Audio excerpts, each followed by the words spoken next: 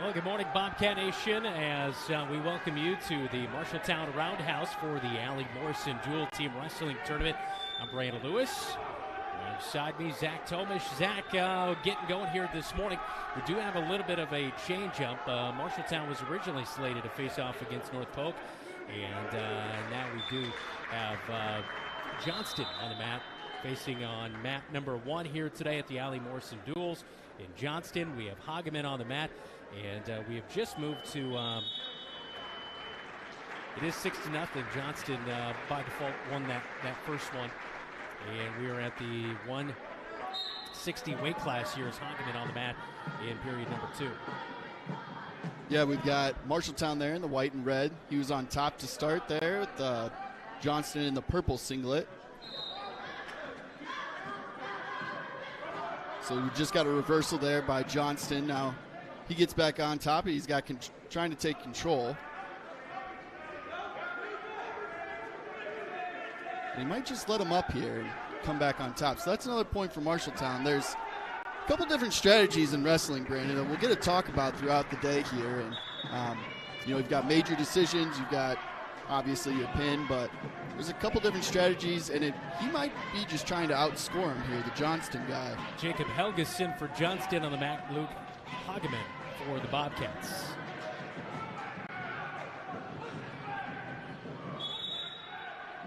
Does not want to get rid of that leg.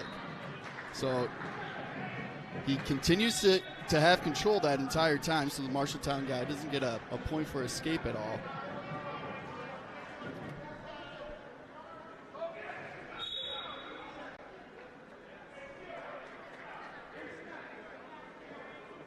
Here we go. Now we're going to get some back points against Marshalltown. He's doing his best to squeeze out of it.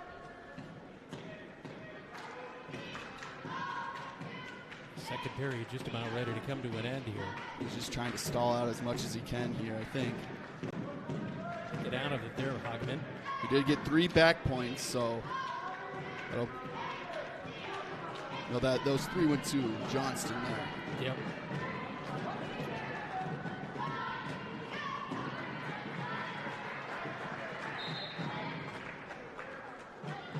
So my favorite thing about wrestling is the guy that comes out to the referee and taps the ref for the time. That's right. Well, the second period comes to an end. It's 15-5. If I had to guess here, the Johnston guy, Helgeson, he's going to probably just try to get to 15 points, maybe 15-point lead here. Especially starting on top, he's going to go for some back points and might just get a major decision.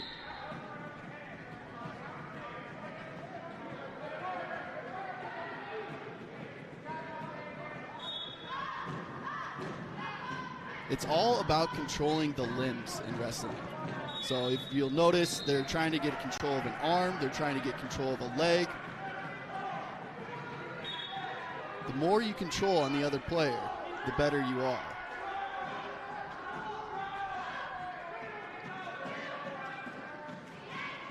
So he's going to let him up for a point, and his strategy here is the takedown is 2 points, the escape is 1, and I can just keep racking up the points against my opponent. So there he is. He's got the takedown for 2. He's going to try a little something here. If he doesn't get it, he'll let him up, and we'll go at it again.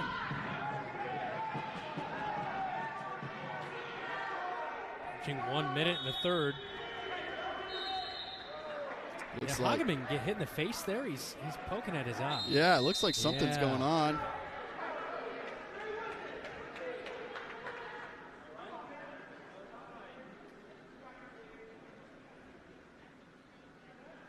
Oh, looks like we're going to get the trainer called out here.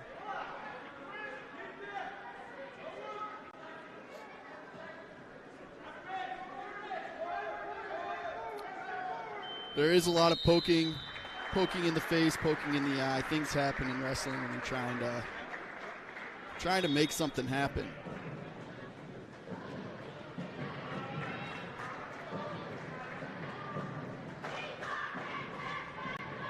Starting in the neutral position here. Single leg going for it.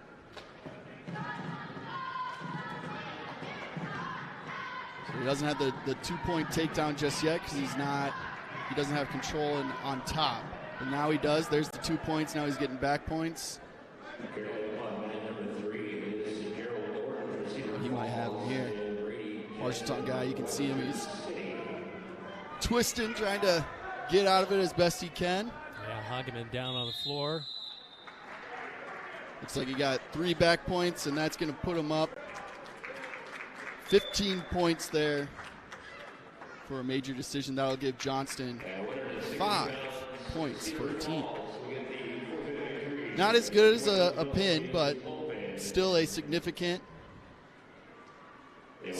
points for your team there. So Johnston up 11-0 now.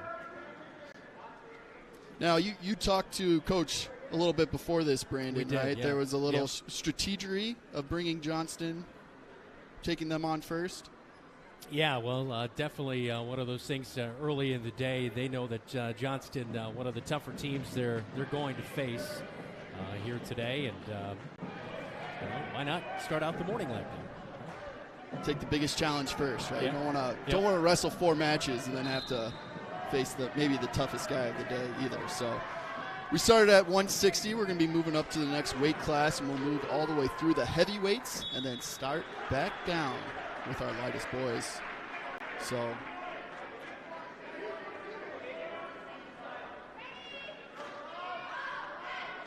you can see the players are checking in up at the scorers table there, making sure the right players coming in, right weight class. And then they're going to come out to center mat.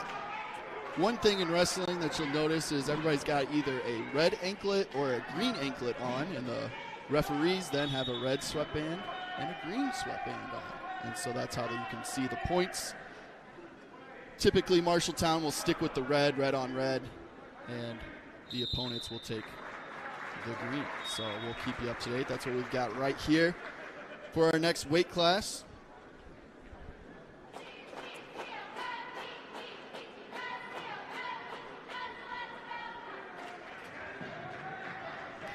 I'm actually kind of surprised they're not making this guy from Marshalltown wear a cap for his hair. Typically, when your hair's below your ears, they make you stuff it up into a cap. Like you need a cap. That's partially why I wore my hair down today, just so I'd mention that at some point, but I appreciate our wrestlers here with the long hair. All right, takedown by Johnston here, 2 points. He's got control.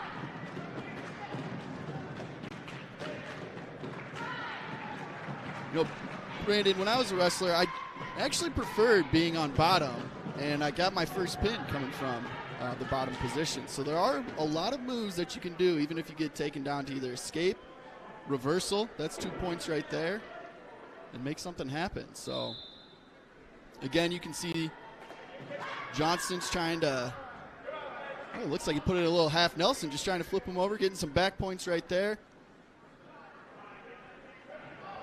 If that Marshalltown wrestler flips his hips over, he's done for. So you can see him trying to keep as best he can off his back.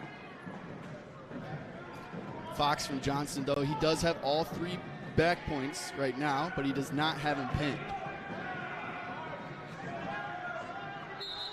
Now his hips came over. He's trying to do his best. Yep, there it is. The second those hips came over, he didn't have the angle on to keep his shoulders off. It's tough, though. Yeah. That is not a fun position to be in. So that's 6 more points then for Johnston. That brings it up to 17-0 here for a team score. I'll move on. What is the next weight class? 182 will be our next weight class. Starting to get in some thick boys here at 182.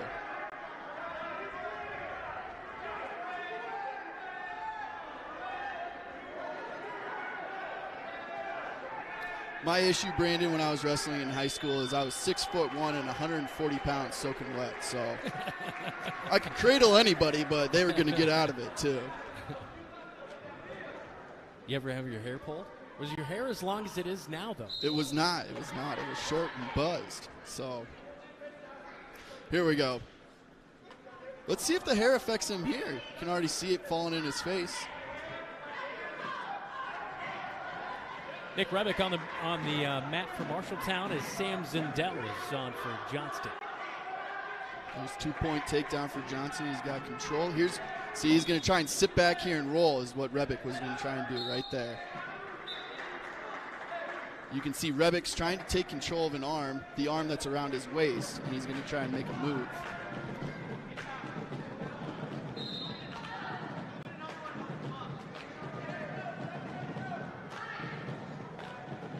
All right, he's going to... All right, they're out of bounds here, so they're going to come back, and Johnston will be the top man. Rebick will be on bottom. I'm going to guess that he's going to try and sit back and grab that arm. That's the move he's going to do right here and then roll with it. That was actually the move that I got my first pin on.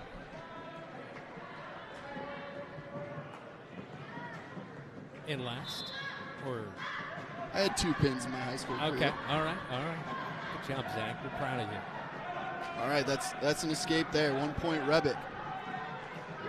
Zindel versus Rebick here.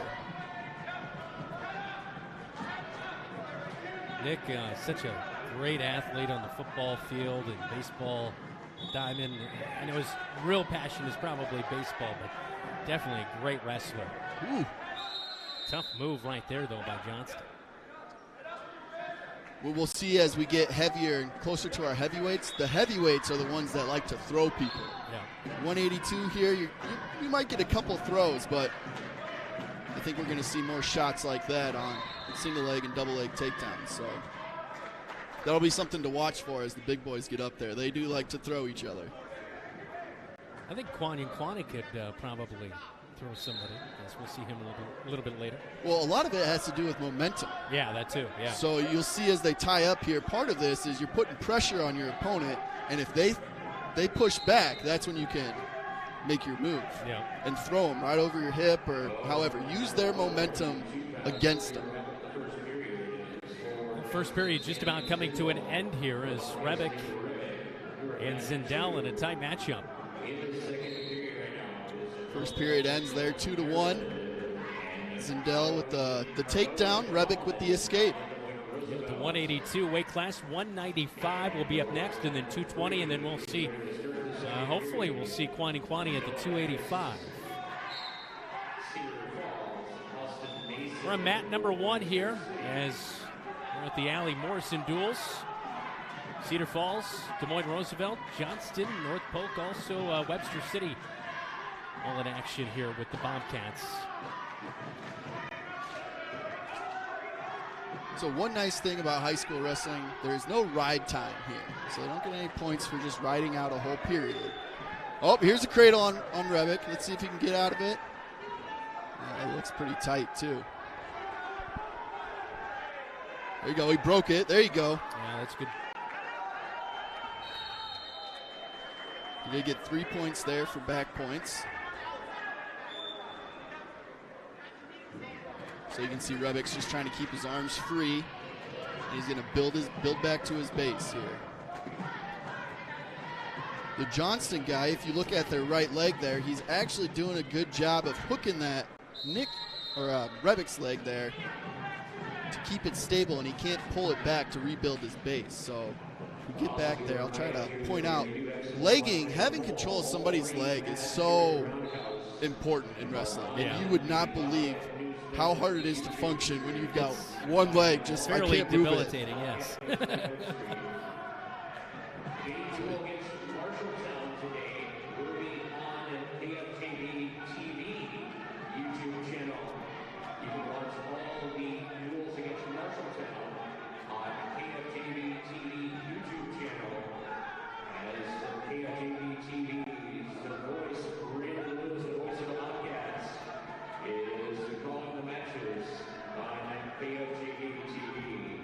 Brandon, you just got a little shout out over the PA. Appreciate that here. Yeah, as we wind down final 20 seconds in the second period, and Zach Tomish on the coverage as well.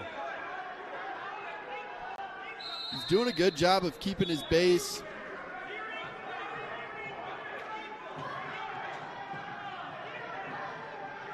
He's trying to control that arm every time. You see him snap that right arm back right to his belly where Zindel's arm is. trying to control that. See, there it is. Got 5 seconds left here.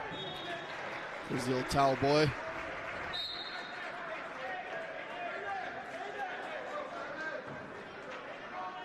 So I wonder if we have any wrestlers here that do prefer the bottom position. Yeah, because they I've don't. always wondered. It would be such a disadvantage to start out on the bottom, but you have the opportunity to gain more points by starting on the bottom. So it's 6 of one, half a dozen the other. So when I got my first pin, I was second period. He got to decide, so he picked top, and I almost pulled my reversal move on him. So then the third period, I was like, no, let me start on bottom. Right. Did it again, got the pin. So there's some strategy to it for sure. For sure. So it looks like Zindel escaped right away, but takes a shot. Rebick sprawls back.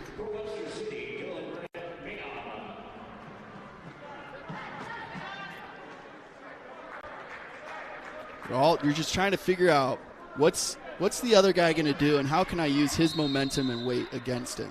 That's what wrestling really is. Yeah. So Sam Zindel of Johnston leading 6-1 here in the third period. Got a minute 20 left in this period. Rebick's got to go for the pin. He's got to go for something big here to make it happen. Probably not going to get points here for Marshalltown if that was to happen. A quick takedown and some back points would tie it up. But that's got to be a big move, and he's got to be working quick. Okay, sprawled out there. Got too deep on him. 2 points there for Zindel. So now the strategy is Rebick's got to not let him get 8-point lead, because that's another team point at that threshold. 7 points and under is only 3 points, whereas 8 to 14 is 4 points for the team. So if he can keep this at 7, that saves the team a point.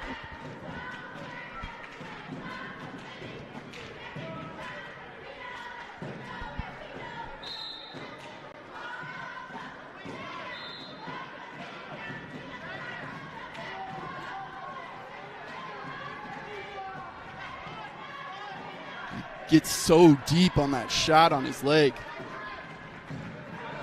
Trips him up. There's 2 more points there for Zindel.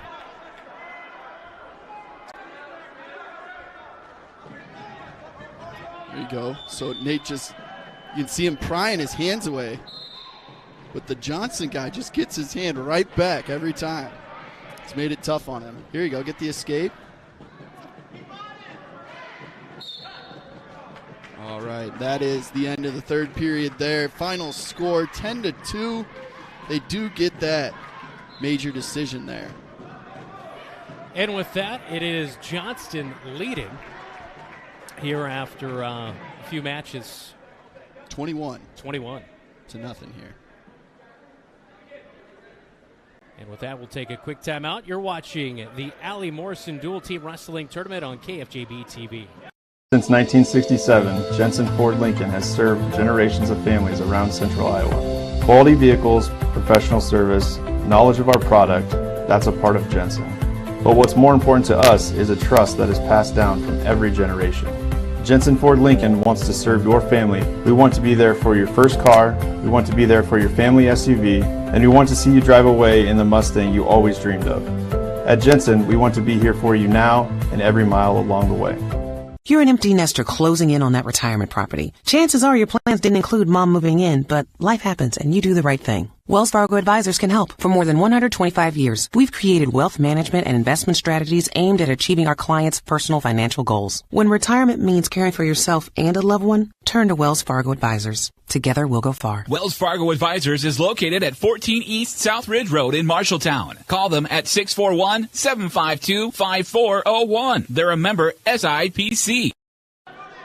And we're back here at the Allie Morrison Duels.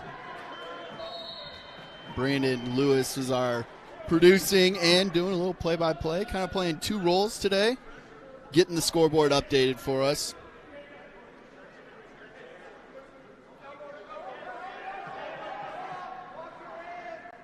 See, Johnson's got control here early, only a 2-point lead. So it's just a takedown is all he's got, but Marshalltown's rebuilding the base. Michael Navarez from Marshalltown at the 195 weight class.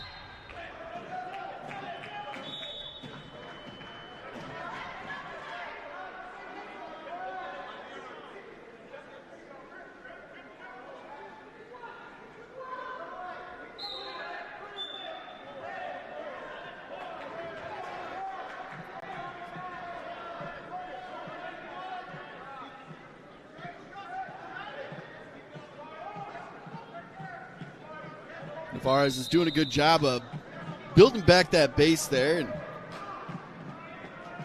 keeps getting he had a leg there in the last, but before they went out of bounds, he had a leg that was completely lost to Johnston.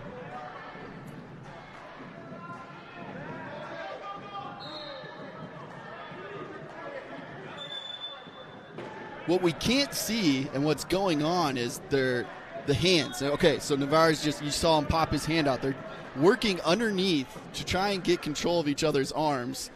Obviously, Navarez is trying to get away from him. This is not a good position for Johnston. I guess he does have a leg hooked again. And there he goes to end the first period. That one was quick. 2-0, low scoring. We're going to start in neutral here is what Gibbons decided there from Johnston. He must think he has the advantage to get a takedown. And actually, Johan Gomez is actually on the mat here. I think they announced that differently.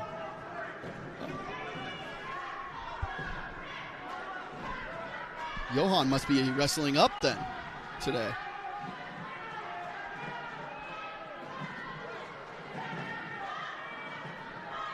You wouldn't think 7 pounds is much, but it makes a big difference. Or I guess 13 from 182 to 95. Gibbons is trying to throw him. And he, in my opinion, didn't have the momentum, but gets Gomez down on the mat, gets the 2 points here to go up 4-0.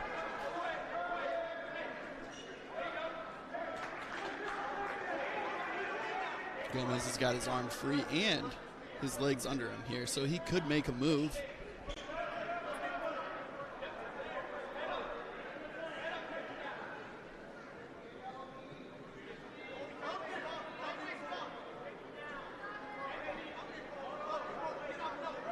So you can see there, Gibbons gets that left leg completely wrapped around Gomez's leg as well.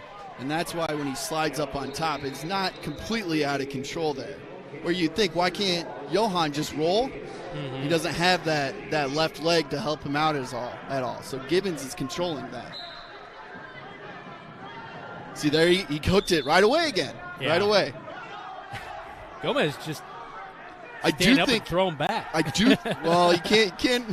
I know you can't. That might be more WWE that you're into. I would love to see it.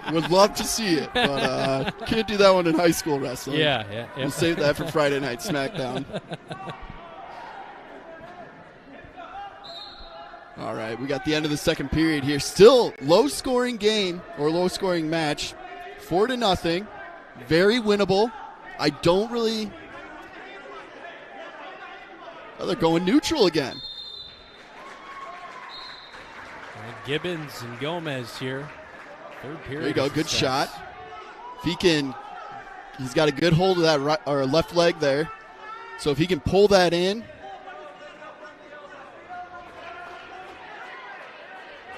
But as you see, Gibbons goes for that leg again. Now he's going to hook it, and now he's got the 2 points. 2 points green there.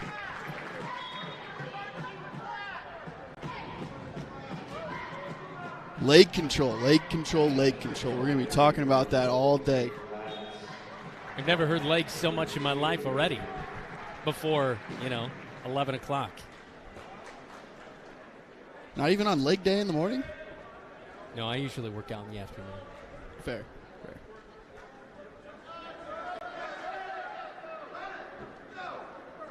So Gomez is going to have to look for a big move here. 1 minute left in the third period. He's down 6-0, looking to not allow that major decision, but also maybe get a pin. I think that's how he's going to have to win this one. You'll see sometimes when you get close to the edge here, if they want to reset, they'll try and crawl out of bounds. Looks like Gomez is trying to get closer to the out of bounds.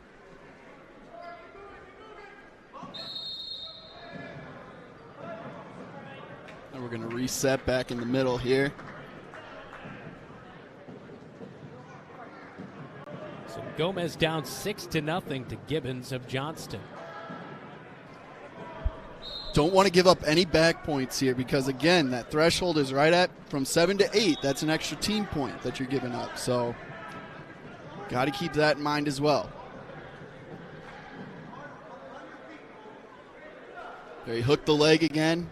You can see he's almost got his feet crossed behind him as he's got his legs hooked on Gomez. He's trying to put in a 3/4 power Nelson here. Really get him to flip. There's 6 seconds left. You can see the towel guy out there. 1. Gomez did a good job not letting up that 7th and 8th point there. So that's one thing that you can take home. Feeling good about. It was only 3 takedowns. That was it. Yeah. He didn't really do much else. So I'd like to see them wrestle again in a couple weeks and see if it plays out a little bit differently here. So now we'll be moving on to weight class 220. So we should see Correa from Marshalltown and Mason Rothier from Johnston. Again, Marshalltown's got the red anklet. Johnston's in the green anklet.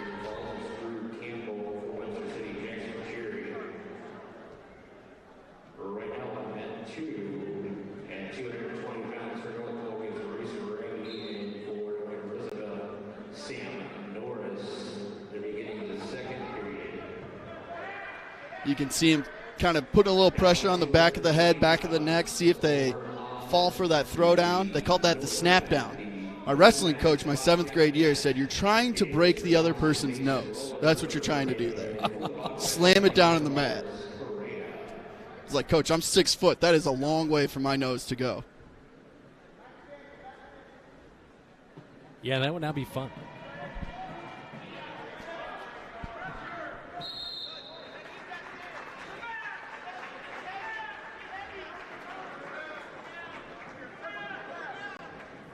So you see he's got his arm kind of hooked around his neck there and his head. He cannot grab his hands without having at least another limb around. So when you can't just hook him and hug him around his neck, you got to have another limb in there for it to be a legal grab. So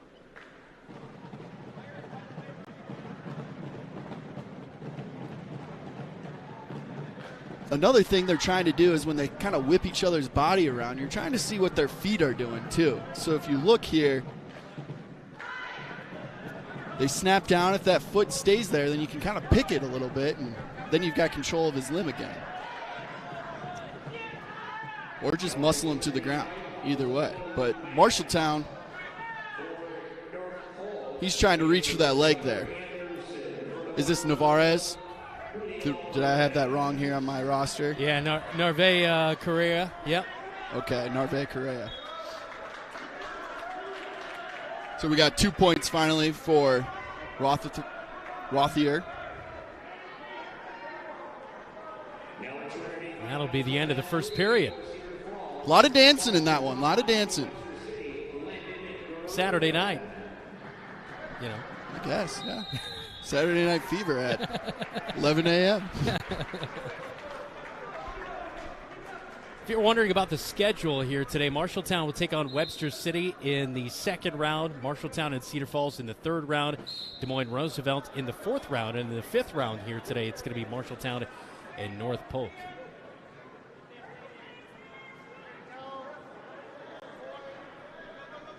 Five separate duels. It's not necessarily a tournament, just a bunch of duels happening between some good wrestling schools.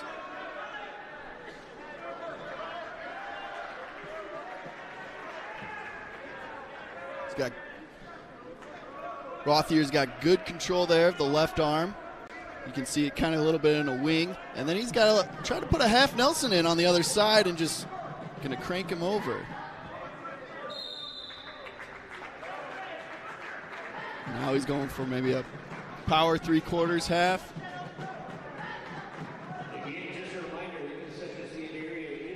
Another move that he's doing here, it's called the cross face. So you're trying to go across his face and then grab kind of right on the tricep on the other side and give you good control. Wrestling's a violent sport, Brandon. He is going right across his face with his hand, and he does not care what he's hitting either.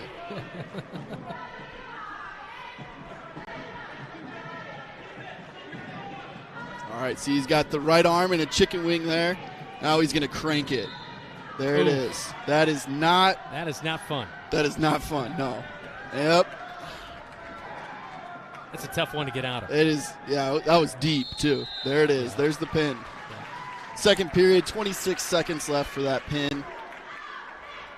About 3.5. What is it, 3 minutes and 34 seconds.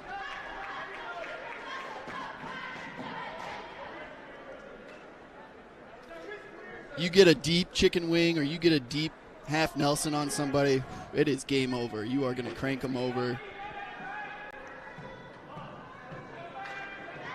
I feel like everybody with a sibling at one point has had that chicken wing put on them. Or you've done it to the other sibling. So we all know what it feels like. Yeah.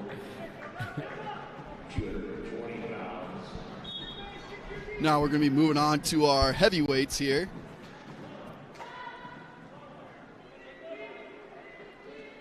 I really do want to see a throw.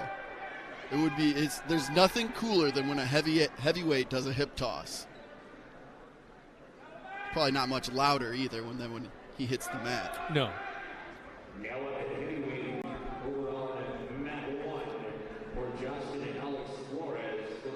This is your guy, Brandon, in the red. Yeah, Flores and Kwani. All right, so Kwani, there you go. Got a leg. Gave it up for some reason. That's okay. It's interesting because, this is really the first big year for Kwani at the wrestling level. And, whoa. Oh, he might pick him Get up him. here. Get him. Oh, there you go. Bear hug him. Get him to the mat there. If he can get his head around, that's two. There you that's go. 2 points right there for Marshalltown. There you go, Kwani. I was trying to figure out what he wants to do in this position. He wants to hook the leg. Just trying to break down that base by picking up that leg there. That's what he's trying to do. When you're on the bottom, you want to build back to your base. When you're on the top, you want to get them flat on the mat and go to work. When you're on the top, you want to get them flat on the mat and go to work. This is where being a defensive tackle and a good one pays off, right? It's all about that leverage. Yeah, for sure. Especially when they're up top, that leverage. I think that's where that defensive, that football is really going to come into play. But here you go. You might power him over. Yeah, Flores was able to just kind of roll just a little bit to prevent from getting on his back there. 44 seconds here in the first. I would like to see Kwani get his left leg over and just hook that leg just to have it. If nothing more other than to take control of it.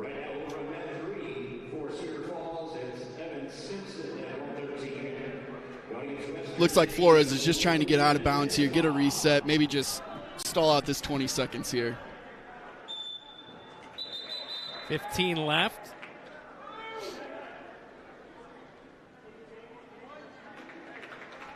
So it looks like Kwani did an illegal move there. Point to green.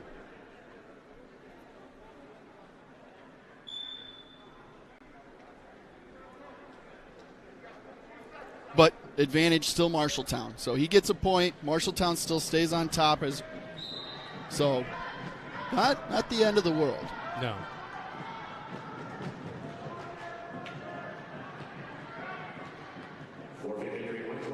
Seconds left here in the first period. An interesting one at that as Quani has the lead. All right, let's see where we're gonna start this second round here. Red gets to pick, so Marshalltown. You can see him looking over, talking to the coaches. Sometimes, coaches do see something, and maybe they say, start neutral or maybe start down. But it looks like he'll go with the traditional. He'll start on top here.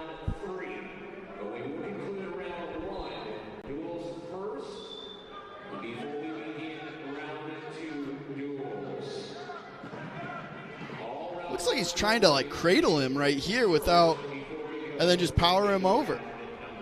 I like that move. It's not a bad idea. No. If you know that you're more powerful. And now it's out of bounds. He did it. He just did it out of bounds. Yeah. So now that should be a little bit of a confidence boost here. Hey, I got him there. Yeah. I know I can do it.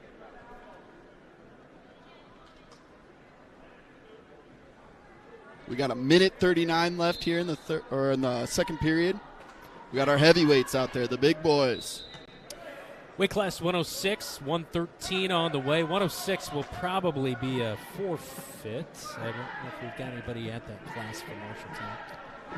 Not on my sheet. I don't see one. So, but Johnston does have a 106. And they've got about 20 more guys than anybody else's roster here at the Allie Morrison Duels. They have quite the team. We saw them warming up. They took up an entire mat by themselves. Yeah. There were two teams doing kind of little circles as they were warming up, and Johnston was about twice as big as the other team. There's a lot of purple over there. I normally like purple. Not today. Not today. Here we go, Quani. He keeps trying to pick that leg with his arm. I just feel like if he just put his left leg around there and hooked it, then he would be doing what he's trying to do with his arm and give him a free arm. But it's always easier up here in the Eagles' Nest, You know it.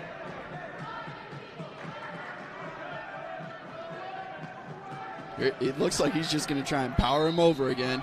You can see Flores there with he had his left leg kind of bent, preventing it, but nope, just got overpowered there. That was pure power.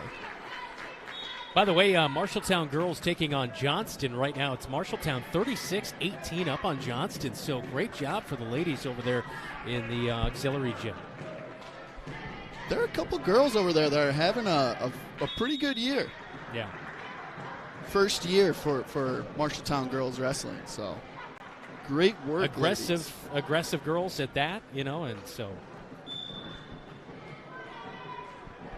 I'm drawing a blank on her last name. Maya. I wish I could remember her last name. She had 2 pins earlier this week and scored all the points versus West Marshall. Big points right there by Quani to get 6 for the Cats, though.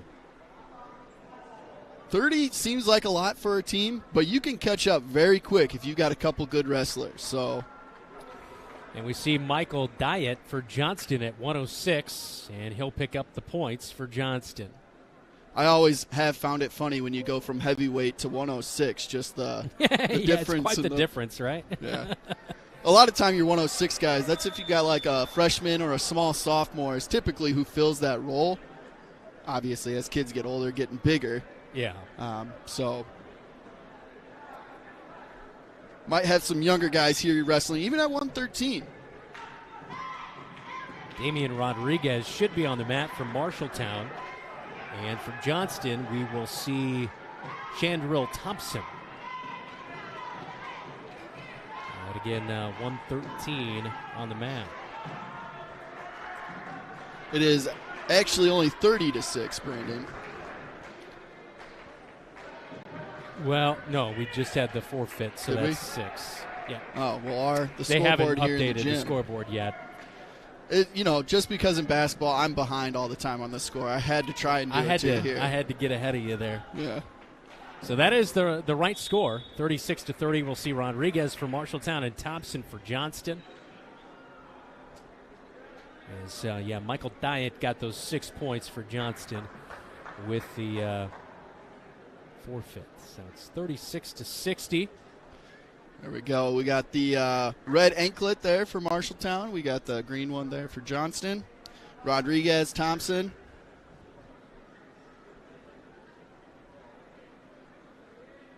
And we're off. Shoots right off the bat. You can see that's a good sprawl there. Didn't let him get his leg, but he's trying to. We call that the cow tip. You can hook him under his head, under his arm, and then you tip him over like a cow.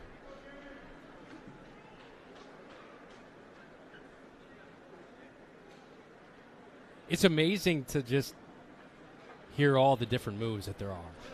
And I guarantee, my coach called that the cow tip.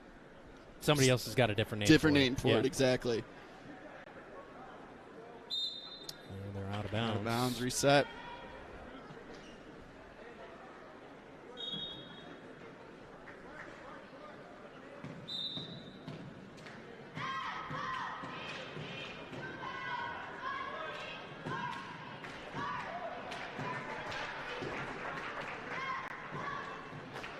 That arm control there.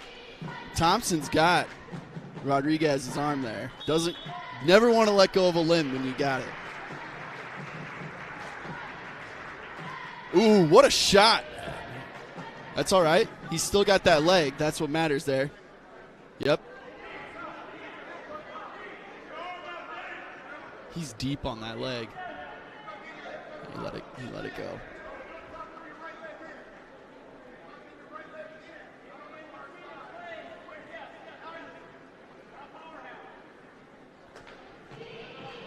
Thompson did get his 2 points there. I think that's a little generous with that. Well, he got his leg free.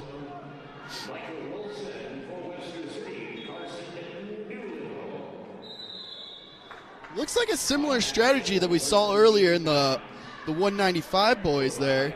Again, getting his legs, controlling the Rodriguez's legs there, and then kind of riding a little bit higher. It must be something they're working on down in Johnston. So we'll see if he does it again here. But he's definitely trying to hook his legs again. Watch it.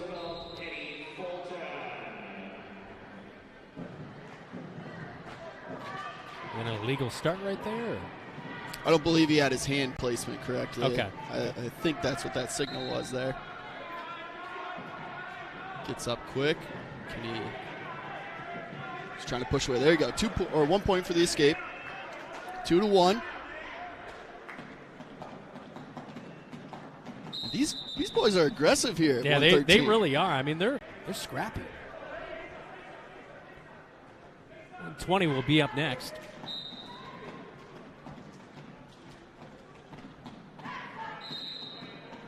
And that finishes up the first period here, where we've got Thompson at 2, Rodriguez at 1. Looks like Rodriguez gets the pick here for top or bottom. He's going to take top.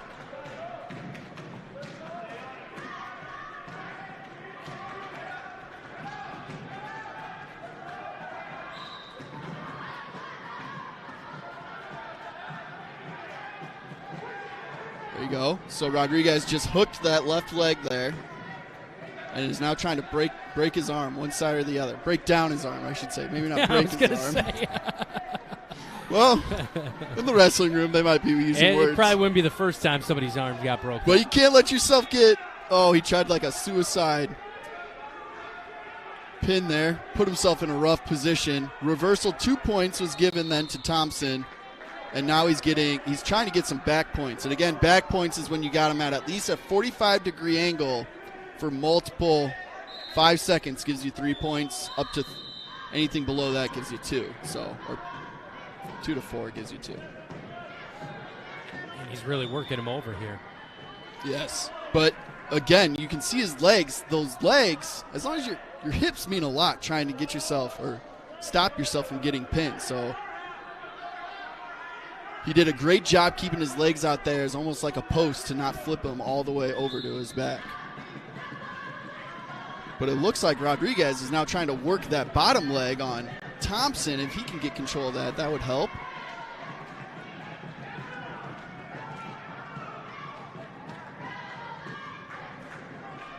There's 35 seconds here. Rodriguez has got to make a move to get out of this. So we got 2 more back points there. Didn't quite get to the full 5 seconds to get 3. But that now gives him the major decision. So we need an escape here to get it back down to 7 and then start that work. All right, there's the escape. Back down to 7. Go to work.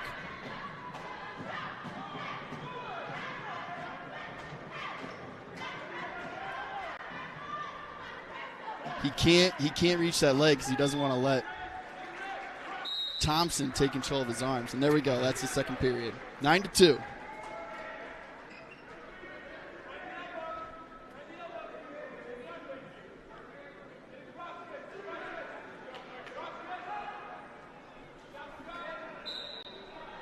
And now Thompson decided to pick the neutral position here, start in the neutral spot.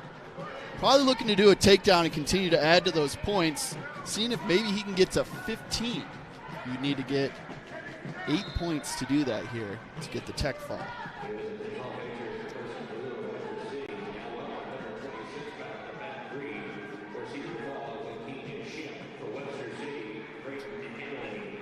And they're out of bounds here, so we'll reset. Minute 31 left here in the third period. Rodriguez has been aggressive. He's been shooting. He's been trying here. We need to get one to work. Tried right off the bat, be a little sneaky there.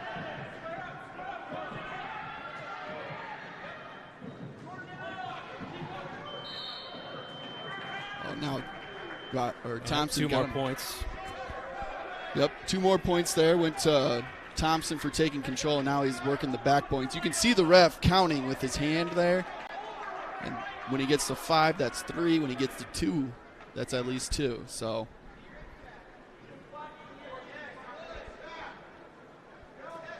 there you go. Keep flipping. Rodriguez is doing all he can here, and he's doing a good job to save himself from getting pinned. There's 3 more back points. It's now 14-2. If he can, Rodriguez can avoid giving up any more back points here, that would save them from a tech fall. Keep fighting. 30 seconds. You can see he's just cranking on that right shoulder. That's going to be sore tomorrow. Yeah, I was going to say I'm be putting some BioFreeze or something on that tomorrow or by the end of the day today. Yeah. 19 seconds, I believe it was a headgear malfunction. No points were awarded, so they're going to reset.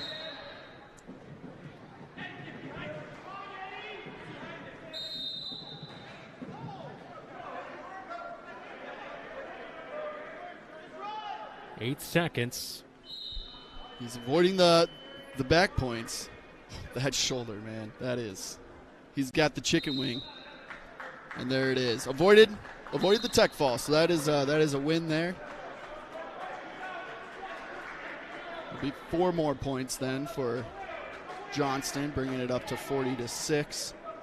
And now we're going to be moving on to 120. 120, yeah. I believe we should see Nick Wise. Yeah, it looks like he's there and getting ready to warm up for the Bobcats.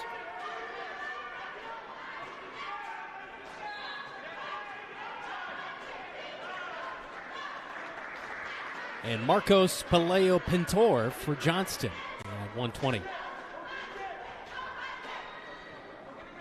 Got Marshalltown there in the red ankle strap, and Pelayo in the green. Again, those are just lining up with the wristbands that the refs got, so the scoreboard knows who he's awarding points to. Get a good look here on KFJB TV at the nice crowd that has shown up here at the Marshalltown Roundhouse. There's Nick Wise in there for the Marshalltown Bobcats, looking to win some sort of points back here for the Cats.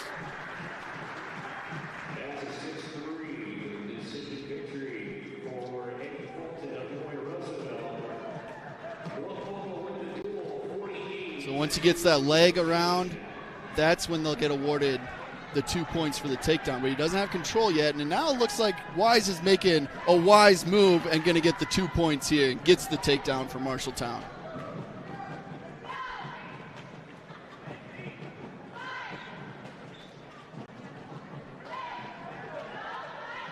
He doesn't want to let him go. He doesn't want to give up the 1 point on the escape. Trying to hooked his leg there to bring him back down to the ground.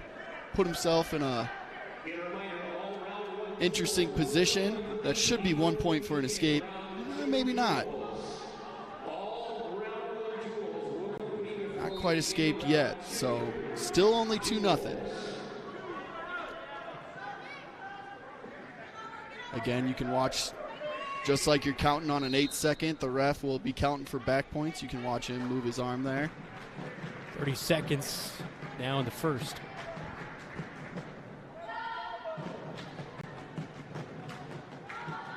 Roosevelt North Polk already done with their duel here this morning.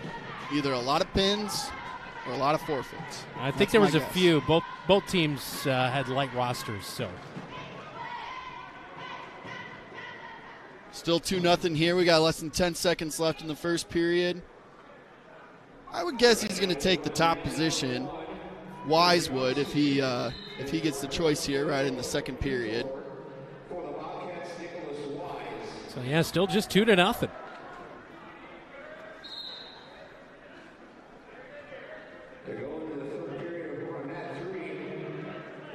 So Wise will start on the bottom. Palaio will start on the top.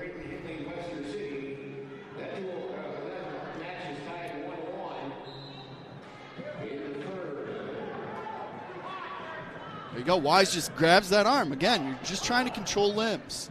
Just trying to control limbs. Now he hooked the leg here. Let's see if he can stand up. At least get an escape out of this. That's a reversal. 2 points, Marshalltown. Now he's going to crank him over. Here we go. You can see him counting the back points there. That's 3, 4. He's got all 3.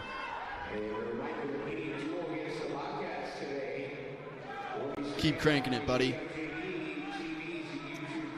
Oh, see Palaio there. He flipped his hips, and that's, if you do it, you got to commit, or you got to know that you're going to make it, or he should. 1:10 left. Yeah, Wise is. There it is. Got the pin there. Yeah, big points right there. Good job by Nick Wise. Great work. Started in the down position there. Got a pin starting the period in the down position. So I'm going to just keep pointing that one out. We'll be moving on to 126 next.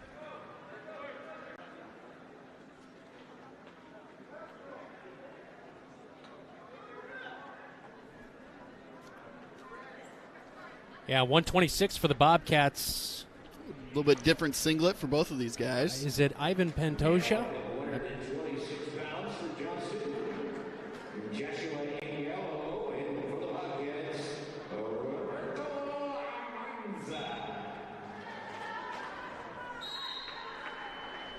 Heard the announcer, but I'm not seeing the name that he said on our sheet here. I'm sure we're going to get a couple different lineups throughout the day, though. We will. Coach, Roberto Almanza. I think he was on the JV. Oh, no, we got him. We got him? We got him. Huh? So, we did. Part of switching up the lineups a little bit is also you want to get somebody, if like North Polk's got an easier wrestler at that 120 slot, you want to give a JV guy some opportunity to wrestle. It's a good opportunity here. You don't need to wrestle in all 5 of them today if you don't need to send your stars out there. So out of bounds here. We're going to reset right back into the middle. Still 0-0, minute 20 left here in the first period.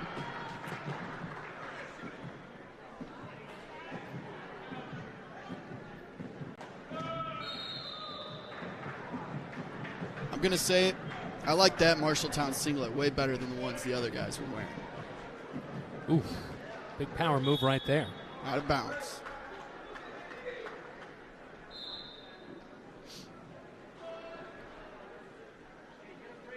Oh, they're going to call that 2 points for a takedown, though. So now that's why Angelo there gets 2 points, and then he starts on top. They gave him the takedown for that. I think because it started in, he wasn't out. Honestly, I couldn't answer that for you right now off the top of my head, Brandon. We'll do some research and get back to you, but if I was the ref, I wouldn't have given What it time to you think you're going to get back to me? Probably after the Johnston one. I'll look it up. Maybe not. Can we go to commercial quick?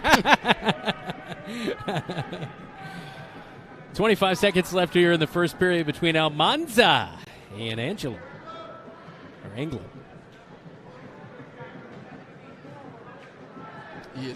He's got that chicken wing. Pushing up with his hips there. You're pushing up with your feet, like trying to get on the crown of your head to keep your shoulders off the mat. Mm-hmm. Tough to do. It is tough to do. And unfortunately, does not get it done here. The win and the 6 points go to Angelo.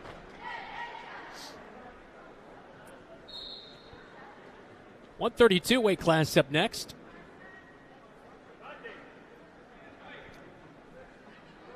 .132. Kason Cornwell. Yeah, Kenton Niehaus.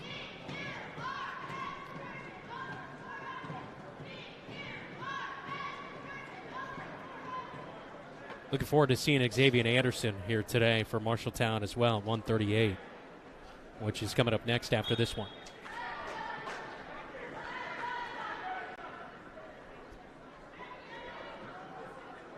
It is not even 10 seconds into it, and these guys are already on the mat here. That's what you want to see. Yeah, getting after it. 2 points there, right? Real quick to Cornwell.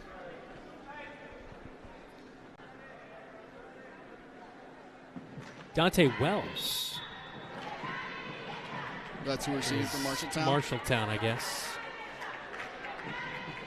Bear with us as we work through it. Like we said, we're going to see a lot of different lineups. Yeah, which, Wells listed at 126. That's why I thought we were going to see a different lineup. But wrestling up today. Never fun to wrestle up.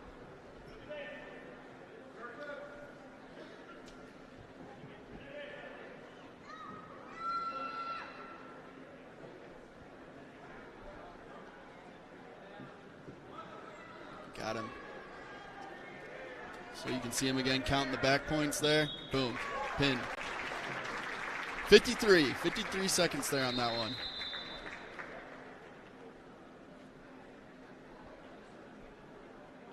This Johnston squad is looking tough here early in the morning.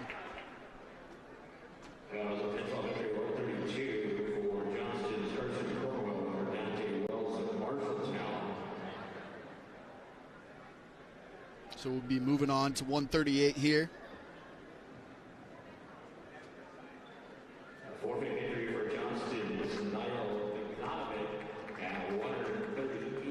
So 138 is a forfeit as well.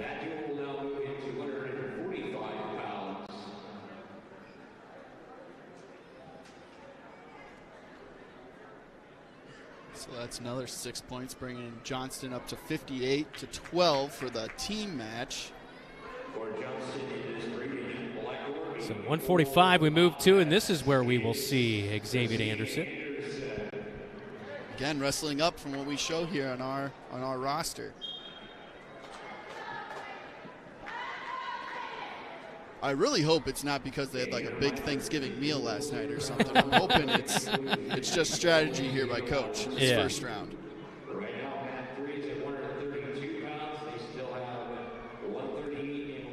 Because you know how it goes. Like before a football game, everybody the night before eats together as a team. At least my high school did that. Usually some big meal. I don't think wrestlers do that. No, I don't think that's in the realm for them. Oh, he's dragging him back in. Doesn't want him to go out of bounds. Wants the advantage. Did get his 2 points there. Now they're out of bounds, so now he'll be on top. but he requested to be in neutral because he wants again. So he gives up the point.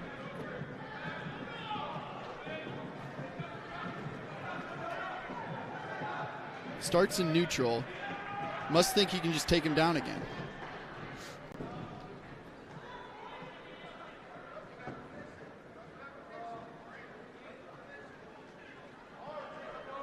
Some of it's even mind games when it comes to wrestling. You'll see people, they won't just give up the point, and they'll start and they'll just put their hands on him and then let him up. And it's like, oh, you're letting me up. This is mind games a little bit. Yeah.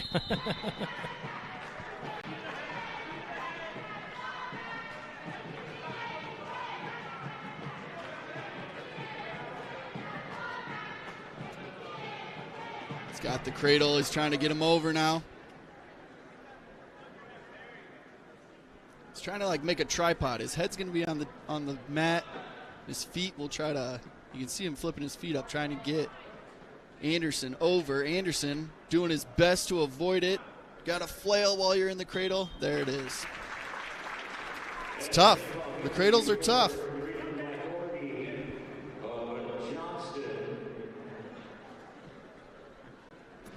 But when you're 6'1" and you have a 6'5" wingspan, that cradle gets real loose. I had to like grab my elbows to get it tight. That kid was nice and tight. That'll finish up our duel here between Johnston and Marshalltown. Johnston wins this one 64-12 over the Marshalltown Bobcats. So with that, we're going to go ahead and take a break. Yeah, we will. We'll talk with head coach Luke Cross for the Marshalltown Bobcats when we come back. This is live coverage from the Allie Morrison Dual Team Wrestling Tournament on KFJB TV. Don't let concerns about current events derail your long-term financial strategy. Edward Jones financial advisor Zach Wall can help. He'll work with you to understand today's financial landscape and how to be positioned for the long term. Edward Jones can give you the tools for a reasoned, disciplined approach to investing. Call Zach Wall at 641-752-3017 in Marshalltown or online at edwardjones.com. Edward Jones, member SIPC.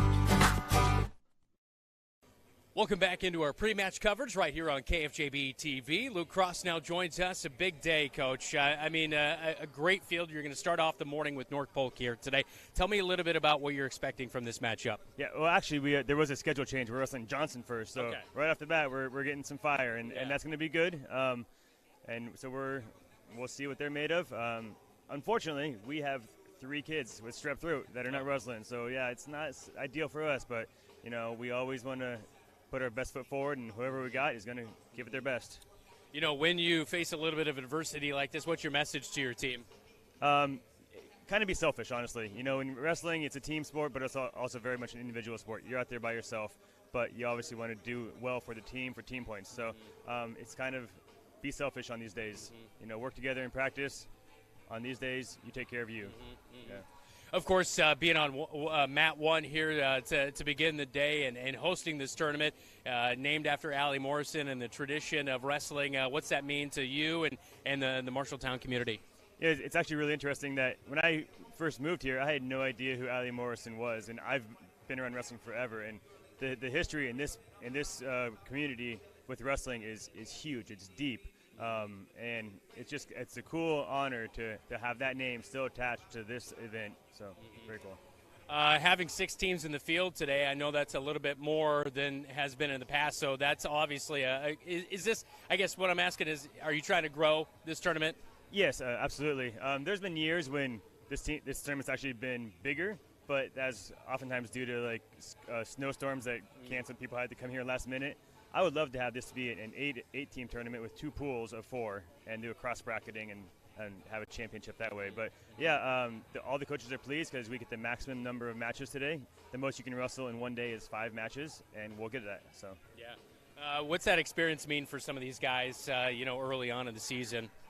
As far as getting the experience of 5 matches in a day and being able to, face a lot of different teams, too. Absolutely. No, mat time is huge. The more you wrestle, the better you get, and that's no way around that. And sometimes if you're only on the mat for 30 seconds, whether you win or lose, you learn, right? So every time you step on that mat, you're working on those butterfly moments, getting the nerves out of there, and then the technique comes in, and So there's lots of things that we can coach once they step onto the mat. So absolutely, getting 5 matches is really important. Yeah. Last question for you as we're talking with Luke Cross, head wrestling coach. Girls in action today, too, which is awesome to get some mat time for them, right? Absolutely, yeah. They'll start things off, too. So we got 3 mats here in the main gym and 1 in the auxiliary gym, and they'll wrestle Johnson right off the bat in the auxiliary gym there, and I think we're going to take it to them. I like the enthusiasm here. Coach, we'll be talking to you probably throughout the day and keeping up to date, everybody here on KFJB TV. But thanks so much for what you do and helping us get information and getting us ready to go for our first ever wrestling matchup here on KFJB TV. Right. Thank you very much. All right, that is Luke Cross, head wrestling coach, right here on Your Home for the Cats, KFJB TV. Named Marshalltown's best pizza, Zeno's is the place to get delicious homemade pizza from scratch that the whole family will love. For some, it's a family tradition, and Zeno's Pizza is all about old-school family-owned pizza making. Zeno's respects tradition so much that they have had the same thin crust pizza recipe for over 70 years. There are a couple of ways to get your Zeno's Pizza. You can dine in, order online for pickup, or call 641-752-1245. Zeno's Pizza, 109 East Main Street, downtown Marshalltown. And we're back here in the Roundhouse. I'm Zach Tomish, joined with Brandon Lewis this morning. The Allie Morrison duels. We are between duels here. We just finished up with Johnston. Marshalltown did take the loss here, losing 64-12 as a team. And we are waiting for the Webster City and Cedar Falls duel to finish up. Yeah, they were on their second to last match. There were a couple quick ones there versus Johnston. I believe we had 1 pin in the first and 1 pin in the second.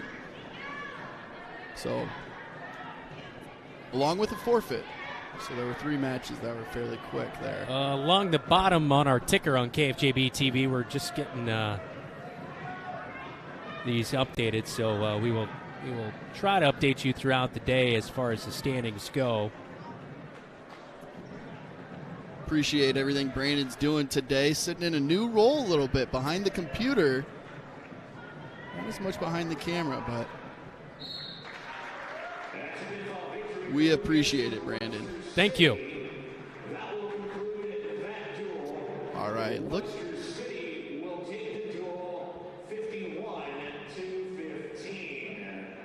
The last match will be a forfeit, and that is now completed there on the mat 3. So should be just a short break here before we get some action started back up.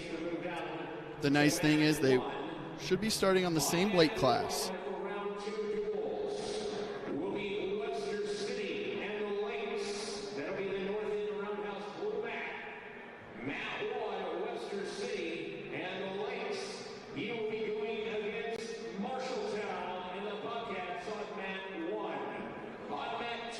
Now you'll see everybody grab their stuff here and scurry to the different mat that they'll be wrestling on. We've had a group of purple there on the right of your screen, which will now be filled in with Webster City folks.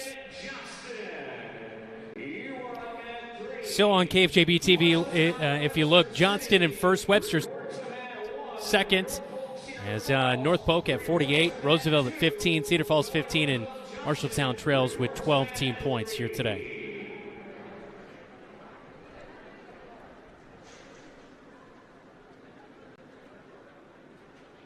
Well, those team points will reset every duel. Correct. So, unless there's a tiebreaker in the standings.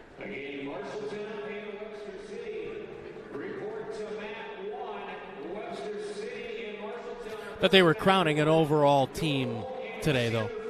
Yeah, we'll start with wins and losses first. Wins and losses. Yes, so. But I would say probably the team with the most points will probably end up being the team that wins the most duels as well. Unless you're the Minnesota Vikings that have a negative point differential on a 12-win team.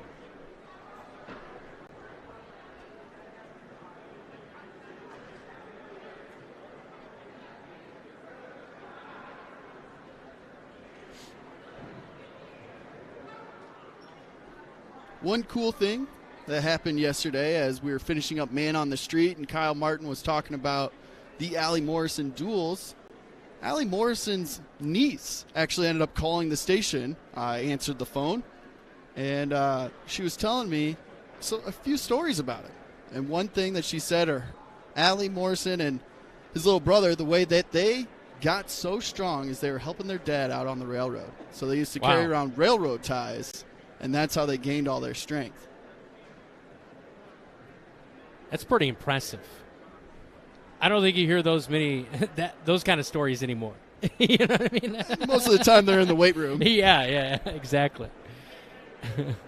But I thought that was a very cool story. Another cool story is when Allie Morrison won the gold medal.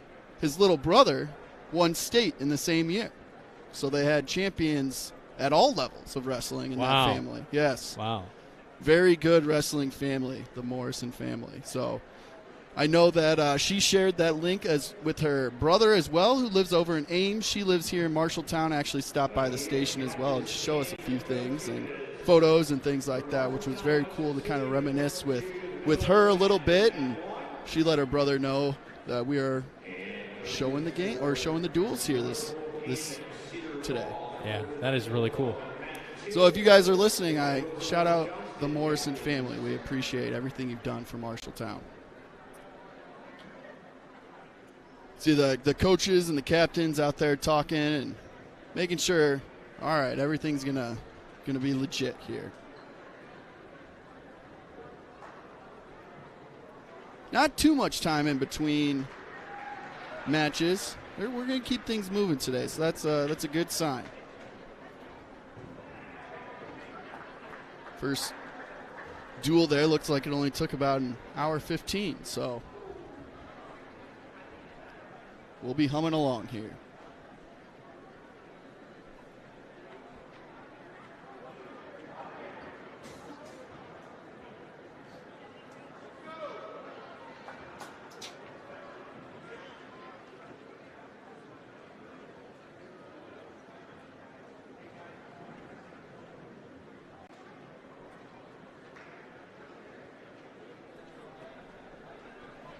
I have not heard an announcement, but I would imagine we're going to start. I wish our scoreboard was working. You can see there kind of the top right side of the screen there's a little scoreboard that's not turned on for mat 1, which would give us the weight class.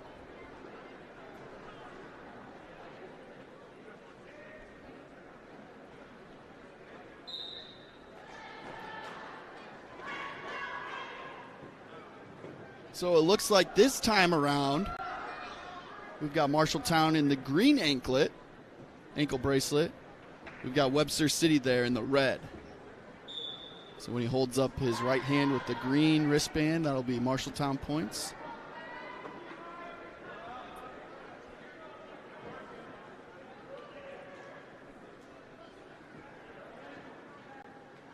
See, he's got that ankle picked there. He could... Actually, Marshalltown's in a good position there to really kind of... His leg is so deep on that leg. All right, there's 2 points there for Webster City. 2 points for the takedown. Trying to break that base.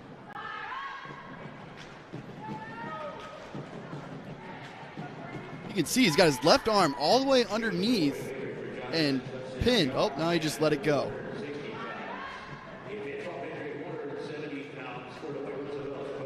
He's got his right leg hooked there, controlling that right leg from Marshalltown.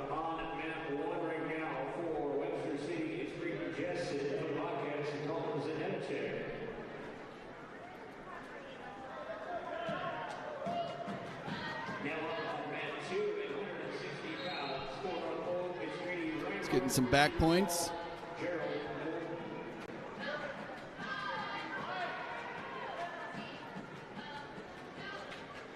I also love just watching the movement of the refs. You know, he's sliding around there trying to stay out of the way, but getting the right angle to make sure he can see it. Those shoulder blades are touching the mat.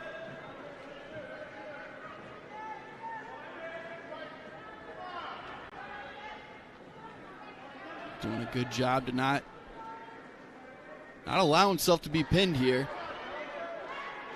You see him flipping his hips as best he can. Webster City's looking to hook the leg. Yep. There it is. First one goes to Webster City there in 1:57. Couldn't hold on. Had 3 more seconds left just to get to the other period. Zednicek down there for Marshalltown as Jessen gets the victory. So we're sitting there at 160 is where we started, so now we'll be moving up to 170.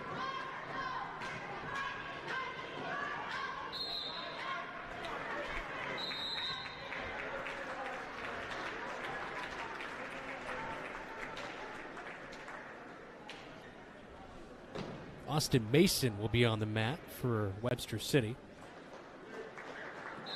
Interesting to see who goes here. It looks like Nick Rebick's going to wrestle up to 170. You know, Brandon, I moved back here to Marshalltown in August. Started out working with you guys for Bobcat football. The second I saw Rebick, I was like, that kid wrestles. So let's see what he can do here today. You've got quite the eye, Zach. He's a powerful kid. He's a little bit on the shorter side, but he is built. He's stacked. Just looks like, and the way he ran the ball too. The way he ran the ball in football, he was violent about it. He wanted to go through people. He was not your Marshall Faulk trying to shift around somebody. He was trying to go right through somebody. Right through somebody, yeah, run him over. Yeah. Well, like sure.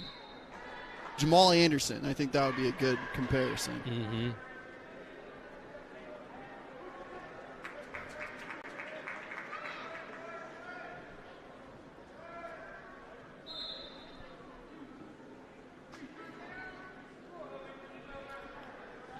I don't know what the confusion was. So they ruled that Austin Mason at 170, they forfeited that one. So it's 12 to nothing. Oh, so Rebick, 182. Rebick is wrestling at that one. Brandon, this is why we have you here, to keep us on pace. Something else. So that means he's wrestling up again. Matchups. It's everything in wrestling.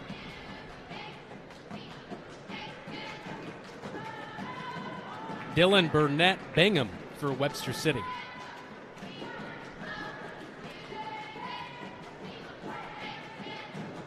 Oh, there you go. A little fireman's toss.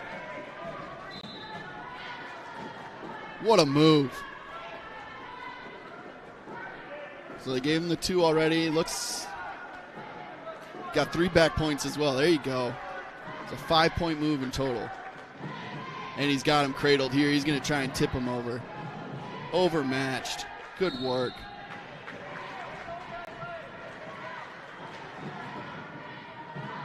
Don't get him out of bounds. Bring him back in. We saw a guy earlier today already grabbed his leg and pulled him back in because he didn't want him to go out of bounds. Yeah. We'll probably see it again.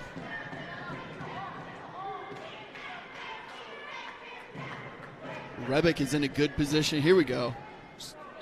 Tried a little suicide roll there.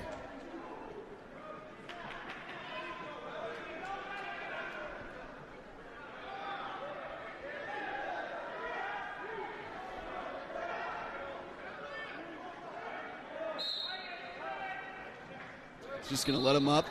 Go for a takedown here. 5-1, 30 seconds left in the first.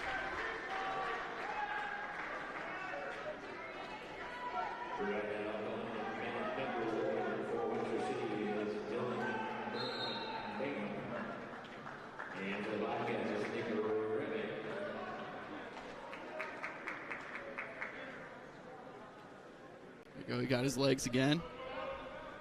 Out of bounds. 5 seconds left here. This is where you just go in and you just try and throw him real quick just to see if you can do it, you know? Yeah, they're just going to time it out.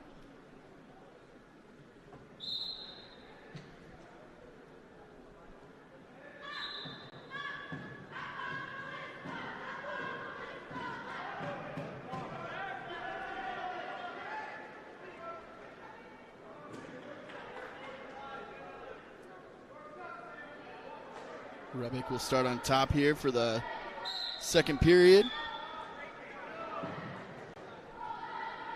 He must think that he can just win the neutral battle and keep taking him down here.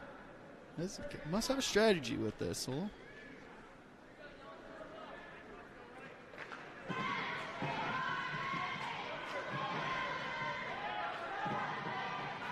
Good sprawl. All right, they're out of bounds. Well, let's see if he gets the points here if they start neutral or not. They're starting neutral. So I don't know what happened to that other one.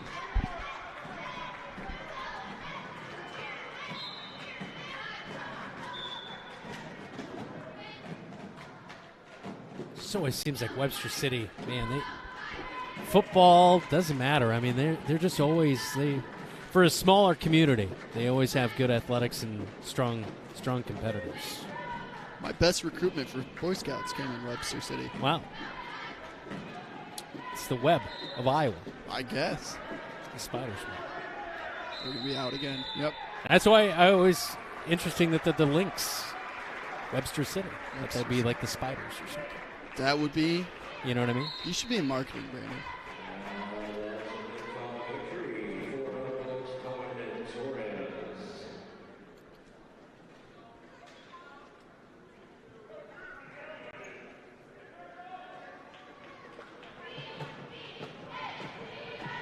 See, now that I've had long hair for a long time, yeah, I would wear a cap, man.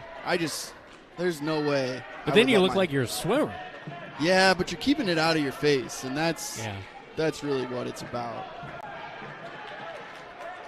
Well, maybe you're thinking if you toss that hair in their face and get them sweaty, that maybe that'll... Maybe it get in their mouth a little bit. Here we go. So we got 2 points there for the takedown. We got 20 seconds left here in the second period. So we did gain a point here by letting them up right away, but... Oh, an escape right there. Neutral at the end of this. Still a 4-point lead. 5 seconds to go. They're gassed right now. You can tell. Yeah. I don't know if you've ever wrestled, Brandon, but my first match ever in 7th grade ended up going to overtime. And after the third period, I looked at my coach, and I'm like, I got to go more? I was so tired. Yeah. Cottonmouth, it was terrible. No, I did not win, but thanks for asking. It was assumed. Just kidding. All right, so Nate's trying to get up here. No points. Did not complete the escape.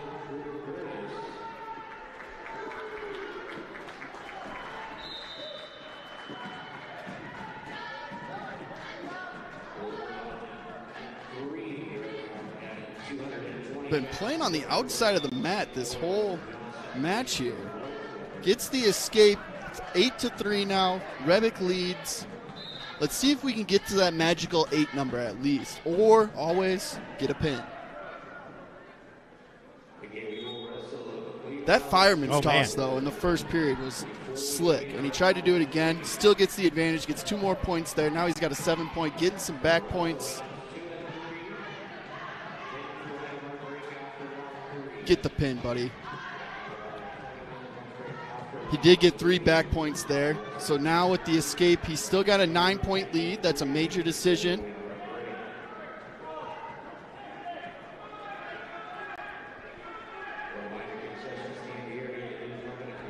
I would almost shoot for that fireman's again. It's been there.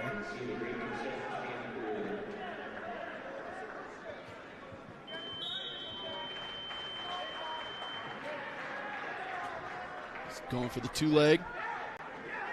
Ooh. There's a takedown there for Burnett. So now that 7-point lead, that if he can get an escape, that's a major decision. Looks, he's got 9 seconds to do so. He's out. Give him the point. That's big right there. That was a big deal. And that'll end the third period. Rebick wins it for the Cats right there in that one. Escape, at 182. Escape with 10 seconds left to make it not a 3 points for your team, but 4 points for your team. Great work there. big win versus Webster City. Good job. And we'll see Johan Gomez onto the mat next at 195 for the Bobcats. Gomez has had a good year so far. He is one of the few that when I'm reading over the scores in the morning that I see fall next to his name fairly often. So I'm hoping for a pin here. Always hoping for a pin.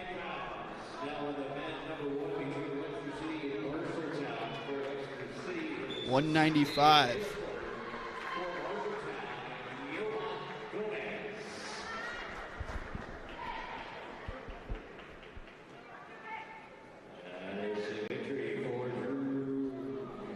Gomez, no points yet for either player. No one officially had control. Gomez there, he had the head hooked and he had the arm grabbed, so he was getting ready to look to just toss it.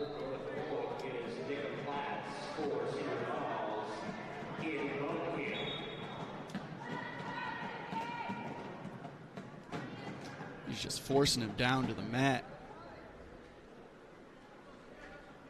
Gomez has that left arm under his control.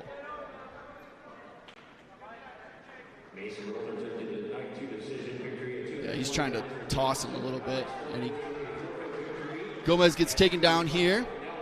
Hissler is getting some back points as well, so he got the 2. Looks like the refs already got awarded 3 back points.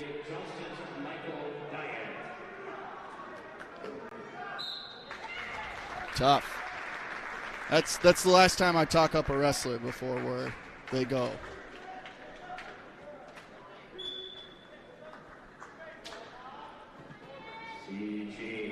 So we'll be moving on to 220 next.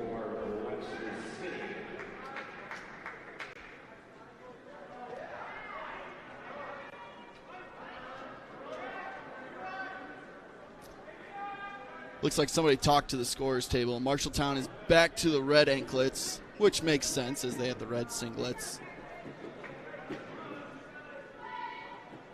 Webster City will have the green.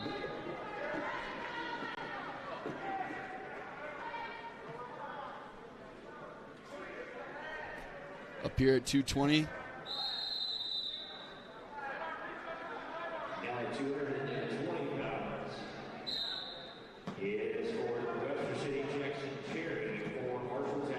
Jackson Cherry for Webster City gets the takedown right away. Already getting some back points here. Man, that's tough. He is not in a good spot there. One wrong move, Ken. Yeah, and it was just a really super aggressive start to that. This Cherry guy looks like the cherry on top. Yeah. Moves his headset there to the side. He's a wrestler, pure and pure. Move on to 285. It's our guy, Kwani.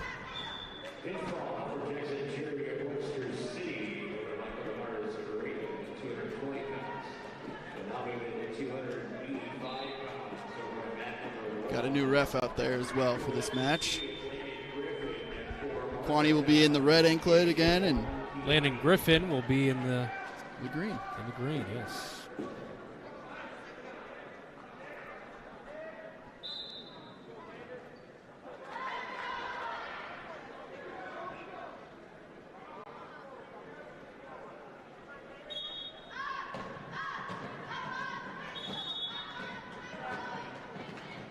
They're not just playing handsy, they're just trying to get control. That's what's happening here. You want to get figure out best angle and right. You want to get inside leverage here, and if you can grab the wrist, that kind of gives you that control. There's also a little pressure point right there on your wrist that if you squeeze it, it's uncomfortable for the other guy. Yeah.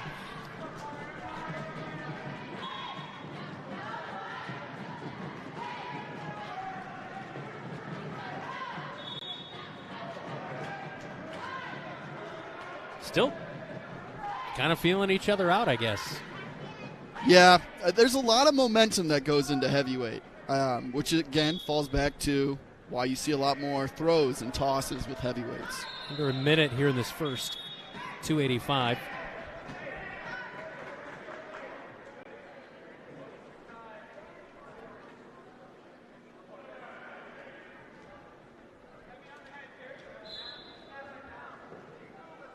It's all head games. You know, you tap them on the head, you try and throw them down, give them a little tap on the back of the neck, you know. Just trying to see what the other wrestler is going to give you. And then when you see the opening, you got to take it. Kwani's leaving his leg out there.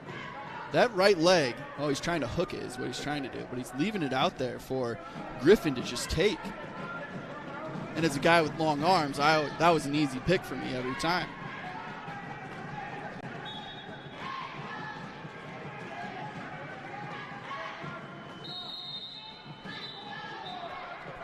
And that's the end of the first there. Not much action with the heavyweights here. Just staying in the neutral position, feeling each other out. So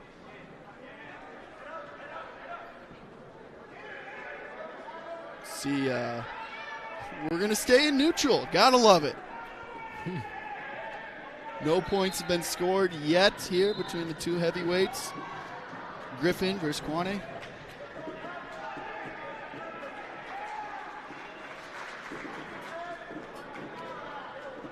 I would love to see Kwani give him a little push. See if he pushes back. Because then you can give him, you walk around a little bit, give him another little shove, and when he shoves back, that's when you make your move.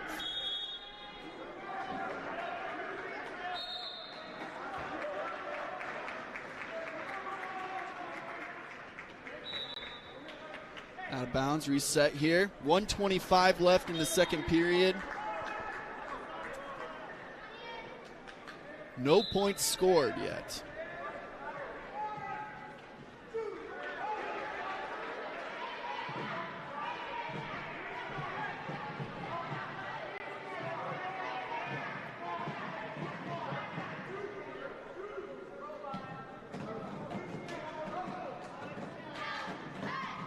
Yeah, this is nothing to write home about so far.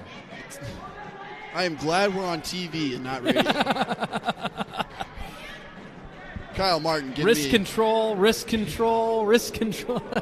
Kyle Martin was giving me some radio tips on how to call wrestling. I'm like, Kyle, we've got video. Yeah. We've got video.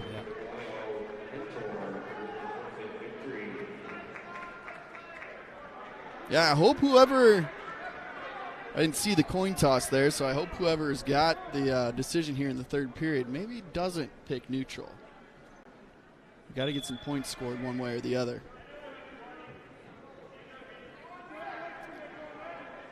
You'll see the ref after the first round, they all got a red and a green coin in their pocket. Red on one side, green on the other. They'll flip it. Whoever wins gets to decide. A lot of times coaches will want you to defer, just like in football. Pick in the third period. Sometimes you want to be aggressive. 4 seconds left here. Still no points scored. 1. Boom. Well, we'll move on to the third period here, see if we can get some points scored. Looks like Green's decision. Nobody's really wanting to do a whole lot. Yeah. Looks like it was Green's decision, so that must have meant Kwani wanted to stay up in neutral. So let's see what he can do here to start out the third period. 2 minutes left. Again, it just looks like Webster City here didn't properly or wait to get in position. Ooh, got it. Picked his leg there. Yeah.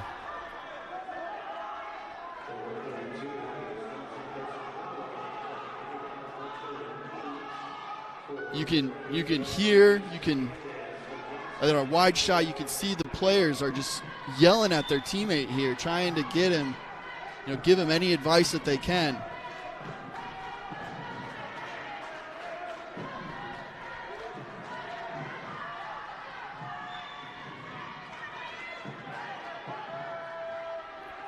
Still no points awarded. Yeah, we might go to overtime here. Our first one. Yeah, first one of the day on mat 1. And I do not expect it to be the only one. Did get 2 points. Get 2 points, yeah. There's the 2 points, back points there. I don't know about that. Yeah, that was close. Seemed like a pretty weak back points, but we'll give it to him, I guess. Yeah, Kwanyin Kwani's got to fight through this here. You got 50 seconds here to make a move. Get an escape and a takedown, and you win it.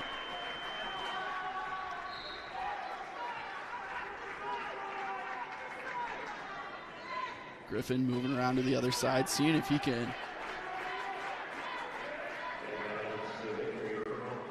Doesn't seem to have. Oh, Kwani tried to kind of suicide roll there. Did not work out for him.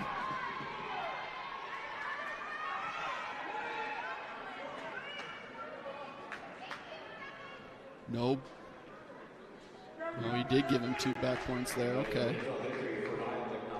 So it's 4-0, 10 seconds left here. Griffin made the move. He made the decision to start on top there. Kwani made the decision to be neutral. I'm a little perplexed by that, but sometimes that's the way the cookie crumbles.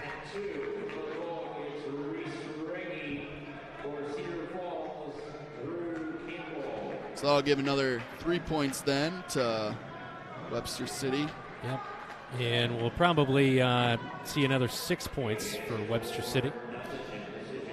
Marshalltown does not have that 106. Yeah. Yeah, and we'll go right to 113. Any freshmen out there that want to wrestle 106, that's, at least gives them a chance to not lose 6 points there. Yeah. So he's coming out. The ref's going to raise his hand. There's the winner. Love the formality of it, though. Yeah. Gotta recognize the kid. He worked hard to be at 106. He may have had to cut weight yesterday. The big problem at the end of my wrestling career was I was finally starting to pack on some muscle, but I didn't want to move up the weight class. So I was fighting myself, adding muscle, but also not trying to move up in weight class. And by the end of it, I was getting my butt handed to me. Let's just say that. Yeah.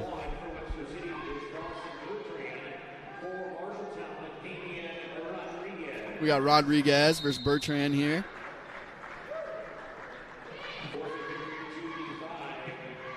Here we go. Takedown by Rodriguez. He does have the red ankle bracelet on there. Anklet.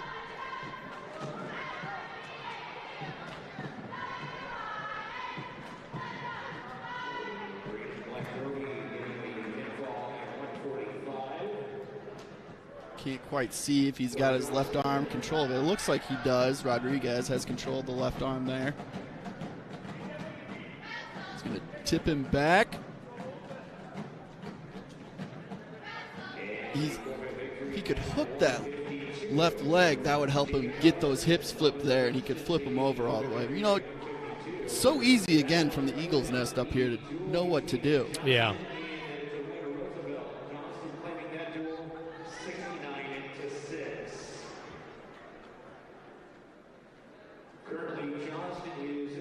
Keeps moving them out. They're going to reset here in the middle. Potentially. Yep, they're out.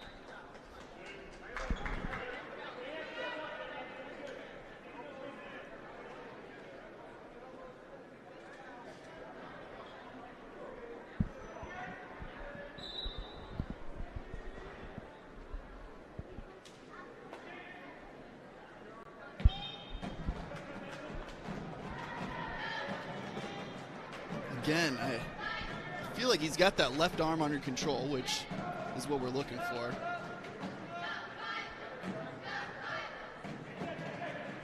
Yeah, he does. He's trying to chicken wing that, as we've seen a few wrestlers do today.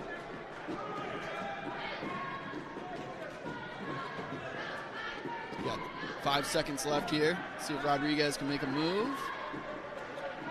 Just don't let him escape. Just don't let him escape. That was a nasty crossface there right at the end, though. He definitely whacked him.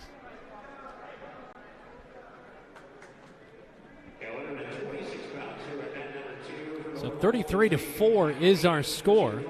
As we're at the 113 weight class.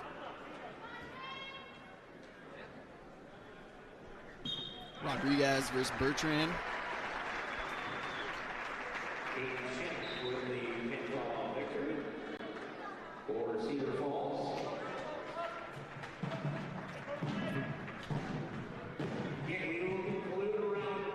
Now he's trying to pick that leg again, break down that base, get him flat on the mat, and then go to work.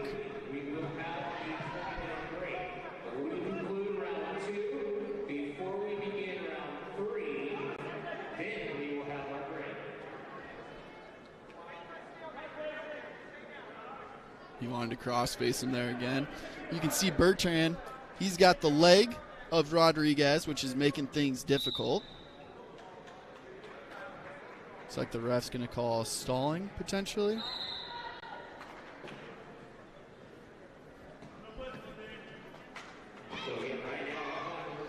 Well, we're going to reset here with Bertrand on top. Rodriguez winning 2-0 so far in this one. Gets that hand off of him. Let's see if he can stand up here.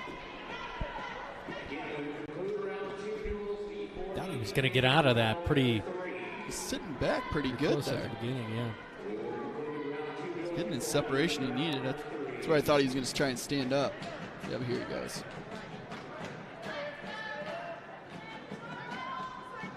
Well, you got another person just draped on you, throwing all their weight on you because you got to make it uncomfortable. He's got his foot hooked between his legs there. And there's the point. All right, it's now 2-1 here, or excuse me, 3-0. Started the second period there with Bertrand on top.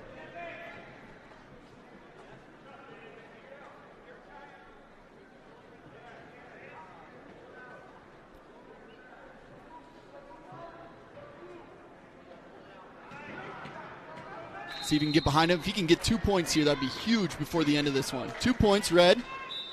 That'll bring it up to 5-0. So it's huge because now you're going into the third period here, 5-0. A chance to, again, get over that 7-point threshold. That's an extra team point. Every point matters here.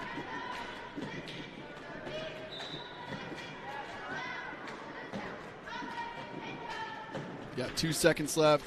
1, Talboy.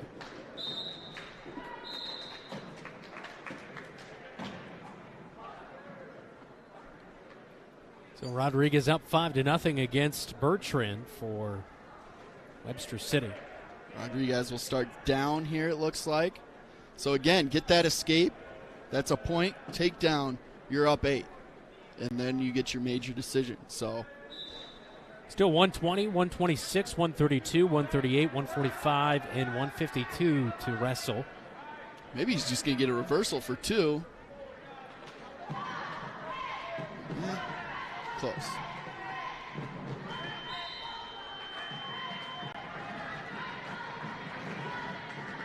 Never seen this when there's been 2 officials. I guess I didn't even notice on the second mat like one. that. Yeah, he's been watching pretty much the entire match. So mat 3 looks like it's done. So he might just be coming over just to keep an eye on things, stay sharp. Yeah.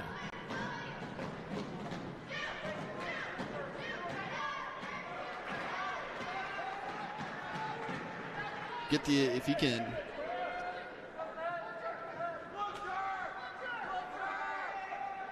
You can hear, again, you can hear him yelling out Butcher, which must be some move that they're working on. The Mad Butcher. The Mad Butcher. There's the escape. All right, so there's a point. We're up 6 now. If he can get a takedown here, that would be massive. 47 seconds to go in the third. Keep that leg picked. Now he scooped the leg with his left leg there. Oh, he does have that, doesn't he? That's big. Leg control. He's trying to flip him. If he's trying to get his 2 points here, but since since Bertrand has Rodriguez's leg, the ref can't give him the 2 points for the takedown.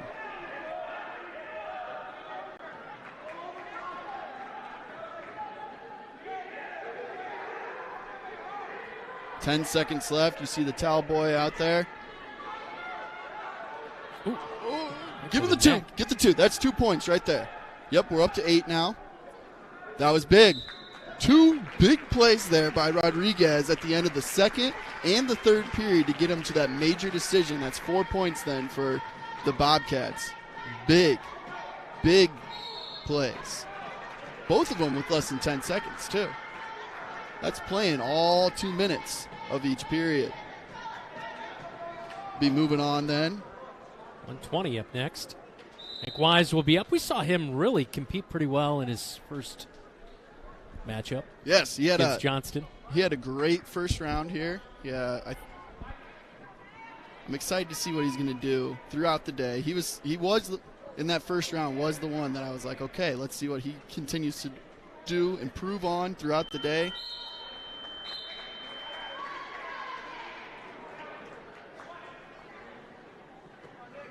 So it looks like we actually switch refs now, too. So already 2 points for a takedown. Wise, though, gets the escape for a point.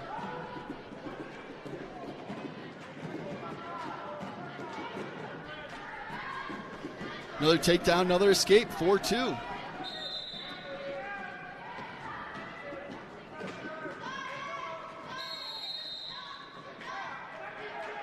Some blood or something? Blood or equipment.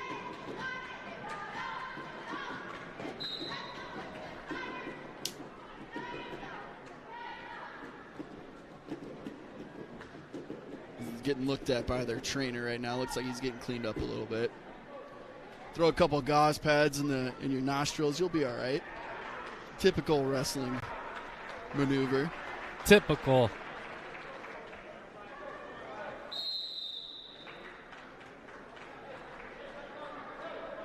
I think Xavier Anderson still to wrestle, so I mean, still potential for Marshalltown to kind of get back into this. Couple pins brings you back real quick. You know, 2 pins would put us at 20. Not out of reach by any means.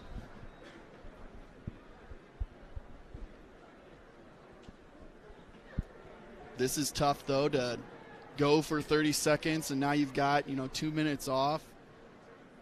You can see Wise down there. He's just trying to stay loose. He's trying to stay warm. The difference of having a sweatshirt and sweatpants on and then going down to your singlet, you gotta keep moving to stay warm. So here they are. They're back at it. Minute 25 left here in the first period. 4-2, Doolittle over Wise.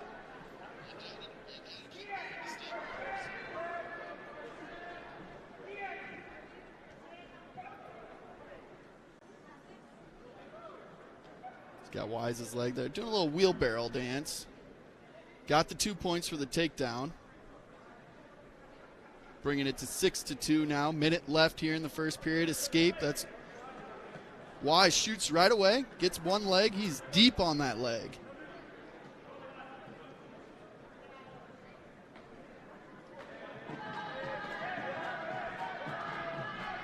All right, back to neutral. 45 seconds here.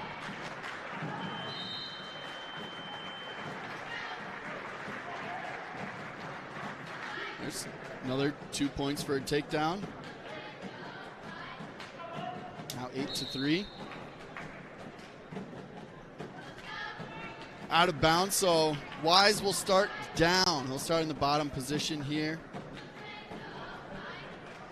Doolittle on top for Webster City. It is 8-3. Now 8-4.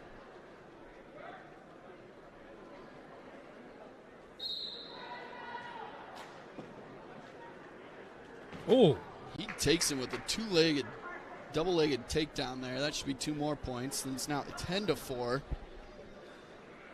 Doolittle. that was a strong move by Doolittle. It was. All right, that ends the first period here. A lot of scoring. A lot of scoring there. 5 takedowns by Doolittle. 4 escapes for Wise. Wise is going to start on top. All right. If he can make a move right here, get a pin, those 10 points don't matter. So that's where we saw Johnston riding real high, but they were hooking their legs Here, Wise didn't have his legs hooked like the Johnston wrestlers did, and that's why he kind of flew off the top there. Doolittle trips him up, keeps control of that right leg. There's 2 points for him. Brings him up to 13-4. Looks like there's some more blood potentially. Find it interesting that we have red on the mat. Feel like maybe that should be blue so we could see the blood on the mat potentially. Nobody asked me though. No. Probably be hard to keep a white mat clean. Oh, I would not get. It's like buying a white couch. You know, you just don't do it.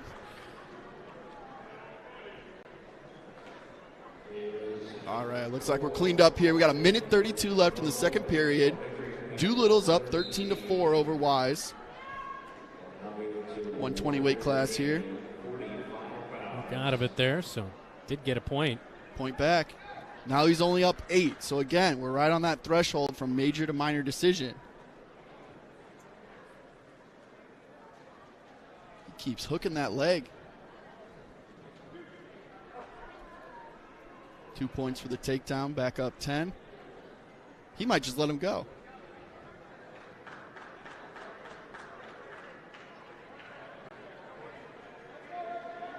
Let him go, got the escape, then took him down right away. Just trying to rack up the points here is all he's trying to do. Now he's up 11. 15 points is the tech fall. If you can get up by 15, that's 5 points for your team and the match ends. So there's the escape, and there's the takedown.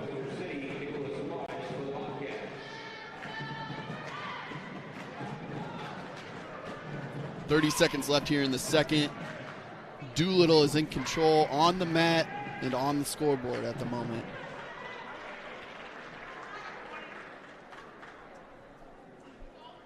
Just trying to crank him back. Now comes the back points. Got to stay away from 3 back points here. There's the pin.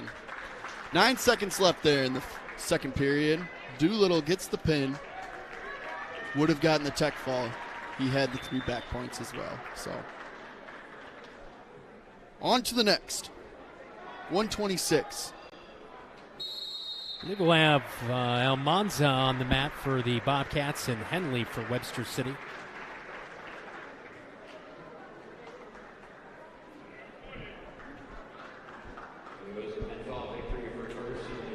Yeah, no idea why they had the Marshalltown guy the first round here put on the green. It makes the most sense to keep him in red.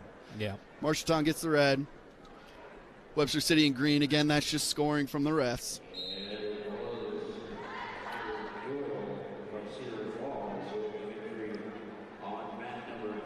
Almanza with the what I think is the better looking singlet of the two. Just like the way it fades there.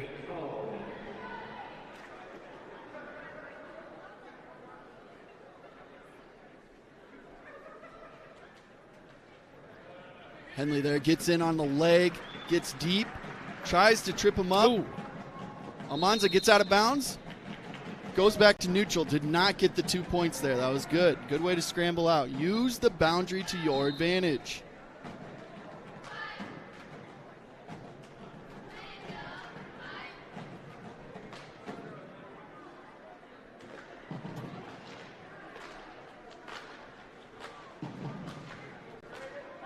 Feeling each other out here. We got 1:10 left in the first period. Pop him in the face a couple times, get in his head. That's all he's doing. Using the boundary again. Gets out of bounds. Takedown does not count. Should be in neutral. Way to be aware of your surroundings there, Almanza.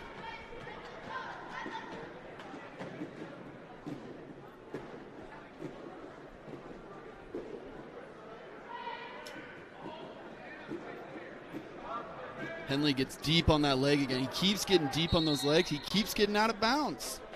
40 seconds left here in the first.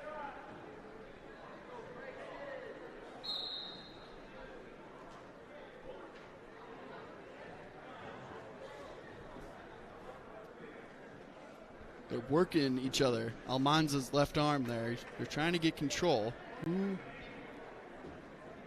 Who's going to make the first move?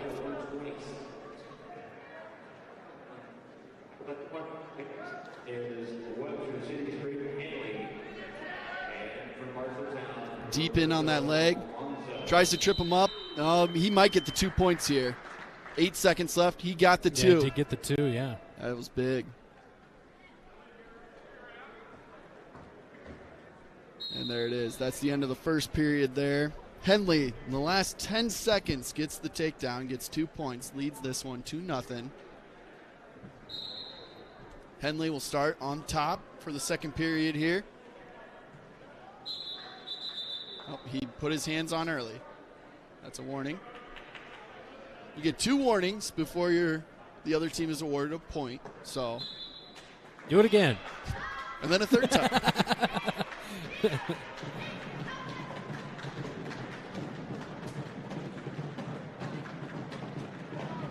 Menza, that arm twisted back there like that.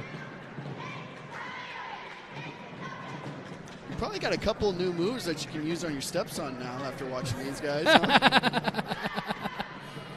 I always put him in the 3/8 Nelson. There you go. He is trying to crank on that shoulder. He doesn't have quite the chicken wing that we've seen the other players have today. So he didn't get much. He didn't get anything for back points there at all.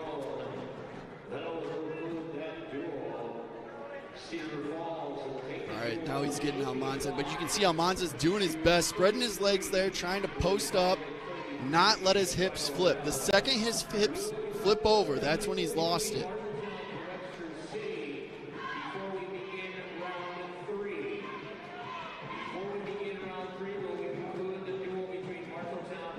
So he got only 2 back points that time. Didn't get to the 5 count.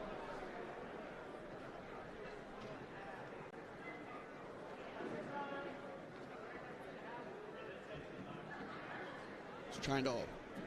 Looks like North Polk also won their second match of the day. Let's see who they had. Might have been Roosevelt. That was who they played. No, that was the Tigers. Okay, so Cedar Cedar Falls. Falls. So North Polk, were they on top? Cedar Falls? We'll have to look into that one. There's the pin right there. 11 seconds left in the second period. So it's about a 3:49-minute pin. Another 6 points to Webster City here. 45-8, Webster City over Marshalltown. Although I don't feel like Marshalltown's thrown out its best lineup just yet today. No, that's what Coach alluded to in that interview we had a little bit ago. He said it feels like by the time we get to mid-afternoon or so, that'll be when the strongest lineup of the day will be out there. Yeah.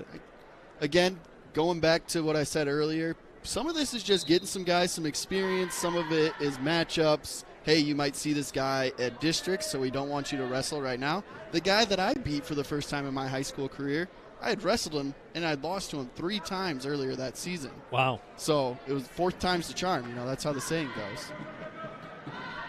We've got Wells versus Scott here. No points awarded there. No one got the takedown. We're 1:30 left here in the first. Scott trying to shoot deep again on the legs. Wells is sprawling out as best he can. There it is. There's the 2 points for Scott in Webster City.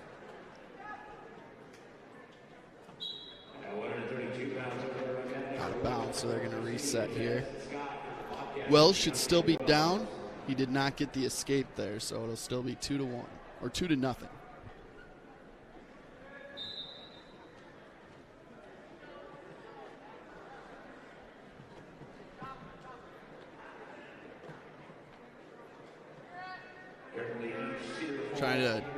There you go. There's the escape. 2-1.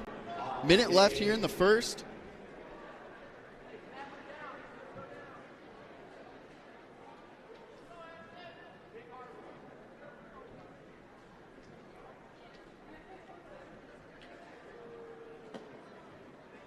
diving for the legs, doing whatever he can. How about at Marshalltown girls, 36-24 in a final. They took down Johnston today. So beating Johnston. Way to go, ladies.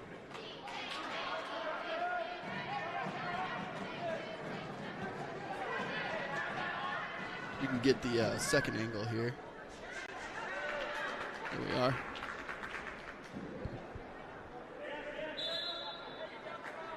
We want to give you that close-up shot as best we can today.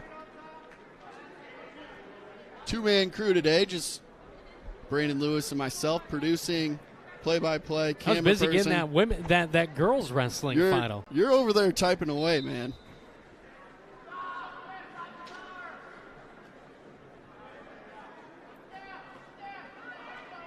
Scott's doing a good job of not letting Wells out of there. He's got his left leg hook, and there's the end of the first period. 4-1. Scott's got the lead over Wells. Dante Wells for Marshalltown. Addison Scott there for Webster City. We're at 132 right now, 138, 145, and 152 to come here. Everybody is waiting on us to finish up, it looks like. In the gym. It was the same way in round number 1 today, too.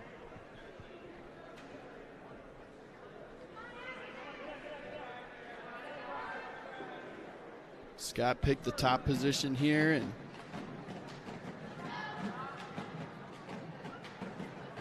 Wells is just trying to stand up, and he might get it.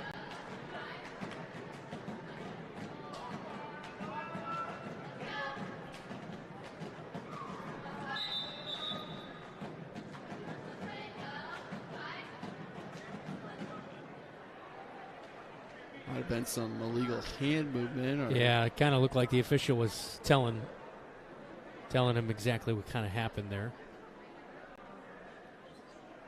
Reset right in the middle. Scott will stay on top.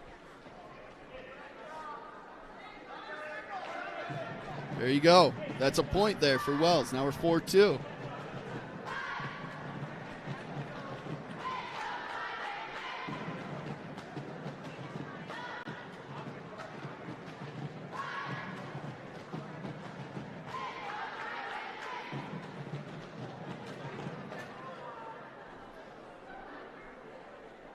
Takes a nice shot, getting deep into that leg. Doesn't want to give it up, but at the same time, Scott got him to his back there. There's 2 points for Scott. Now he's trying to get the back points. Wells doing all he can to get back to his belly. There's 2 back points there for Scott. That makes it 8-2 here with 35 seconds left in the second period.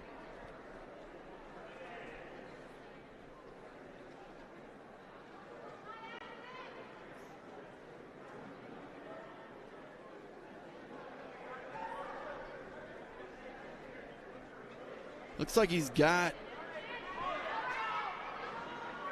is that his Wells' left arm? All the way across his body there. Yeah, now he's going to crank him that way. You can see Wells' right hand just kind of poking out. Yep, got him over. 5 seconds. Can he? Oh, it's tough. Yeah, just got him. So one thing as a wrestler, you do, if you're not looking for it, but you do see the towel guy come out. And so that's when you kind of know, okay, 10 seconds left, and if you can make it work, in your favor, that'd be great. Does not work in our favor this time around, but we are moving on here to 138 or 132. We were just at 132. Wells and Scott. Oh, okay. Wells wrestling up. That's tough. I don't know if you're familiar with the name Argo at all. The Argo family. Willie Argo was a big-time athlete. He graduated in 08. Oh, yeah, he played for Illinois. Right. He started off his baseball career at Illinois with 3 home runs. Yeah, Willie Argo, he played for the Waterloo Bucks when I was there, and I announced games, so I know Willie Argo. So his little brother Tommy is my age. Okay. And my first wrestling tournament, I got called. I was 130. Got called up to wrestle 140. Very first guy, Tommy Argo. Did not go well. Yeah, Willie Argo, I believe he played a little bit of minor league baseball. Yeah, well, he played at Davenport Assumption for 10 years, so. We got Xavier Anderson here for the Marshalltown Bobcats. Deep in on that leg. There you go. Moves around. Should get his 2 points there. Got his 2. Push him out of bounds, and you get out of bounds, and you start on top. There you go. Use the boundary to your advantage.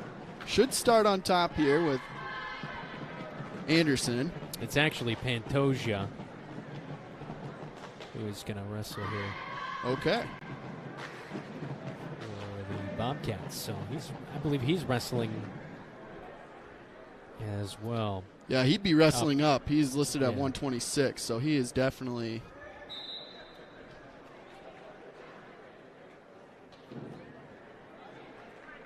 moved up today. Doing a good job, though, handling this at the higher weight here at 138.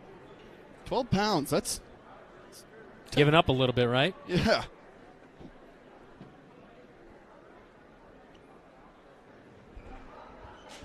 Pantoja's on top in this. Doing a good job of staying in control here. Getting a little high, but he's got that leg hooked. So, again, that falls back to those Johnston guys doing something similar.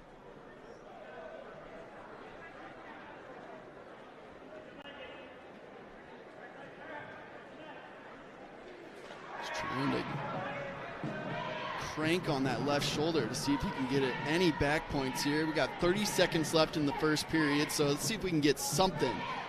Move up to 5 at the end of this first period. 5-0 would be a great way to end it. I think we're going to see Xavier Anderson next at 145. As he wrestled up last time, I believe, at 145 too. So. Okay. Well, we like the surprise too. We do. Love a good old element of surprise. Keeps people on the edge of their seat. We got 4 seconds here. Not going to get any back points, but does show that he rode him there for about a minute and a half. So he's doing a good job, staying in control.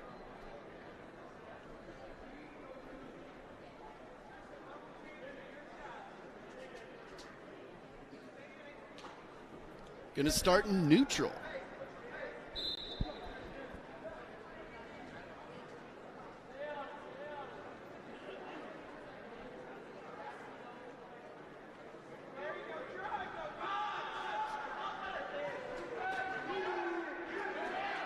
Mason gets the takedown there. Ties it up, 2-2.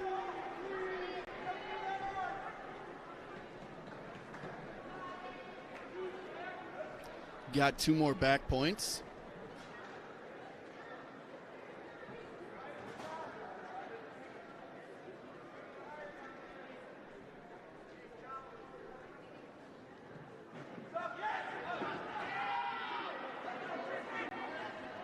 Pantoja on his back here. Here we go, getting some more back points. We've got a minute left. Pantoja's got to make a move. Can he get out of bounds to reset himself? He's got to get something. I guess he's going to get pinned. That's 138 there, so we'll be moving on to 145 next. Tristan Mason gets the victory for Mason City. I believe. Yeah, that's Xavier Anderson, so he'll be good to go at 145 here. This should be the last one for this duel. It is. Let's see if Marshalltown can get into the double digits here for team points. That would be a good way to end this duel. As much as wrestling is an individual sport, and I'm not going to sit here and deny that, it's very much a team aspect too, and that is one thing I loved learning about when I first started wrestling in junior high. Out of bounds. It's kind of like what my football coach said when I was growing up. You know, football is an individual sport. If 11 guys do their job correctly, you're going to score a touchdown. Can't argue with that.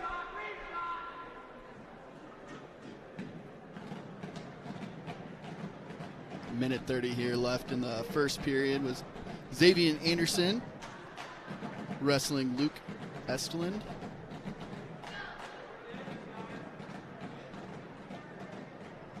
Getting tied up here.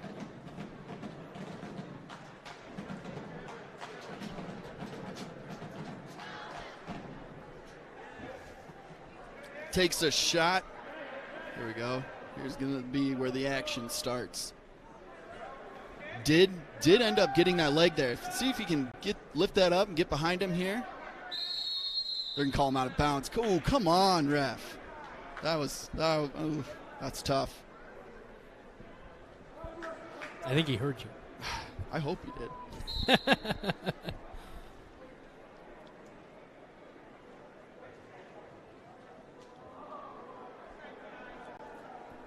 He had the leg there. Yeah, he did. He was starting to make a move, but makes it tough.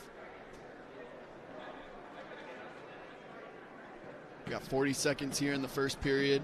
Last match here versus Webster City. 0-0. He's got Xavier's arm there.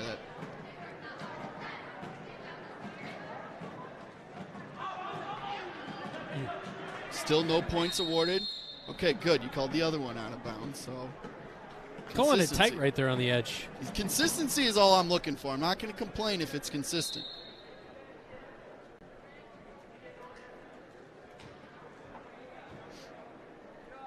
And the refs have been rotating between, so we aren't seeing the same guy over and over. Not sure if that's a good thing or not. 4 seconds here left. 0-0 still. Did have some action. Not like our 0-0 at the heavyweight. We did get a little action here.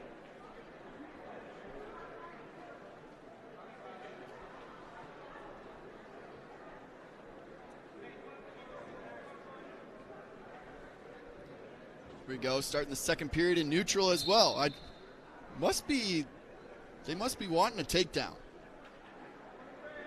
Going to score big.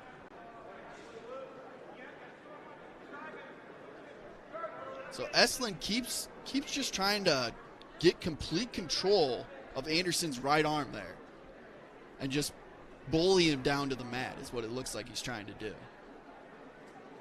And Anderson's having none of it. Out of bounds.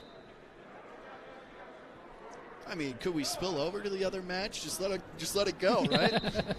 They're waiting on us.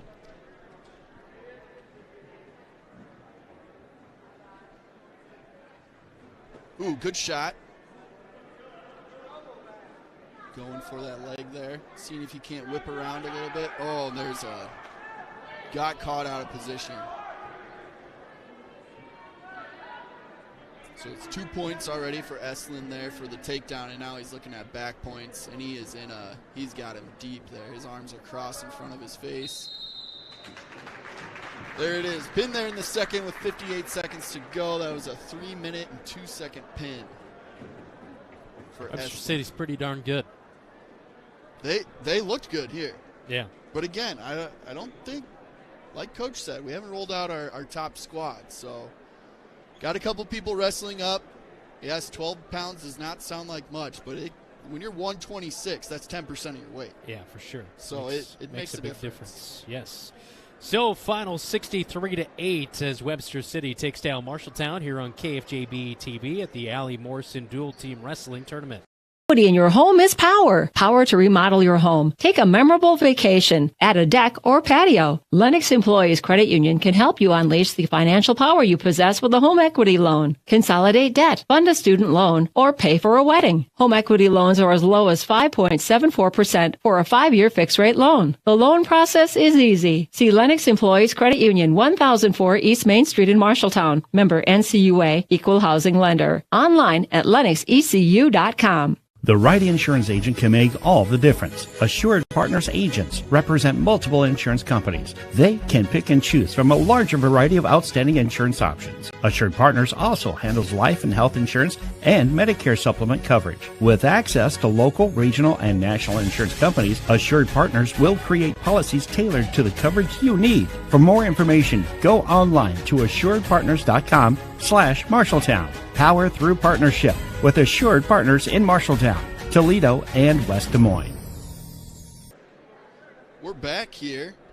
Was not called a pin. It looked like Anderson got a little work done on his hand. There might have, again, been some blood or something up on the mat, but we are back in action here. 6-1 is the score. Estlin versus Anderson.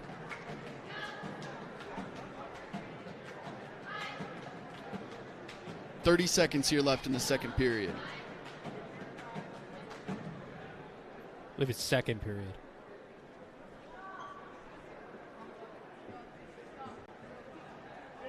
Just trying to control the arms. What advantage can I get over the other guy? Yeah. 10 seconds here. See the towel guy out there?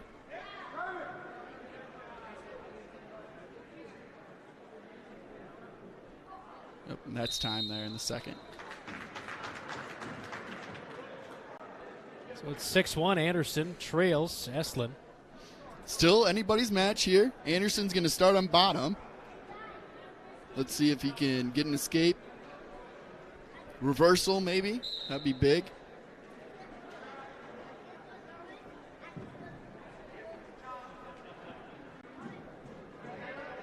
Estlin gets his leg. He's just trying to trip him back down. Gets him back to the mat. Working to maybe get a cradle. It looks like he's trying to do it. Now he's throwing him on the scorer's table. That's kind of rude.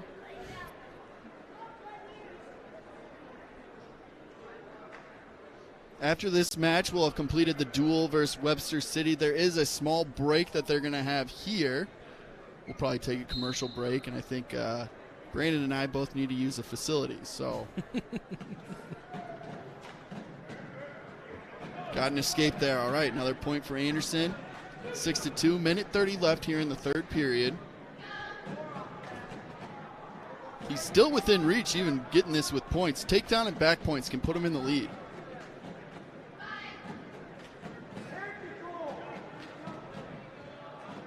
It should be 2 points there for a takedown by Estlin. He's got the leg hooked again.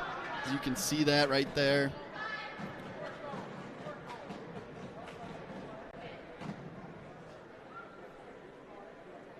He's also got his left arm all the way across his body.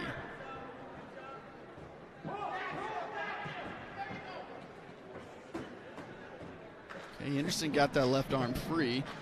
45 seconds left here in the third period. Anderson's got to make a move, make this happen. Doesn't quite get the escape there. Estlin stays in control.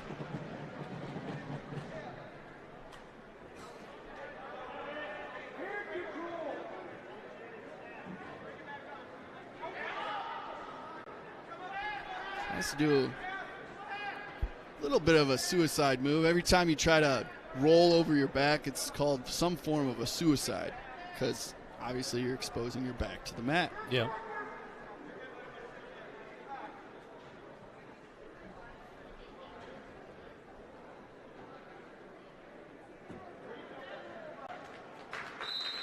That'll do it. There's the match there. So Estlin does get the victory, 8-2, avoids that major decision.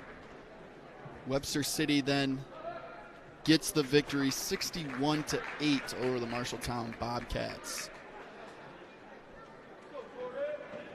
Oh, looks like we've got one more. Because that was just 145. Now we're at 152. I guess that makes... Yeah, 152, yep.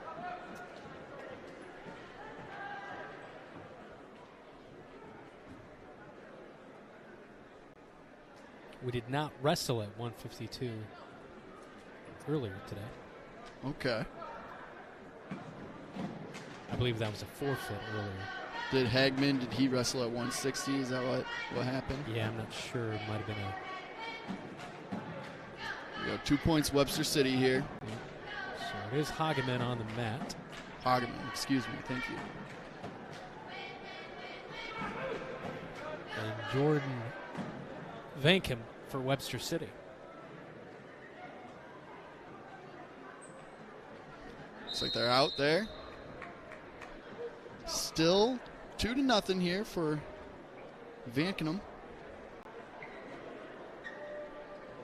wrestling and taking on Luke Hogman.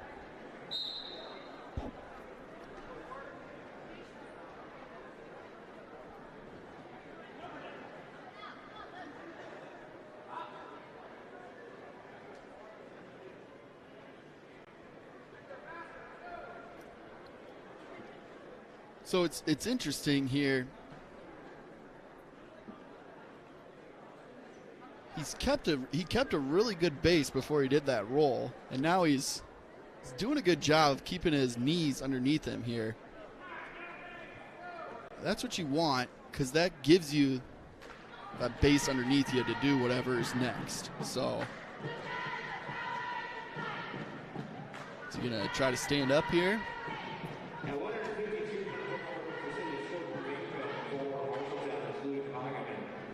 He's rolled twice now on the bottom here, trying to break free. This match has concluded. We will go into round 3 duels. Once this match has concluded. Here he goes. He's standing up. 10 seconds left. He knows he's got to get out. There's the escape. 2-1 now. 2-1. 5 seconds left here in the period. That was good to get that escape there.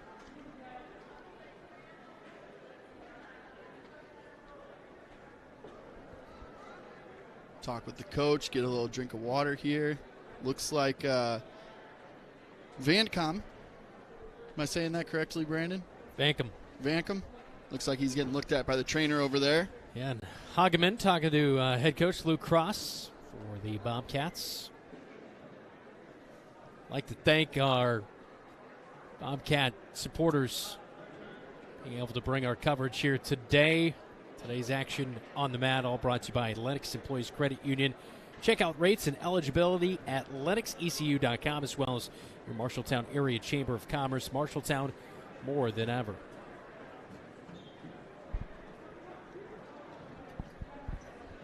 Yeah, I moved out of Marshalltown. I came back. You guys got a new logo, a new slogan. It's a new town.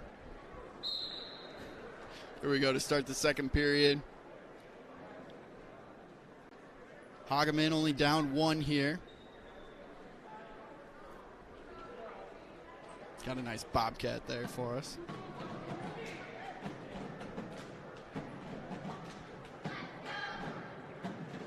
Just seeing what they can get. You can see Vankenham putting a little pressure. Trying to see if he's going to push back. That's what you want. Again, using that momentum. He tried there. Hageman just tried to throw him there. He knew that he was getting that pressure, and he saw him twist his hips, and he was trying to flip him right over. A little hip toss.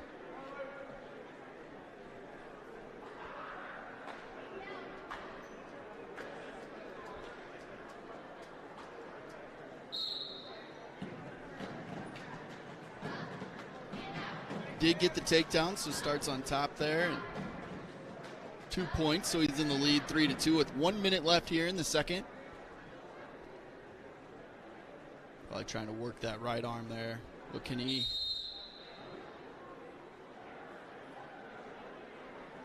And they were going to have a break, but I don't believe after the length of this match, it's going to happen. I heard him over the PA. The PA? Yep.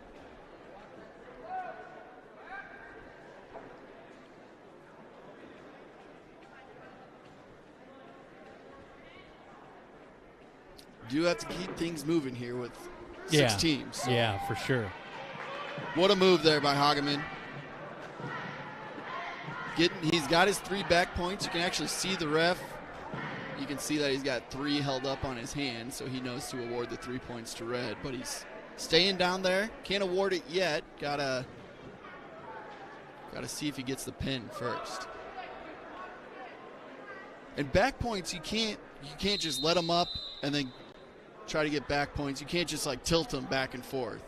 You've got to be awarded the points, which is when he comes kind of flips back over, and then you got to re-flip him over to get those back points again. So if you're sitting at home wondering why don't they just tip him, let him go, tip, you can't do that. Plus that would be extremely hard.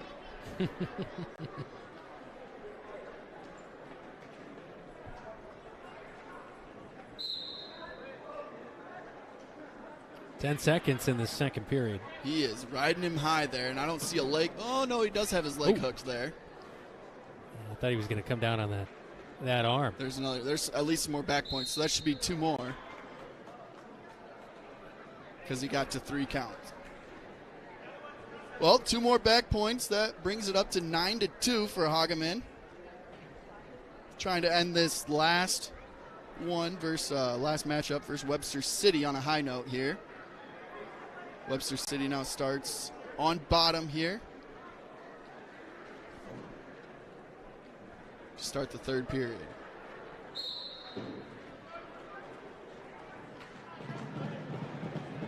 Hageman's look really good. He just got that leg hooked underneath there. Take control. He should get some back points in this move. He can get him. Yeah. Get those hips over, buddy. He's trying to, you can see he's hooked his foot there, trying to flip those hips. We've been talking about the hips. That's key to getting them on their back.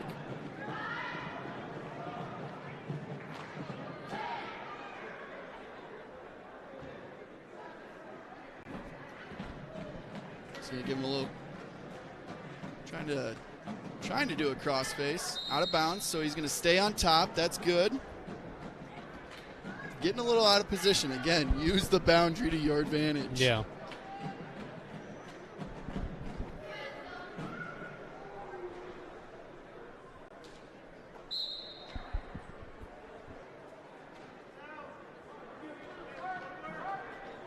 Vankum gets the escape. 9-3 now.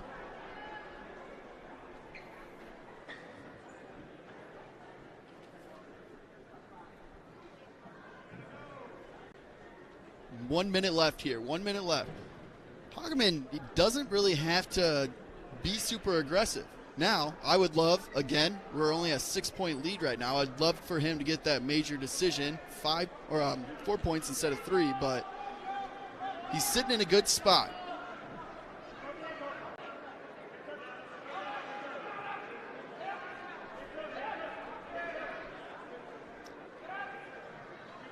Bonkum is deep on that leg. Does not want to give up the leg. Oh, he did award the points, though.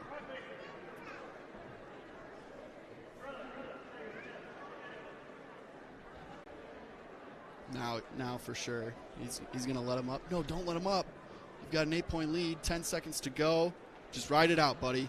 If he can ride this out here, he just gave himself a major decision and 4 points for the team versus 3.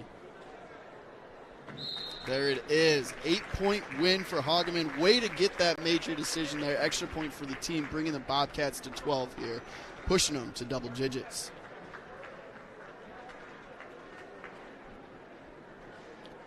We do see some other schools here starting to warm up. Our next match for Marshalltown is going to be versus Cedar Falls here.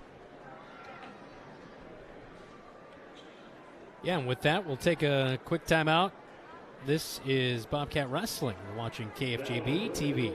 Sports Plus Sports Medicine and Physical Therapy Center, we customize each patient's treatment plan to their individual needs. What does that mean? It means that not every back or knee problem is treated the same, and that your program will be unique and designed especially for your needs or problem. This improves how quickly you will return to work or sports. The Sports Plus staff is encouraging and takes pride in your successful recovery. This is just one more reason why champions choose Sports Plus Physical Therapy as their favorite place to rehabilitate and train. Small businesses are the backbone of our community. Marshalltown Area Chamber of Commerce reminds you that when you shop locally, you are benefiting members of our community and adding to our local community overall. You'll find local business owners are generally more knowledgeable, provide better service, and even know their customers by name. Marshalltown Area Chamber of Commerce exists to be an advocate for our business community. Membership in the Chamber benefits your business and adds to the strength of our advocacy efforts. For more information on shopping locally and Chamber membership, go to marshalltown.org.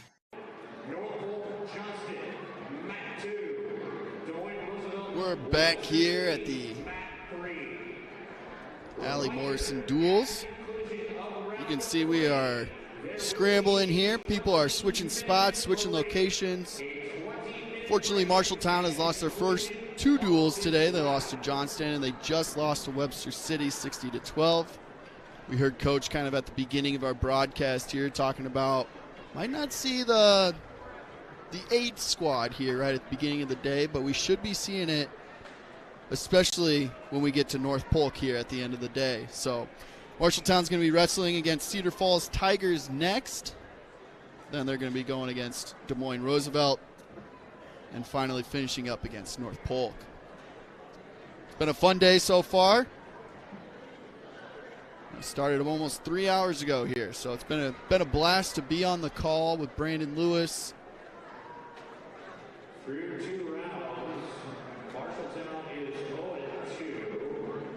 Cedar Falls is 1-1. So the PA just announced that Cedar Falls has gone 1-1 so far today. Marshalltown's 0-2 today, so should be an interesting meet. Looks like Cedar Falls also does not have a 106 wrestler, so that's advantage Marshalltown there, where they've taken a loss and 6 points to the other guys in their first 2 matches. So nice to see Cedar Falls doesn't have that. That puts nobody kind of at a disadvantage. But I would imagine this Cedar Falls squad is ready to go. I don't see a heavyweight, but I do see 2 guys listed at 220. So, again, strategy would tell me that they would send somebody to wrestle heavyweight still.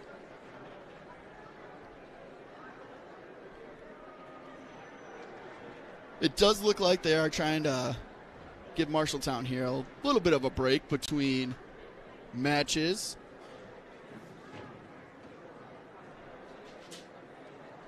As they're moving around, you can see Coach running across the mat there. But Cedar Falls, yeah, no 106 and no heavyweight, but I would guess one of those 220 boys would be coming up to heavyweight as well and wrestling there. But again, that's big to not lose those 6 points for Marshalltown right at that 106 matchup.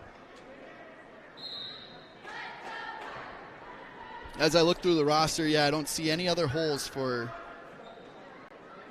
Cedar Falls, just the 106 and the heavyweight. We'll see what happens there at heavyweight, how they'll plan to do it. My thought is that they'll send somebody to wrestle there.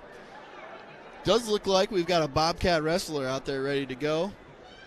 Tiger wrestlers checking in at the scorer's table. We might just get rolling here. We've already got the middle mat going. Looks like a couple teams were ready to take off.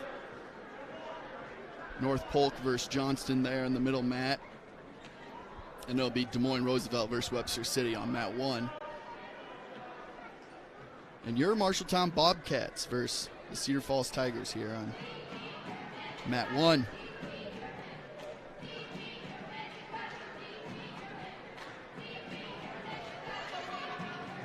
It's been a fun day to get back into the wrestling mindset a little bit, bringing me back to my high school days. Wrestling about 12 years ago. It's the last time I was probably on a wrestling mat, doing the dirty work there. Very fun to connect with Allie Morrison's niece yesterday. Just a strange phone call coming in. I shouldn't say strange. Out of the blue, phone call to our office. Hey, I'm Allie Morrison's niece. Very cool. Very cool. So great to highlight him, Olympic champion for Marshalltown. Again, the year he won the Olympic gold medal, his little brother actually won state wrestling here in Iowa as well. Big year for the Morrison family. Their dad worked out on the railroad. They would help their dad. That's how they built up their strong muscles, is what his niece told me.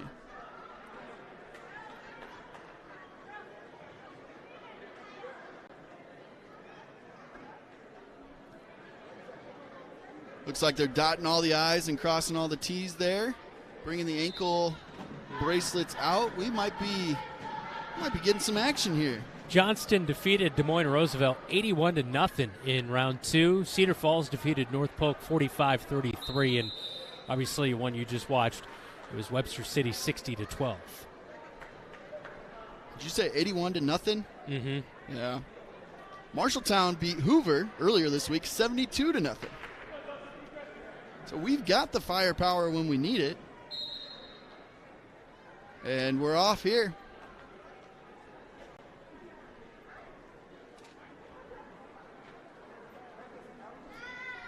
You can see the cheerleaders, the people aren't even set yet. We are moving through this tournament.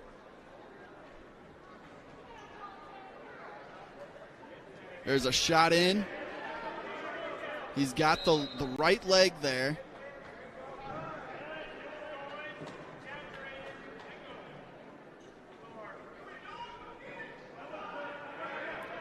He's got to stand back up. All right, 2 points Tigers there. Tigers are they've got the red anklet here. Marshalltown's got the green one.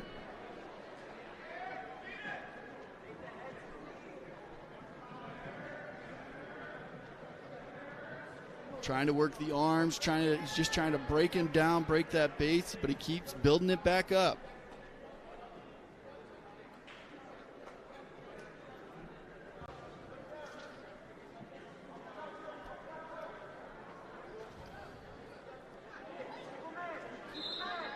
He's trying to work that chicken wing on the left arm. We got 40 seconds left here in the first period. 35 seconds. It's really hard to crank somebody over when they're still on their base, when they're still on their knees like that. That's why you got to break them down, get to their belly so you can crank them over. All right.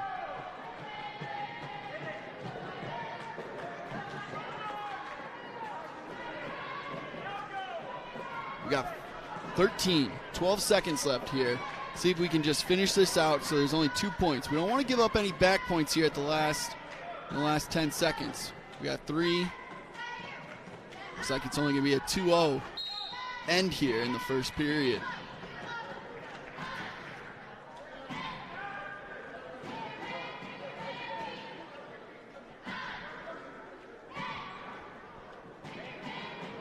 We got Zednicek for Marshalltown.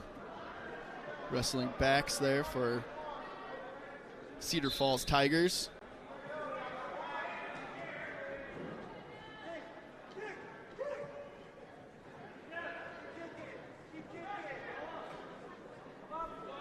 Zednicek not wanting to let him go. Backs does get the escape there. It's now 3-0.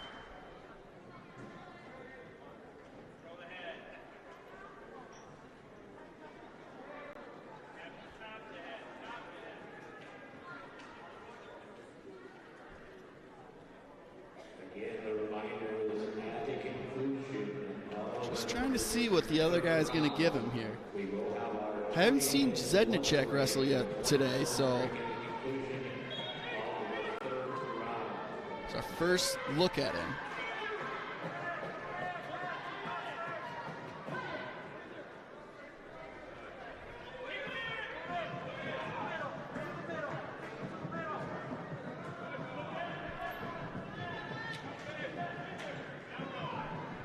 Must be starting here at 170. Is that right, Brandon? That's right.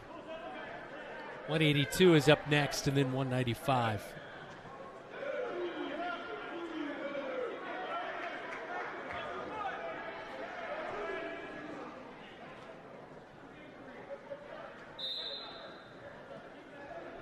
Yeah, see, the out of bounds is so different with each ref, too. Yeah. You see it here. Yeah, each ref has a little bit of a different perception, I guess you could say. Right.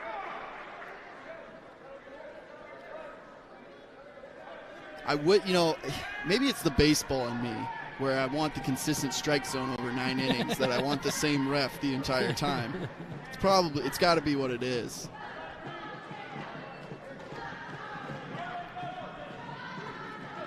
Zednicek gets deep in on that leg.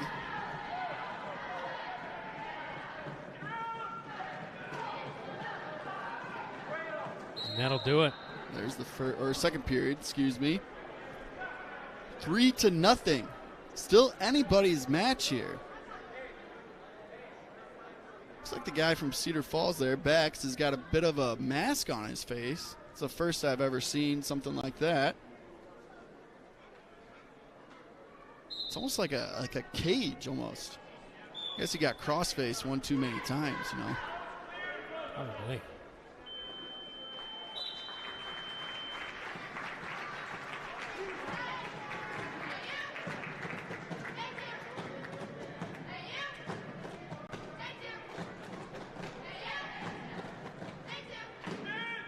Can't let him get too deep. Maybe just let it go out of bounds and get a reset here. Nope, they're going to maybe rotate back inbounds. 2 points there, goes to Bex. It's 5-0 now. Somebody, oh, his whole mask is.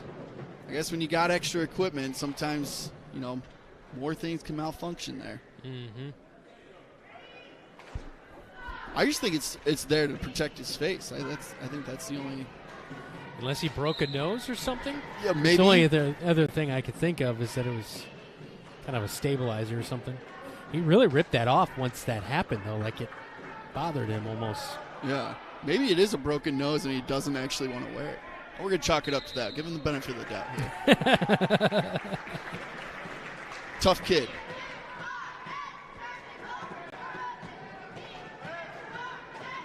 Ooh, he brings Zednicek down to the mat there. You thought you were standing up. Not today, he said. Got a minute left here in the third period. Gonna need to see some move here from Zednicek. Looks like Bax is working that chicken wing, trying to control that left arm there.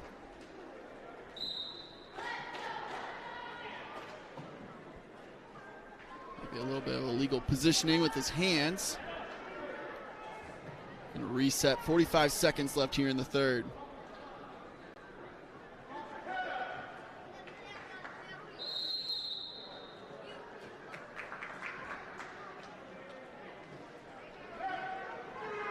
Ooh, Zednicek almost gets the escape there. Now they're out of bounds. Oh, he did. That was a nice little reversal there. He was putting himself in good position. Yeah, official or the cheerleaders over there for Cedar Falls almost got taken out.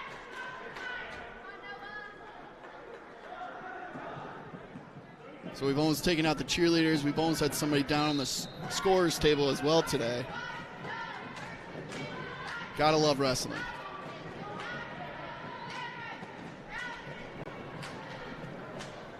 We got a new guest. Somebody just popped up into the press box up here. Joining us, the athletic director for the Marshalltown Community School District, Ryan Isgrig. How you doing today, Ryan?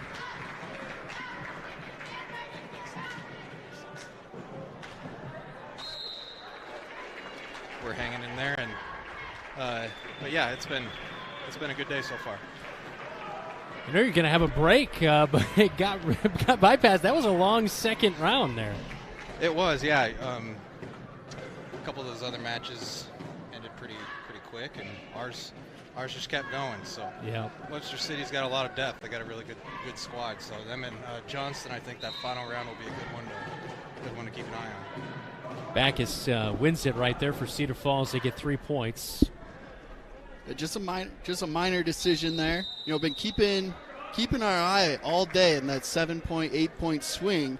We actually, I wish I could remember who it was. Somebody from Marshalltown, they scored 2 points in the second period, and then they scored another 2 points with 10 seconds left in the third period, pushing it to a major decision. It's little things like that in wrestling that can really make your team take that next step and win some games. Yeah, absolutely. I know Coach Cross talks about it all the time too with him, is, you know, different ways to score points, and it's obviously an individual sport, but a team sport. Hey, we got a pretty solid dual team this year, and I know those first 2 rounds of the show we wrestled some highly ranked teams, but I know Coach feels if we can wrestle well this round, we got a shot against Cedar Falls. So one of the things in these tournaments that when I wrestled, and you kind of already saw it with the first 2 duels here, some of it's just matchup. Maybe we want our 160 guy to wrestle their 160 guy for a little experience, or maybe we're going to bring our JV guy up because, hey, they're going to see each other at districts and they don't want to wrestle now against each other. There's probably a little bit of that as well going on. There is, yeah. There's a lot goes into it sometimes, and yeah, you're exactly right. I know some kids on Marshalltown wrestling up a few weights. Ivan was one of them. Rebick is one of them right now. He's wrestling up at 182. So. Yep. Great to see Rebick out there. Of course, senior leader for us on the football field, wrestling that, and the baseball field as well. Yeah, it's been a good day so far. We've seen a couple pins for the Marshalltown Bobcats. Like I said, we've seen a lot of kind of late scoring in periods to push it, maybe get the win, get that major decision. Yeah, I know we have some kids back this round too that were unavailable this morning. So hopefully we'll have a few more kids fill out our lineup these last few rounds. Yes. Out of bounds there as they'll reset in the middle. But, having a field of 6 like this, Coach, I talked to him a little bit kind of in the pregame as he'd love to see it get to 8 teams total here. But just the Allie Morrison duels and the importance of being able to host something like this. Yeah, it's awesome. And, we have a great history there. And, of course, the room named after Allie Morrison. And, we'd love to see the tournament continue to grow. It's one of those tournaments we haven't had a whole lot of luck of getting teams to come. We're great to have 6 really solid teams this year. Just 2 girls teams this year. Hoping to see that grow as well next year. And on the girls' side, it was awesome to see Marshalltown defeated Johnston earlier this morning. Yeah, it was. It's fun in that auxiliary gym. It's kind of like the gym at UNI. The McLeod Center? Or there's the West Gym. Yeah, they have the West Gym. Yeah. It's kind of got a feel like that where, everyone's kind of on top of each other and it can get intense in there. So, it's a cool atmosphere. Do we have 3 Panthers on the call right now? Did you go to UNI too? I did. Okay. UNI. Okay, that's right. We do have 3 we Panthers. all went to UNI. Right, yeah. Great school. Great school. Good had a good time. Tradition. Yep. Of course, Iowa State, outstanding wrestling traditions as well. Yes. A lot of great wrestling schools in Iowa. That we have 2 kids right now, Sergio and Julian Gomez, who are both here watching today, who are wrestling at Adams State in Colorado. So wow, it's great to see some Bobcats at the next level. They've got to be in season. Yeah, I think they're home on break. Okay. And maybe also redshirting. But it's great to see them added to the squad. I don't think we had any college wrestlers the last few years. We've had a lot of great wrestlers, just none of them have gone on to wrestle somewhere. So it's great to see that. So do you see anybody on our squad here that might make some noise, district, state? Yeah, absolutely. I think, I'm looking at Johan Gomez down there. Of course, Xavier Anderson was there last year. Xavier Anderson was there last year. Luke Bennett is his older brother down there coaching for us, but Luke is due. He's gotten 3rd the last 2 years, and it's a new format this year. The top 3 make it. So with that format, if they had that format the last 2 years, he'd be a 2-time state qualifier right now. But he's due, and Xavier, you got Nick Wise, Damien's got a shot. I think. Yeah, Luke Hageman really impressed me here today. Nick Wise has really been competing strong. So. And Revick right here. Can never just rule threw him. him. Yeah, just threw him. It's a strength of Revick right there. So. Yeah, it is 2-2 right now here. So I think we can make a lot of noise at state this year. I hope, and districts. You never know, of course. And everyone comes loaded, ready to go, and want the same goal to get the most far. So. Yeah. But our guys will continue to grow. Yeah, and I haven't been able to talk to you much yet this winter sports season, but winter sports here for Marshalltown, we're pretty good across the board. We are. All credit to us up here, I think. Yeah. No, it is.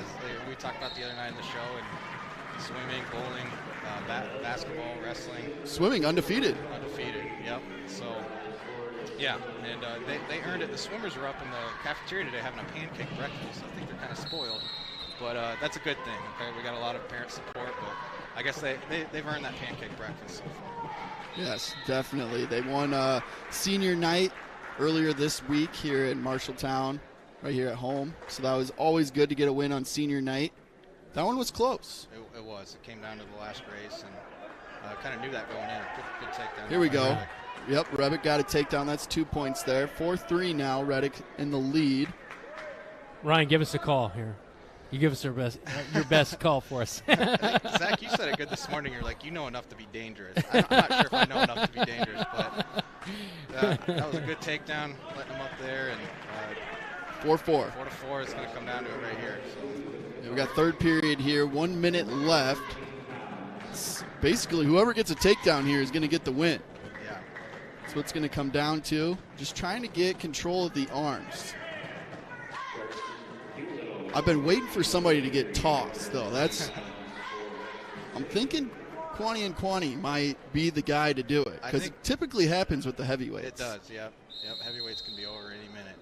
So we got about 35 seconds left here. 4-4. Somebody's going to make a move. He is, Rebick needs to pick that leg. He's leaving it out there for him. Got 20 seconds. I wonder if someone's going to take a chance here. I just remember typically coaches are yelling out. You can see the towel guy come out here, so you know there's 10 seconds left. They're telling you how much time's left. They're going to take this one to overtime, it looks like. Overtime, it's going to be some high anxiety here, I think. They are gassed too right now. Yep. It is. I was telling Brandon my first ever match went to overtime, and coach was like, "Yep, you got another minute." And I'm like, "I don't have another minute in me." Yeah. And I assume both these guys have wrestled 3 times so far. Yep. Could play a factor here, and Rebick is, obviously a veteran here. I don't know what the Cedar Falls kid is, but obviously he's pretty good to be in overtime with Rebick. So. Come down to the wire. Just jockeying for hands here. They're both just putting so much pressure on each other's heads. Here you go. He got deep there on the leg. Keep control of that leg. He's going to try and trip him. Yep. Oh, man, he lost it. Got 15 seconds here. Oh, there we go. There's the takedown. There's 2 points. Just stay on top here. You can even let him up. But he might get the pin. Yeah. Get the pin with 6 seconds left in overtime. Wow. It's a 5-minute, 54-second pin. 6-minute, 54-second pin. Don't see it much over 6 minutes. So good job there to Rebick. 6 points to Marshalltown. Big victory here versus the Cedar Falls Tigers. He talked about it earlier, those team points. That can play a factor right there. Could have gone from a loss to all of a sudden it's a pin in overtime. Or even 3 points to 6 points is huge too. Just getting that minor decision to a pin. So love to see Quan Ann up there and Damien to congratulate him. Love the energy from our kids there. Mentioned it a few times with the players just yelling out, do this, look for this. You can kind of hear them up here, and it's nice to see everybody supporting one another. It is. It's awesome. You guys really go to battle for each other on the mat and off the mat. So when you're setting up a tournament like this, there's got to be a ton of volunteers and things that go along with it. I saw you and Stacy both running around all morning here. Is that noticeable, huh? Well, I know who you are, so. Yeah, I know, absolutely. And we got workers at every table, and former wrestlers, former managers. Got Coach Mann down there helping. Avery Bowler, one of our student managers. We're really going to miss her next year. And then, we had a couple running tables in the auxiliary gym for the girls as well. So, a lot of work goes into it, and we're happy to put it on for our kids and other schools and the whole community. So we've got Bowenkamp versus Gomez here. Johan Gomez is somebody that Ryan highlighted earlier could make some noise here this year. I did mention that before his last match, and it didn't work out so well with him. So Ryan did it this time, not me. Johan's a sophomore, kicker on our football team. Probably see him line up as a tight end, linebacker next year as well. Yeah. His older brother, Pedro, is right there is in his corner. He's a state champion for us back in 2013. Glad to have Pedro on the coaching staff. He's done a great job, especially with our heavyweights. Anytime you can have a former state champion in the world with our guys, it's a big advantage. Oh, yeah. His other brother, Julian, who I mentioned earlier, wrestling at Adams State, Colorado. He's down there helping run our table as well. So, great family. Glad to have him. Would not want to have grown up in that household. No. The last French fry. Whoa, man. No, Johan, he's a good soccer player for us as well. I don't know if he really realizes it either. I told him that. And there he goes, gets the leg. Takedown. Here we go. There you go. So he's an all-around athlete. He there. is, yeah. Tight end, soccer player, wrestler. He said he didn't know if he was going to go out for soccer or not. Last I asked him, I hope he does. Yeah. But man, our freshman team last year, I think maybe only lost one game. He was a big part of that. So, you see where he gets his kicking from as well. And huge numbers for soccer last year. Yep. Over 100 kids for boys soccer, and expect about the same this year. So it'll be good. So. I want to give a shout out to our cheerleaders too. They've done a great job this year supporting our guys, and they hosted their own hospitality room, the cheerleaders, for all the other teams' cheerleaders. And they went all out. They're cooking pancakes for the other teams, and so good group of student athletes in there. The one thing I'll mention is they're cheering at the right time, yeah. too. Because I have been the guy getting pinned, and they're cheering like takedown. It's like I'm the one that was taken down. It's always impressive too when how they get out of the way so fast. You know? Yeah. I never know if they practice that or not. Right? They might have to. You know, some of those big guys, especially coming at them, they got to get out of the way. Should bring them out to like football practice or something. Yeah. Agility drills for the cheerleaders. Escape by Gomez there. Here we go. Gomez up now 3-0 here with 1:45 left in the second period. 195 weight class. So Gomez only a sophomore. Going to be fun to watch him and continue to see him progress throughout his career. I think he had 2 pins earlier this week in West Marshall. Yep. Here he goes. Good shot. Double leg takedown there. 2 points to Gomez. 5-0.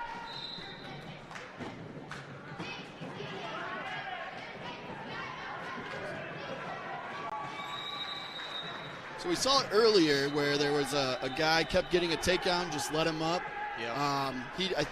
Did he end up getting the tech fall? I can't remember if he got to 15. But it's always interesting to see how a strategy might shift even in just the second period or the third period of like, oh, if I can keep taking this guy down, I'll just rack up the points on him. Yeah. So Gomez here gets another takedown and 7-2. Keeping that five-point advantage here in the second period. Now he's going to let him up again. So again, you're just getting 1 extra point every time you take him down and let him up. There he gets in on the leg. He's taking him down with no problem. So I think he knows it now. He's starting to see his confidence come out there. Matt, too, is going crazy. Got Johnston and North Polk going at it, right? Yeah. Yeah, 106. Much smaller than what we've got over here with our 195. And there's time ends at the end of the second period. Bonenkamp did get a takedown there, so it's 7-5 coming into this third period. Looks like Cedar Falls is going to pick the bottom position here.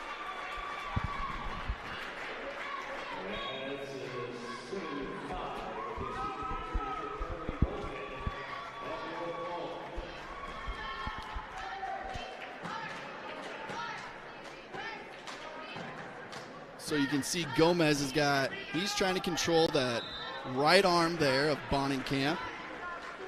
Does he have his leg? I don't think he's got his leg quite hooked. Zach, how hard is it right now? The guy on top, the more tired one typically, or the guy on the bottom? They're both just tired. Both exhausted. Yeah, I was telling Brandon, actually, my first win in a high school match came, I chose the bottom position. My coach was telling me to pick bottom. It made no sense in my head, but you listen to your coach.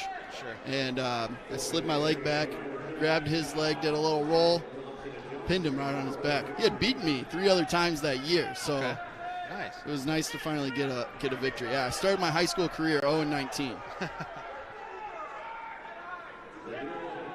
Gomez got him here, maybe. He's got to get a leg out probably, right? Well, it looks like...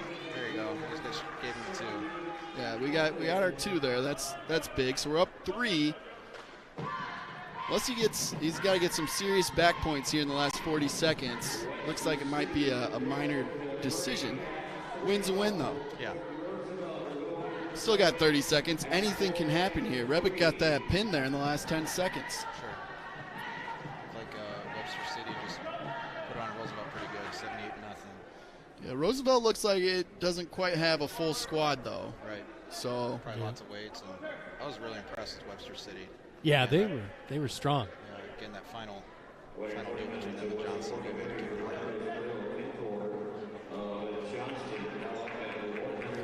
Johnston brought half the town with him. I'm sure you guys pointed out, former Bobcat Coach Tecklenburg for the Johnson Dragons. Loves coming to the Allie Morrison duels every year. He's a Bobcat at heart. There's a win for Gomez there. Good job for everybody. Talking to his brother, Coach Cross, and give him a little feedback on how that match went. It's got to be nice to have, familiar voice in the locker room telling you what to do. Also, maybe not your brother, though. Yeah. I know if my brother was in the locker room, I'd be like, I can't take anything you're saying seriously. Right. I've seen the Hageman brothers go at it pretty good in wrestling a few times. It can get intense down there. So we'll be moving on to 220 next here.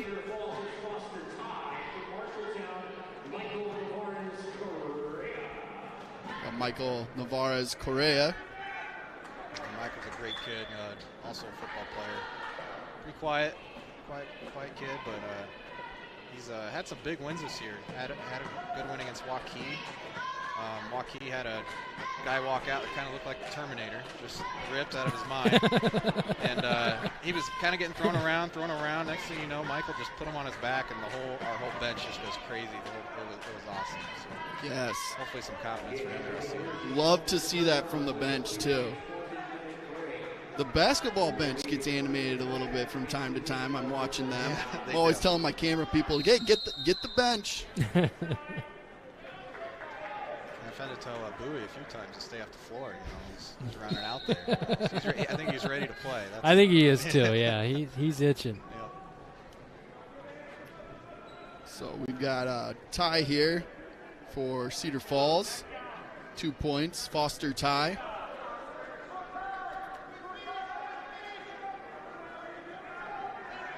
And that'll be our next broadcast on Monday night as Cedar Rapids Jefferson will be in town against the Marshalltown Bobcats.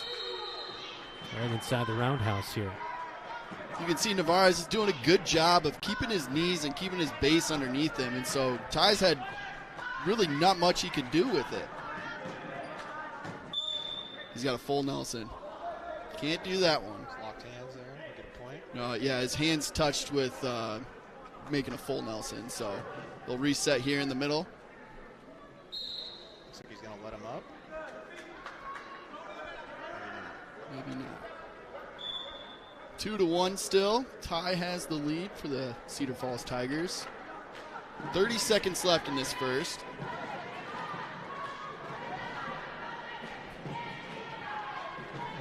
He does a good job. You can see him trying to build back to that base there, his left leg. There you go. He's built back up. Can't flip a guy over when he's built his base back. Very difficult. Doing good. Hopefully he can hang on here and not give up any back. 5 seconds left here. So he might get there. Now, I will say growing up, wrestling, we were the towel people usually at the home meets, and when it's your when it's your guy down there, you might throw that just a little early, you know? Get that extra half a second whistle. Sure. Yeah, why not? You can't say that, but I can say that. Michael can get an escape here tied up. Just started the second period here.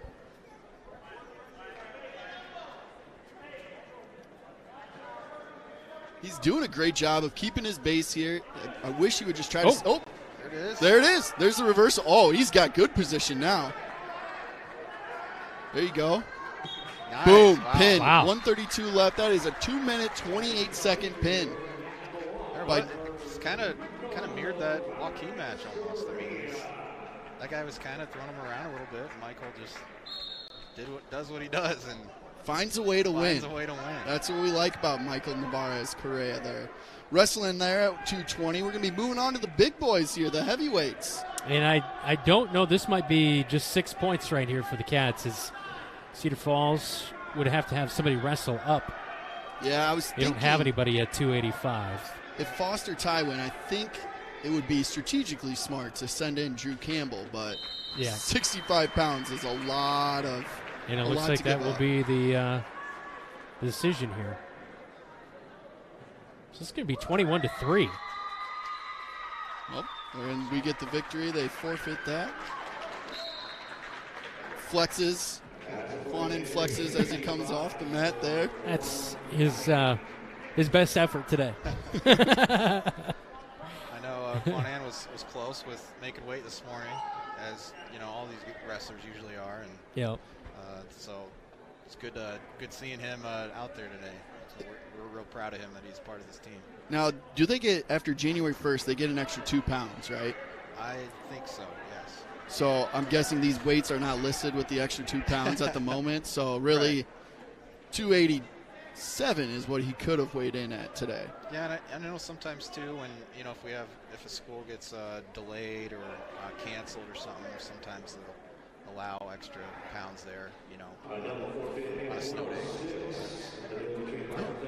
106 is next, but neither team with a 106, so that will be is it technically a draw, or what do we? Just a double forfeit, what they call it, I think. I don't think anybody's awarded points. Yeah, I would imagine it's just a draw, yeah.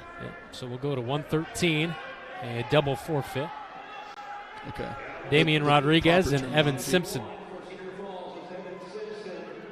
Rodriguez had a tough one the last time out there versus Webster City.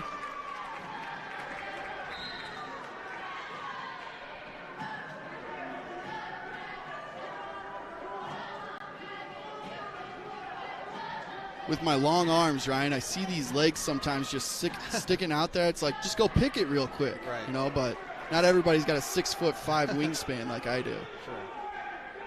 Good sprawl by Damian there. Damian's one that, again, if things go right for him, we could see him making some noise at state. He's a tough kid. Works hard. If you wrestle in high school, you're a tough kid. If you you make are. it through the season, that wrestling room, 90, 93 degrees sometimes. Yeah. You're there at 3 a.m. because the bus is leaving at 4, but you're 4 pounds overweight, so you're on the bike for 3 or 30 minutes before you leave. It is not easy.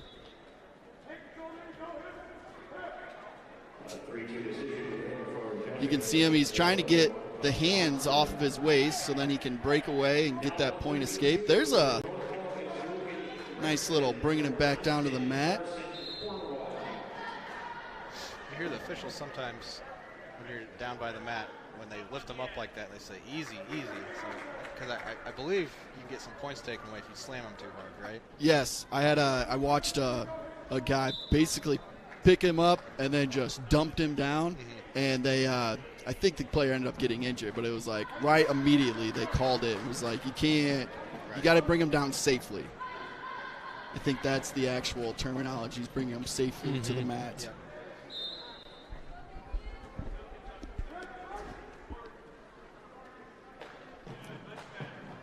Rodriguez is on bottom right now for Marshalltown. 30 seconds in this first period. Let's see, Simpson there is trying to get that chicken wing left on the left arm there of Rodriguez, which we've seen work a few times today. He's flipping his hips, going to the other side.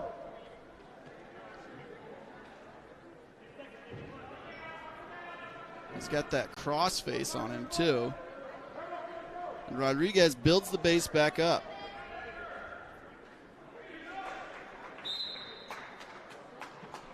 That is the end of the first period there. Simpson up 2-0 on Rodriguez.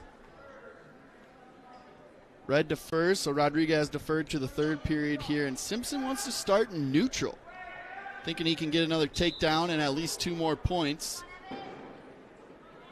Rodriguez almost had him first, so interesting choice there by Simpson.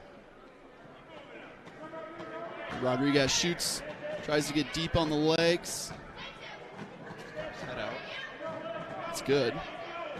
Get the left leg hooked there. He might get it tipped.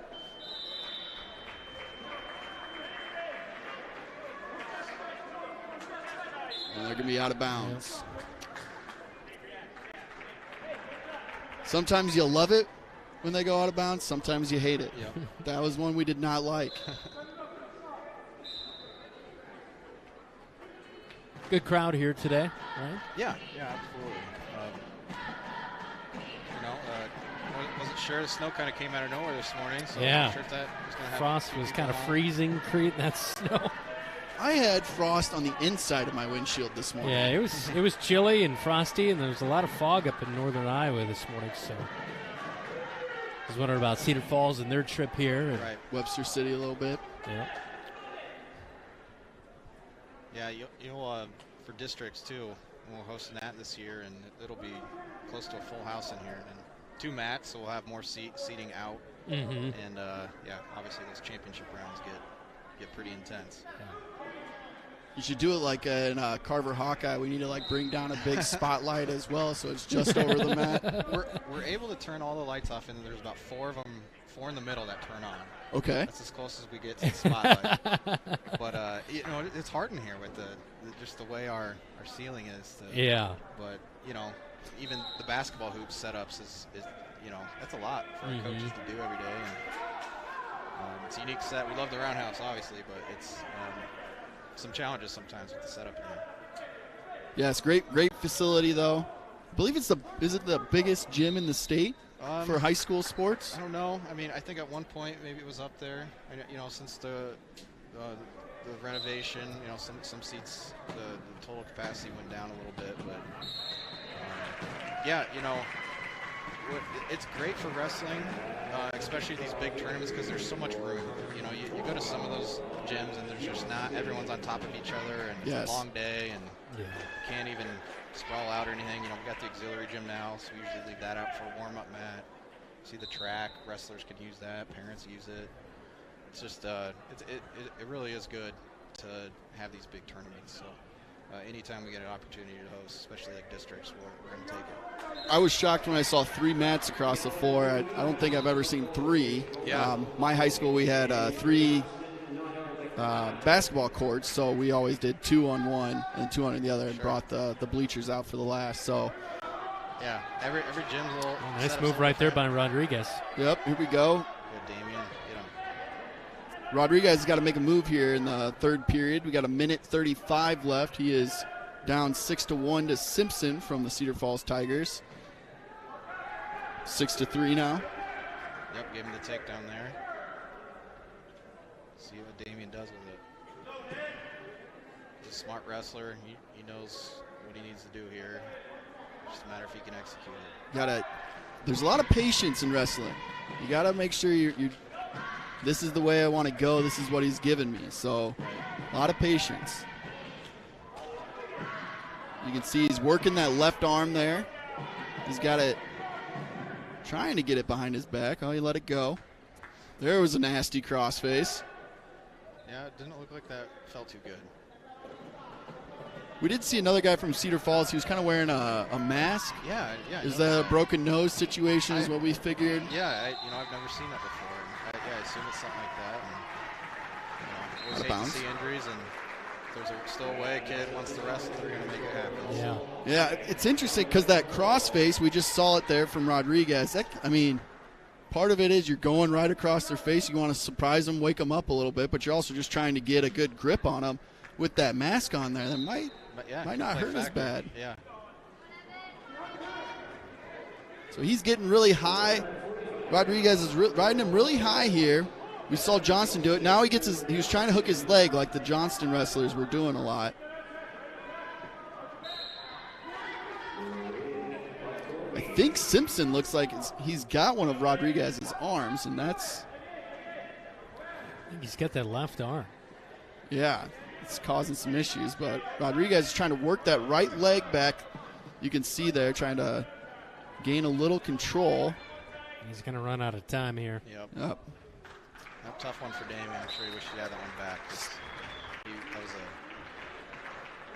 a 6-3. 6-3, good competitive match, and he was right there. Yeah, right there. Maybe another 30 seconds could have swung that to his favor. So, he's got to take that, know that he can improve on it. Right. He's right there. So you can tell he's a little frustrated, but Coach Cross talking to him right now. Still a couple more rounds to come here today, Ryan, and Marshalltown will take on Des Moines Roosevelt and North Polk in their final 2 matches, but it's been a fun day. I'm sure you got something to do, don't you? Yeah, you got to get back to work. Well, after this round is the hospitality room. So we hope to see you guys down there. You guys get a break, I assume, right? Sure. Come eat and okay. enjoy. And thanks for being here today. Yeah, we appreciate you coming up. Thanks for having us. It really allowing us to do everything with Bobcat Sports. Yeah, for sure. Ryan Isgrigg, Activities Director for Marshalltown, as we get into the 120 weight class, as Wise is back out on the mat. Yeah, Wise didn't have a great second round here, but starts out pretty quick in the first round. Let's see if he can gain control on top of Cooper from Cedar Falls. They move out of bounds there, but he did get the takedown, so he's going to start in the top position here against Cooper. It's actually going to be Michael Wilson for Cedar Falls. Wilson, exactly what I've been saying the whole time, Brandon.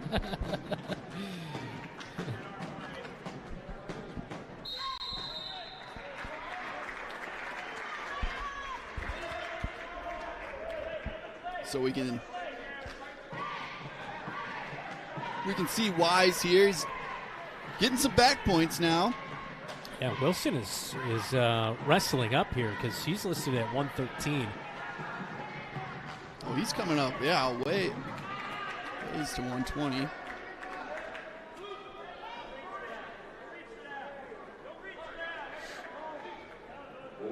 On his back. He's getting back points here. You can see the ref counting it off. So he's got the 3 held up for red, which is going to be good. So Wise doesn't get the pin. He's at least getting 3 points here. So there's awarded the 3 by the ref there. It's holding up 3. 5-0. 20 seconds here left in the first period.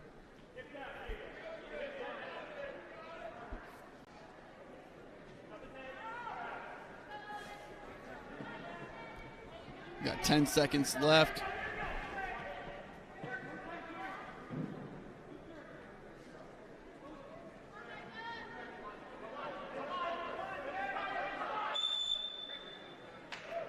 And there is the end of the first period, but Wise is up 5-0 here. Red's choice. He's going to take down.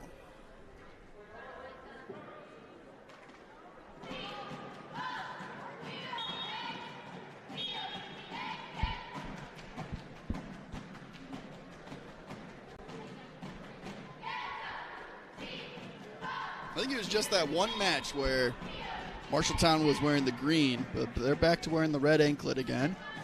Wise gets an escape right off the bat here, not even 10 seconds into the second period.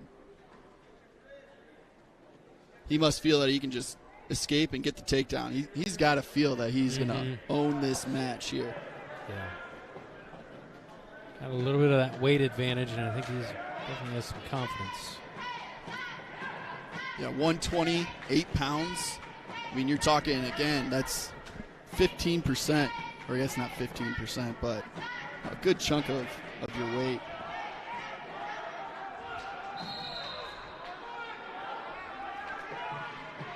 Nobody's got a takedown. Nobody's getting any points. Still neutral. If he can get his leg around, that should be a takedown for Marshalltown.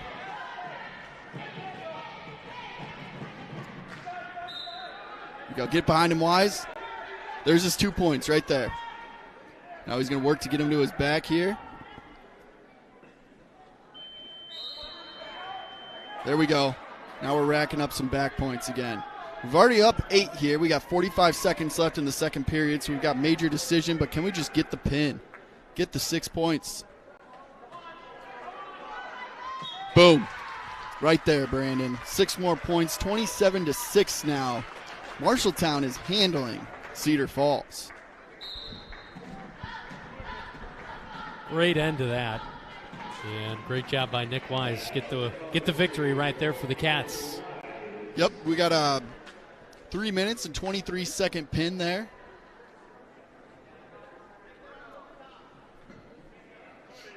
Oh, the Cedar Falls guy came out and took the red one right away.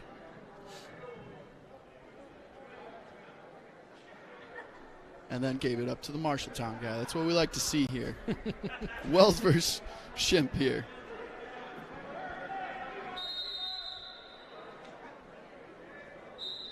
Dante Wells for Marshalltown again. And I should have said it while Isgrig was up here. That's definitely the better looking of the singlets. 2 points goes to Shimp, getting the takedown there. We're 15 seconds into the first period.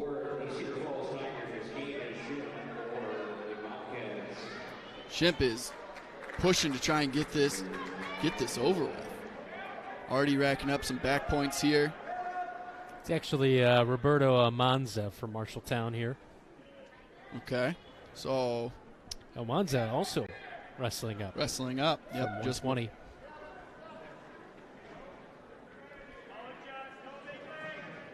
That might be the reason that Shimp came out and just went at it, knowing that he was the smaller guy.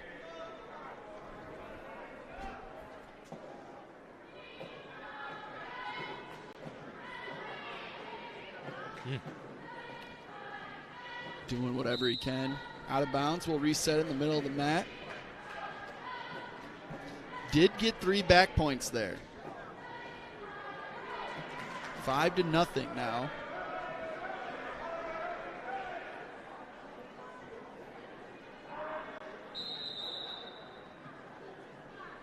There's a warning.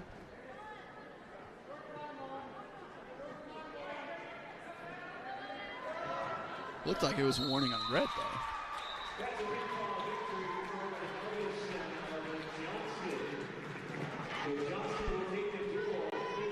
Johnston just beat North Polk 55-21.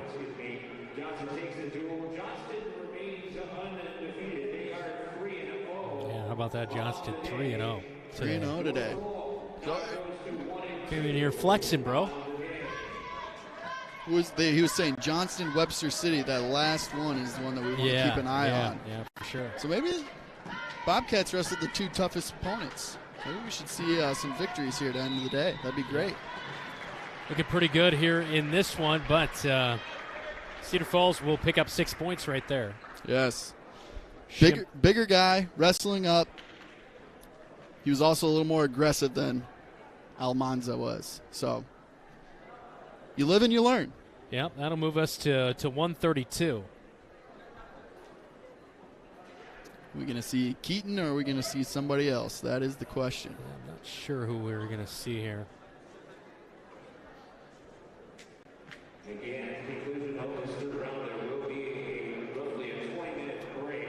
There will be a 20-minute break after this third round finishes up. I guess, a little lunch break. Yeah, and that'll probably help Marshalltown because they've been behind all morning. Now 132. About one is Brayden Wiley, Cedar Falls, Deontay Wells, Marshalltown. We got Dante Wells going for Marshalltown here. And Braden Wiles for Cedar Falls. Looks like Braden's already got the takedown, trying to get some back points here.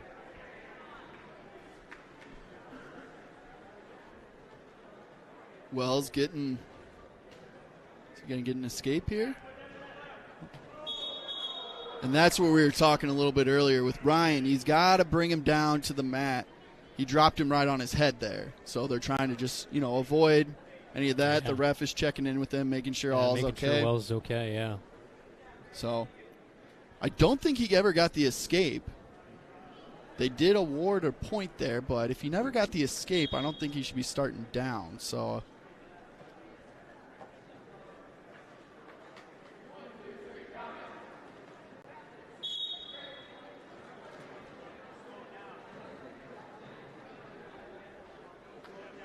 One point red. I believe he locked his hands potentially with his arms around his head without that limb in there that we were talking at the very beginning of the broadcast. You can't wrap your arms around the opponent's neck or head without having another arm in there. So that was a point, Marshalltown. 5-2 here.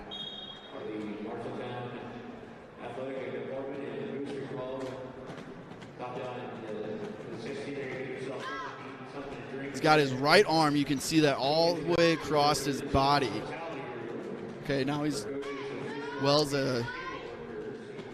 got that free.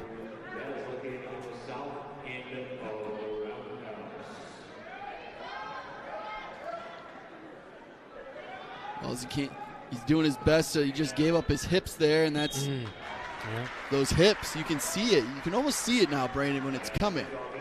Those hips flip over, and it's game over. That'll move us to 138. 138, 145, and 152 left. And 152 and 160 as well.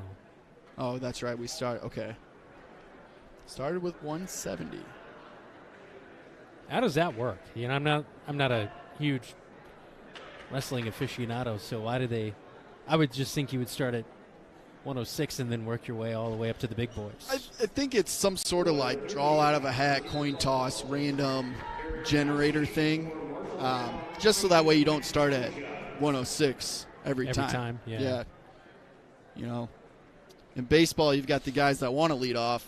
Wrestling, I don't think people always want to wrestle first. Pressure on the little guys. That would be.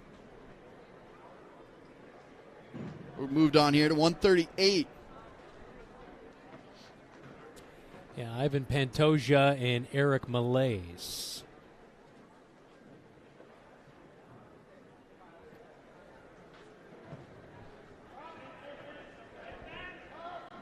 It's a different singlet for Cedar Falls as well there. Oh, there you go, Ivan. Great move by Pantoja. Gets the 2 points. He's kind of underneath him, and all of a sudden now he's on top. Yeah. Cedar Falls trying to work their way back into this duel here. 27-18. Yeah. That's what happened. Like I said, a couple pins can really kind of propel you. Yeah. But it looks like Ivan might get the job done here. He's got 45 seconds left in this first. Got at least a point or two coming here. I don't know if he got 2 points. 2 points. Well, might get another. Got another 2 points. There's 2. There's 3. Now he's going to call him out of bounds, but he'll get his 3 back points. Yeah. That's big. So now he's up 7 in the first period even. He can kind of, I hate coast, but I was about to say I hate to say it. Yeah. But yeah, nobody should be coasting here. Unless we're talking about me going to the coast. So he rides up high, but he's got that leg hooked there. Been seeing that kind of all morning. I wonder if that's a new strategy. Going to get 3 more points here. Yeah, before we got 10 seconds left. Can you get him down, though? I don't think he's going to have enough time here. Maybe. Oh, come on. Give it Close. to him. Time's up. Tough. Going to be up 10-0, though, after the first. That is a good way to end it. So now the strategy is, do I start just racking up the points? Do I do a takedown, let him up, takedown, let him up? Although he's gotten majority of points on the back points, yeah. he gets the option. He's taking top here. Let's just see if we can get a couple back points and get the technical decision is what it's called, and that's 5 points for your team.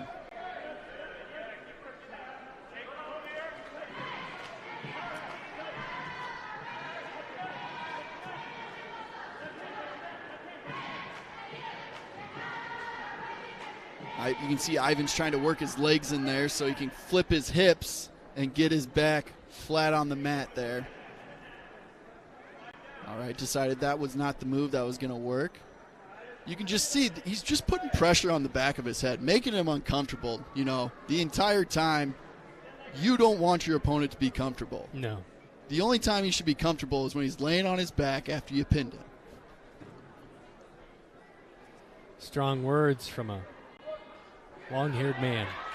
Oh, wow. That out was of quite the position. reversal. Reversal, 2 points for Malaise there.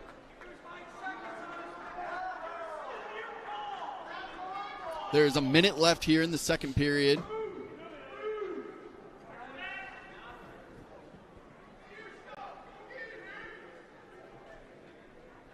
And again, the Marshalltown match is taking longer than the other two. Yeah.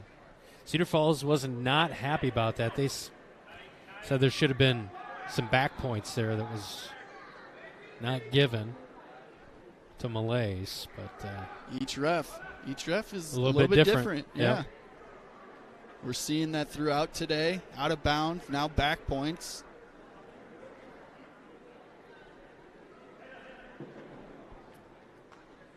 I don't feel like they're riding so high. All the teams that we've seen them do it today, and I don't remember that ever being taught to me. So it's got to be something that's new. That should have been a question I asked Ryan. But while they're doing it, you're also seeing they're getting their legs in there and they're trying to control the legs. So it's not a complete. It's not a complete kind of, yeah. Like, over whatever. Yeah, you know the words. Yeah. Listeners, you guys know what we're talking Viewers. about. Viewers. Viewers on KFJB TV. The creeps. No, I'm just kidding. Wow. It's from a podcast. It's way inside joke. Shouldn't have said it. My privileges are being revoked. Yeah. Always sunny. It's always in my head. Pantoja, he's leading this one 10-2 still. That'll be the end of the second. So Pantoja, 10-2 lead. Cedar Falls had a little bit of an advantage there. Malaise in that second period. So we will have about a 20-minute break in between this end of the third and the start of the fourth sessions. So much needed for Marshalltown, I feel like. They've been the one that's kind of got hit the hardest here today with just the length of some of the matches. Well, it looks like Roosevelt doesn't have a full team. North Polk looks like it doesn't have a full team. So I would imagine our last two here are going to go fairly quick. Yeah. And that's also the reason that some of these are not taking as long. Again, you can just see him driving that forearm in the back of his head there. He's high, but he's got that right leg was hooked there. 90 seconds in the third. It would be real big of Ivan to not give up any points here. Or if he can get an escape and just kind of play it out in neutral, that, again, gives him that major decision, winning by 8 points. So 10-2.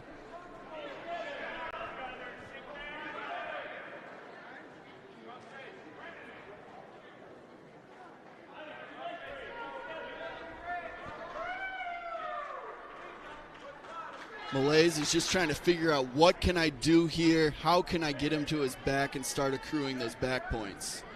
50 seconds to go in the third.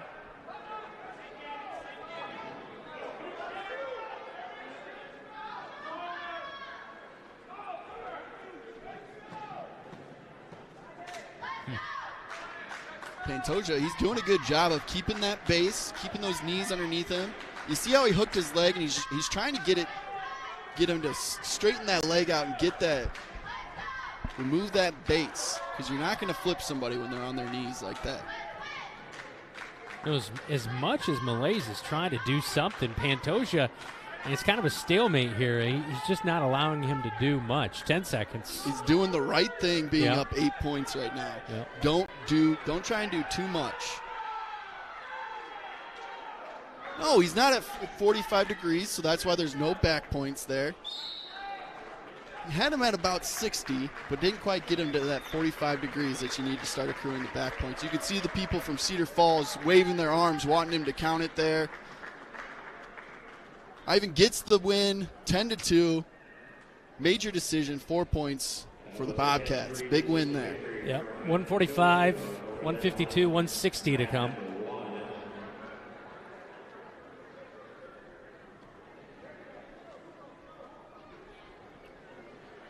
Xavier Anderson on the mat for the Bobcats at 145. I feel bad for this kid he's about to wrestle, because I don't think Xavier, after that last match, is feeling pretty hot. I think he's ready to take out that frustration here.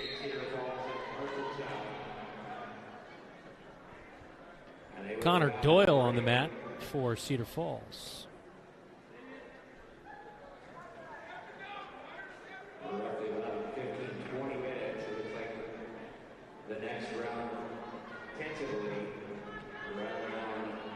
There he goes. He sprawls back, doesn't allow Doyle to get to his leg there. And he's got the arm and the head hooked. Now he's moving around to get the leg. If he can get his legs around to the back side, then he's going to get his 2 points. There's the...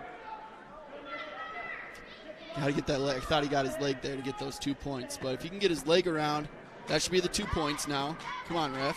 There it is. Now he's hooked that leg even with his leg.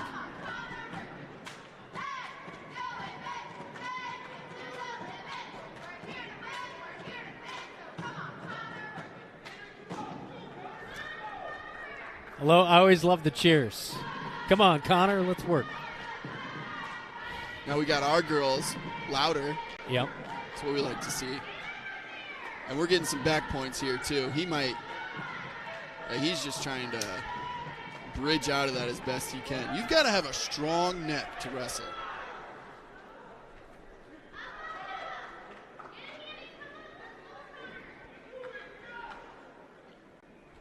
Anderson up 4-0 right now.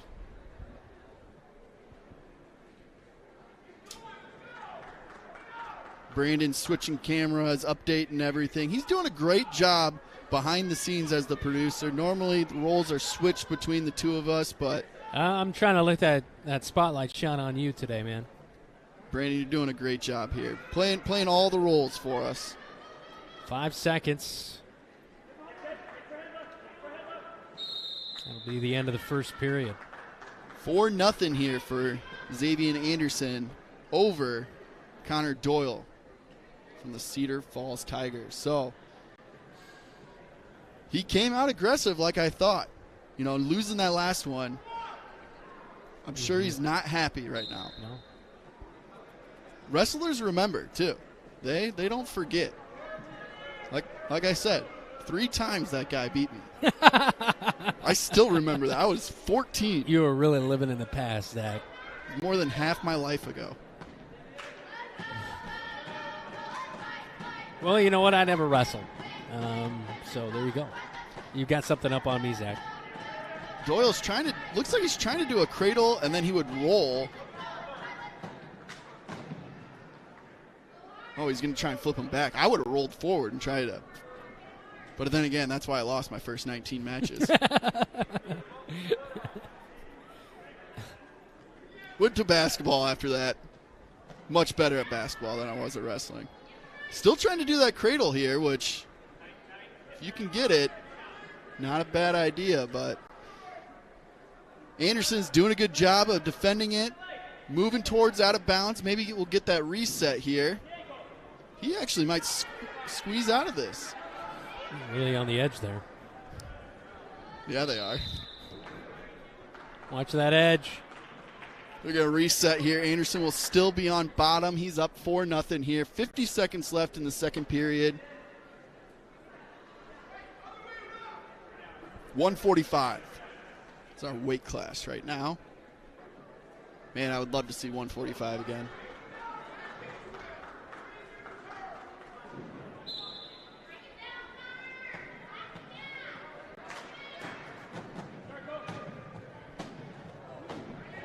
.40 seconds here. Looks like he's trying to squeeze out of there, and he might get out. He's got his left leg hooked. Oh, there you go. Anderson's. Is he going to get the reversal?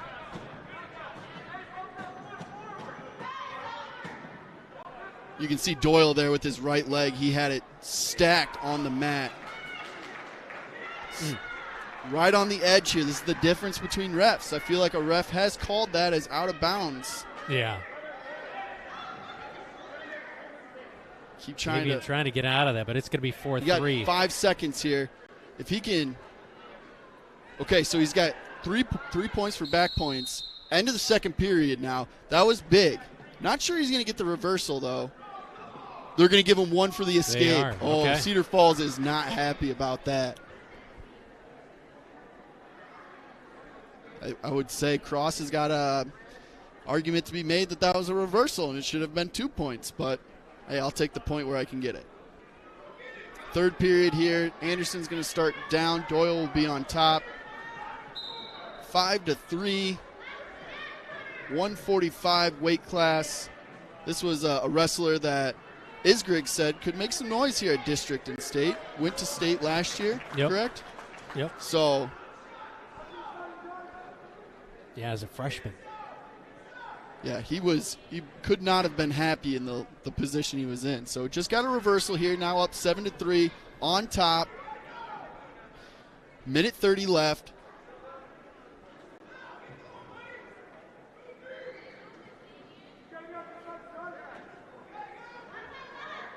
Just trying to find a way to get control of one of his arms here. So he can't have his. Oh, he does have that left arm.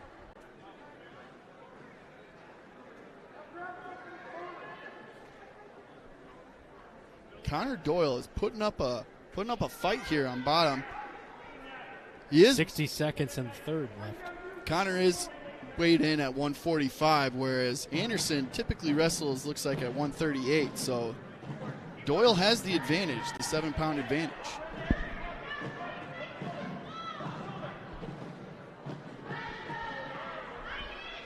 On his back. Gonna get some more points here.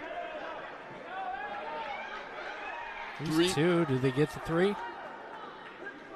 I think he does have 3 held out on his fingers there. Can't quite get it. Can't quite get it. 20 seconds left here in the third period. 3 points. That puts him up 7. If he could get 2 more back points here, or let him escape and take him down real quick. Probably not going to happen at this point. Looks like a minor decision to end this with 5 seconds left. That'll be 3 more points for the Marshalltown Bobcats. 33-18, 15-point advantage. 2 left. 10-3 for Xavier Anderson. Nice win for him. Excuse me. 3 left. 145, 152, and 160. 152 and 160 are left. Yes, Anderson was wrestling up. I just mentioned that 30 seconds ago.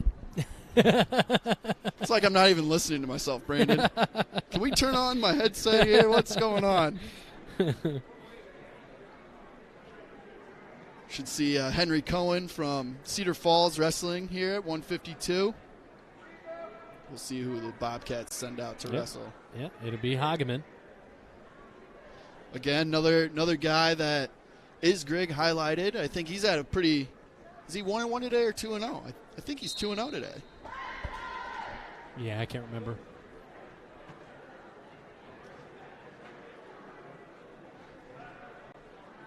All right, so we're taking a break. We will go right into round 4 with round 3 as concluded. So teams that are on a break right now. Cohen versus Hageman. Tigers versus Bobcats. Ooh, what a move there. He pulled him in, and he tried to go for his leg. Now he's got complete control of the left leg, dragging him around the mat, gets his 2-point takedown. Tries to pick the right leg now to break down the base. There you go, getting him down. Working the legs in. What a move there by Hageman. He seems in complete control of this match right now. Yeah, when he decides to do something, he really powers through the move. Yeah, he's just trying to, I'm going to pull your arm down and I'm going to manhandle you right now is what it's looking like. And he's doing it. Reset here, 2-0, 52 seconds left in this first period.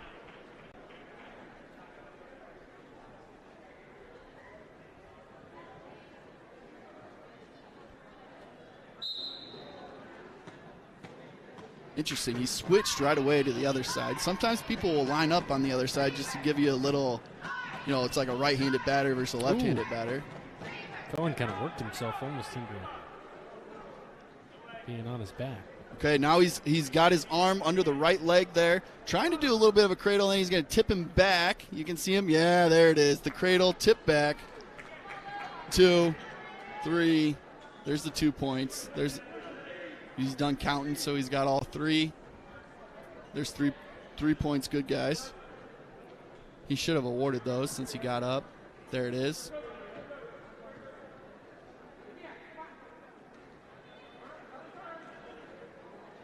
He's just really just trying to, hey, I'm going to pull you and just put you down on the mat here. And that's the end of the first period there. 5-0. Red won the toss, deferred, leaves it to Green here. Green wants to go neutral. He must think he's got an advantage here to maybe take down Hageman. He doesn't think that arm pull leg pick maneuver that Hageman did is going to work again. You can see Hageman working that right arm.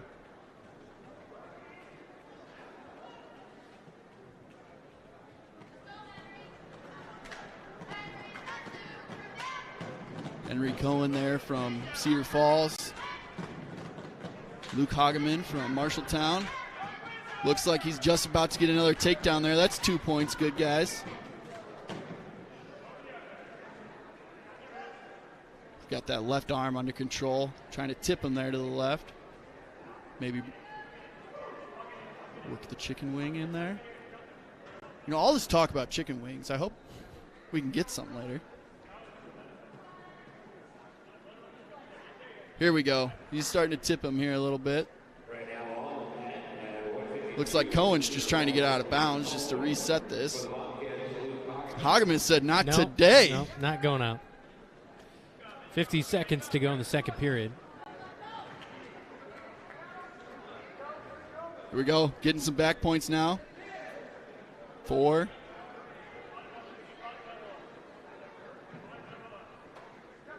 He's pinned. Oh, no, he's got that left shoulder up. Yeah.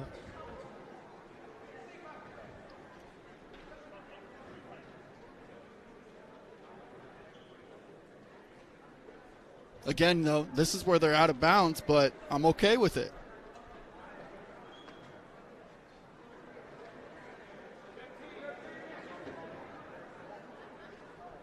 We got 10 seconds left here. You see the towel guy out. 3 back points. Now they're going to reset in the middle here. Moves it up 10-0 here for Hageman over Cohen. Hageman's been able to do just about whatever he wanted here so far in the first 2 periods. 8 seconds left. Tries to just lift him up and take him to the mat there. Oh, gets him back down. Don't give up the reversal.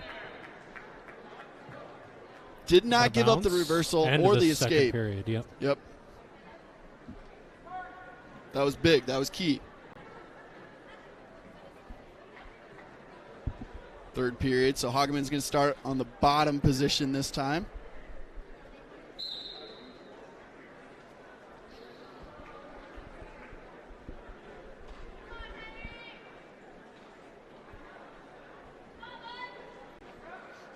You can see he's got a nice base there. They're working that left arm.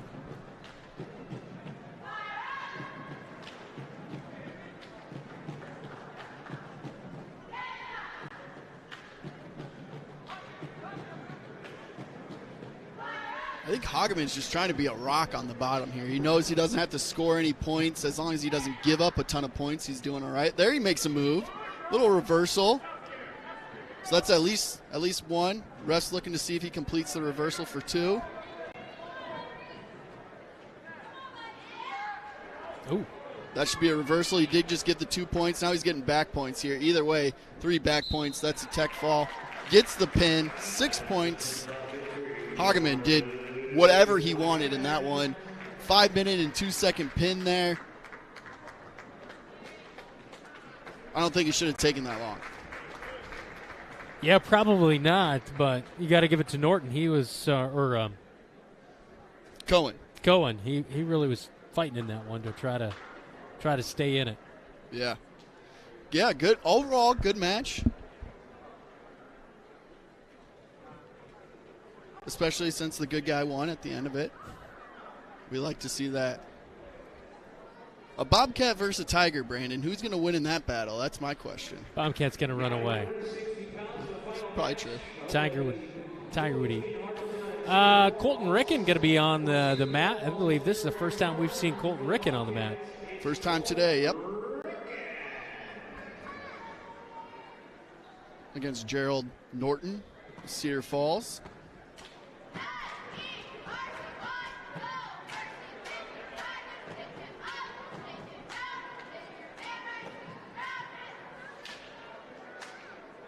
See, Norton there's trying to get control of the right leg. Gave up that one a little bit. Ricken's headgear is in his eyes. If they get out of bounds here, he'll be able to reset it a little bit. Yeah, you can see him messing with it.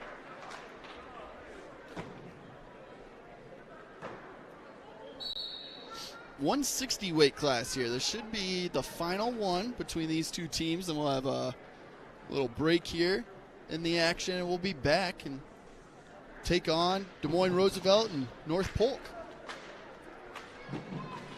We got a minute left here in the first period. Ricken versus Norton. 0-0.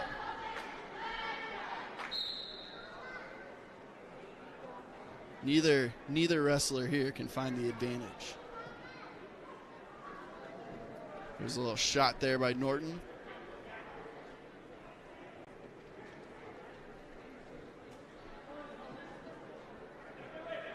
It will be interesting these last two duels to see how some of these guys are holding up. Although I think Marshalltown's doing a pretty good job of rotating guys in. I don't think there are going to be many wrestlers that do all 5, but yeah. Be interesting to see who's got the conditioning to last all day. Yeah, it definitely takes a lot out of you. He tried to throw him there.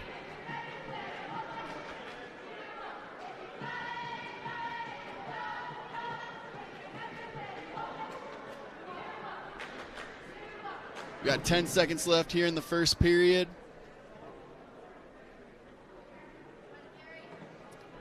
Norton is trying to throw Ricken. So Ricken's got to keep that in mind when they're in the neutral position. Don't give him too much. Just 2 seconds left here in the first period, and it looks like just a little chat with the ref and Norton.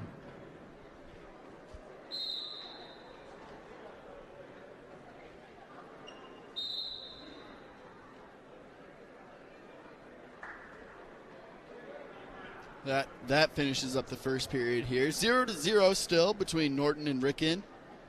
Ricken decides to stay in neutral. A lot of neutral decisions today.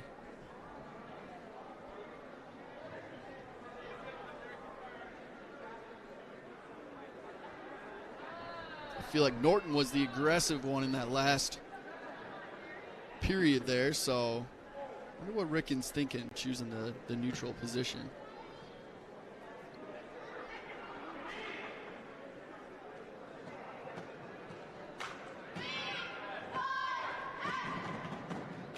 They're tied up deep within each other, just chest to chest, basically.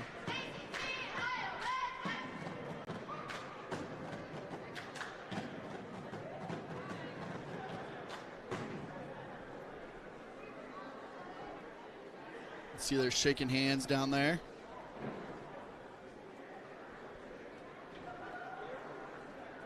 Norton keeps shooting, and I feel like Ricken's trying to wait for him to make his move, and then Ricken's gonna counter it. Yeah, there's a big takedown right there for Norton. Yep, Norton got him there finally. He's trying to throw him the entire time. Cedar Falls makes it interesting, but Marshalltown will win here in the third round.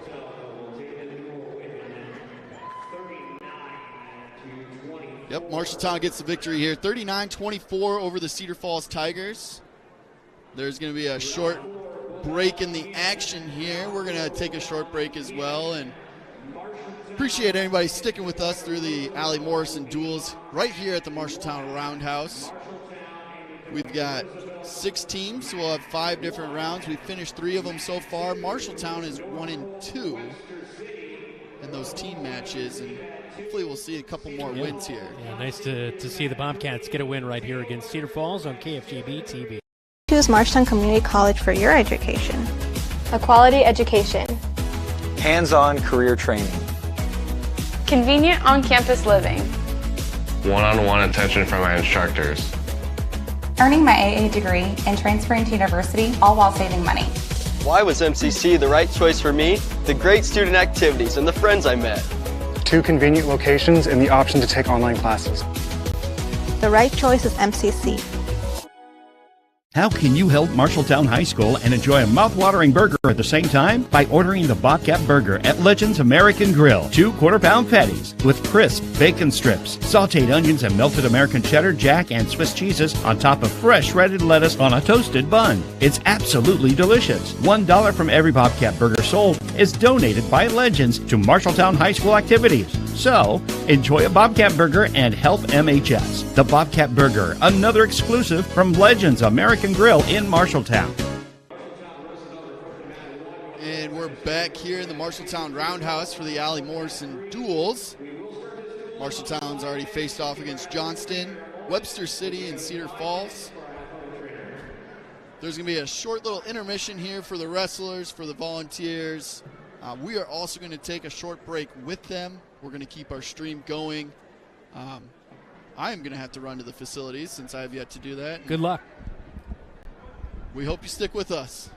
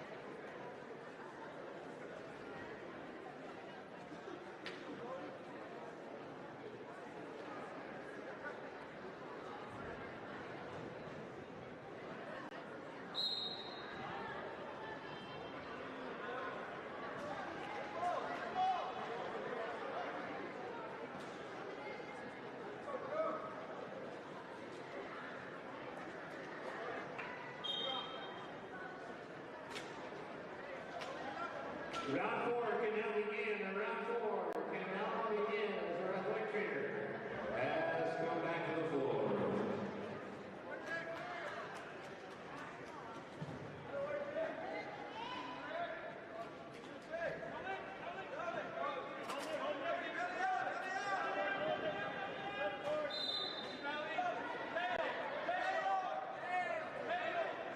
Round 4 is beginning at 182. On that 3, it is Drew Curtis, Cedar Falls, Sam Zindel Johnston. Pinfall victory for Zindel Johnston. At 182 in minute 2, for Mount Paul, it's Dylan Ireland. And for Windsor City, Dylan Burnett Bingham. And on mat 1, it is Marshalltown, Sidney Horevic, and Moan Conlon, Des Moines Roosevelt.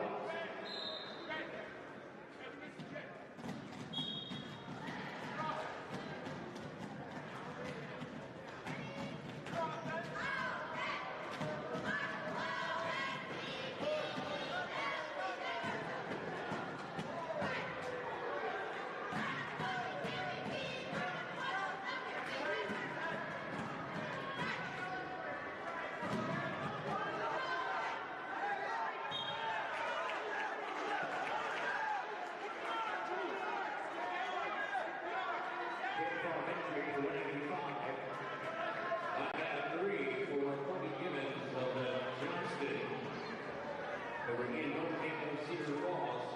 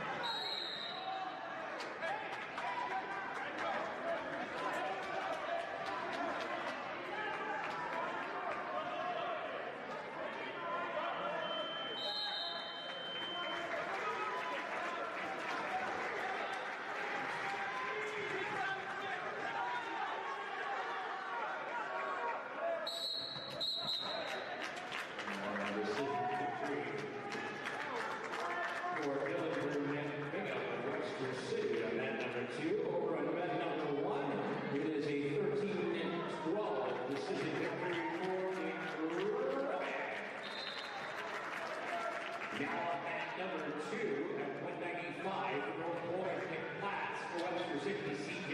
Isler.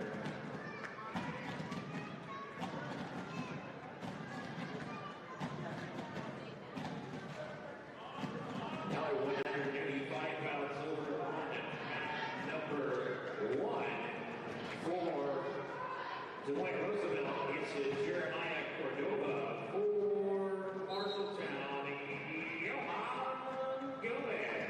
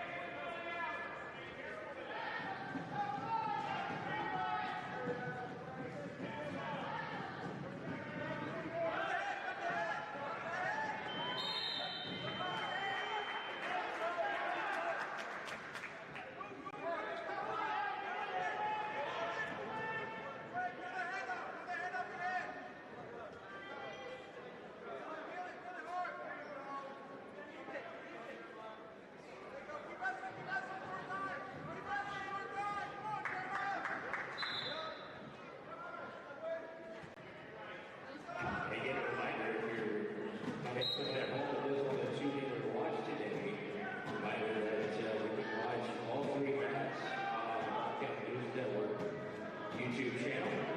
Otherwise, all duels against Marshalltown will be on Blue Mat. You can watch all of the matchups on KFNJ TV's YouTube channel. As Brandon Lewis and Zach Thomas from KFNJ TV are doing this afternoon here today in the coverage on KFNJ TV.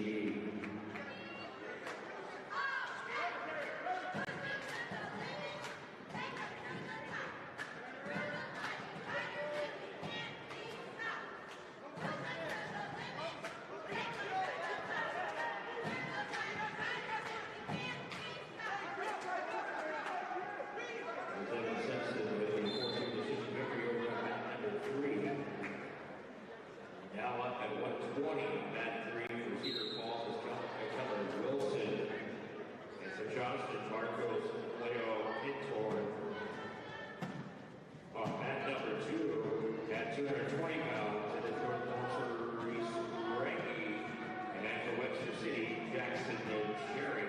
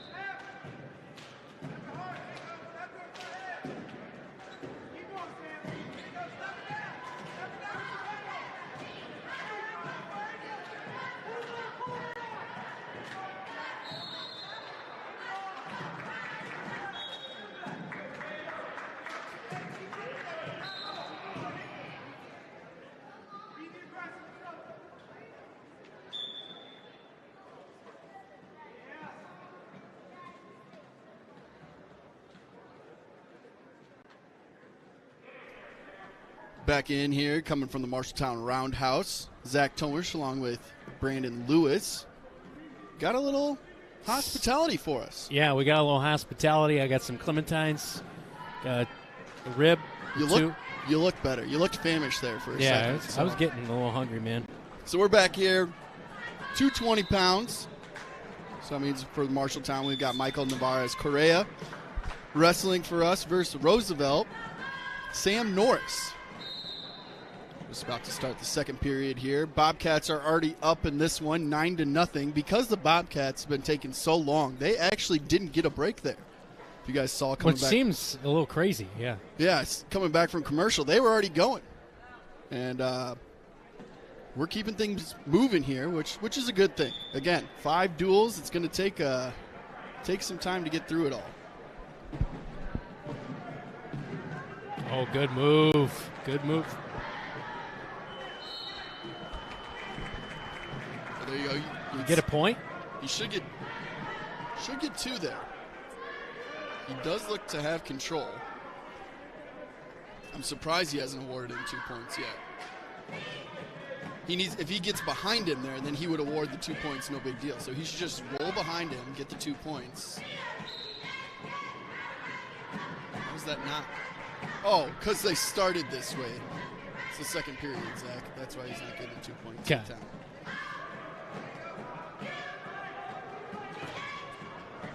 Tripped him there.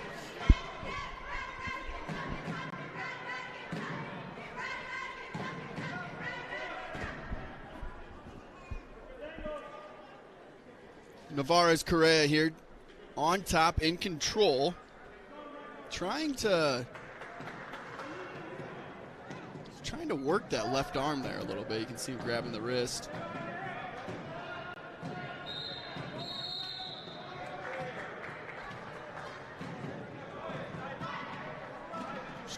Almost trying to force him over a little bit after he gets that arm tucked underneath him. Break him down. You can see he's got that left arm there all the way across his body. Controlling limbs. We've been talking about it all day. There's the escape. That should be 1 point Roosevelt. 2 points actually for a reversal. So he only gets 2 points in total there. The Bobcats are up 9-0. They're going to extend up to 15-0 because nobody to match up against Quani, but then nobody to match up with Jacob Hedgecock for Roosevelt. So just kind of a push. This one will be kind of a pivotal one here to find out how the rest of the match might go. Yeah, Roosevelt, they've got a 106. Marshalltown does not, but Roosevelt, they don't have anybody there at 120 or 126. So we'll see who Zane Keeney ends up wrestling at 113, if he moves up or stays there.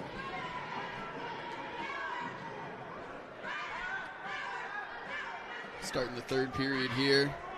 Got Norris on top. If Navarez Correa can get an escape, that'll tie up the score right there at 2-2.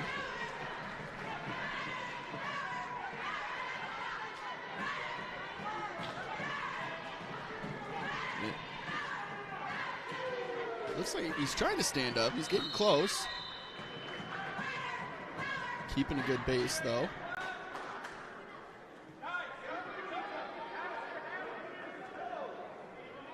Norris just chopped his arm there to get him down.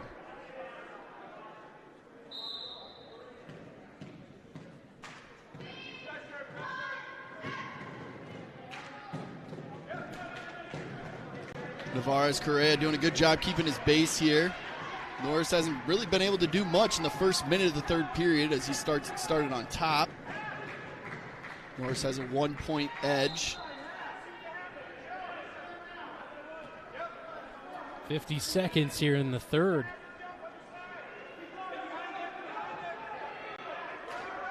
Norris looking to try and stand up, and every time he does, or Navarez is looking to stand up, and every time he does, Norris just chops one of his arms and gets him back down.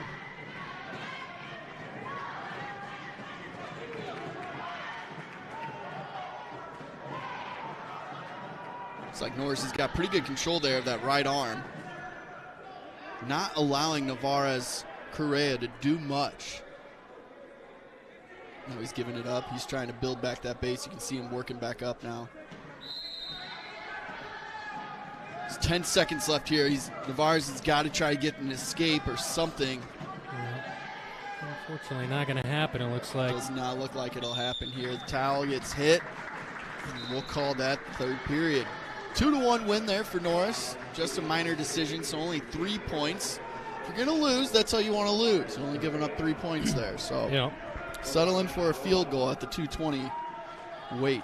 It'll be 15-3 because Quaney going to go uncontested here on the mat. It's a second uncontested win of the day. Yeah.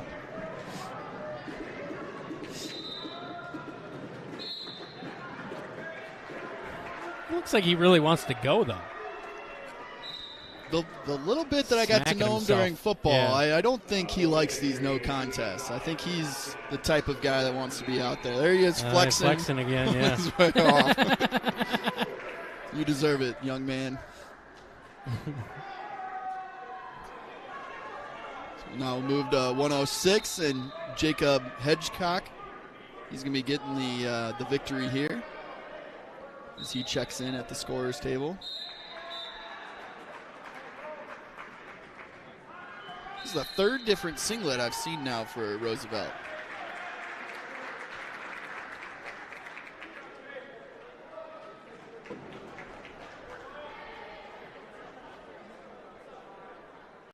Here he comes, arms raised.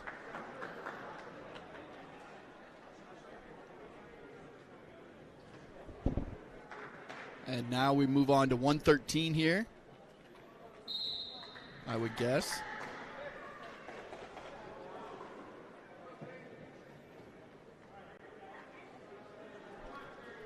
Which could be Damian Rodriguez versus Zane Keeney.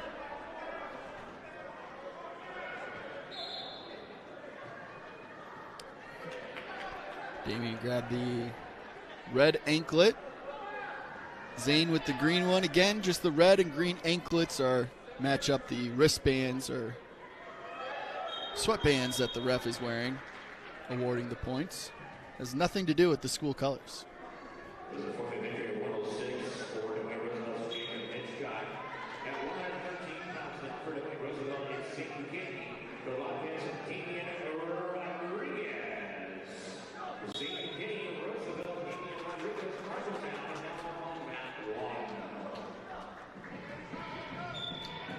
Rodriguez, he looks ready to go. He shot out of a cannon there. Yeah, for sure. He is like, I want this.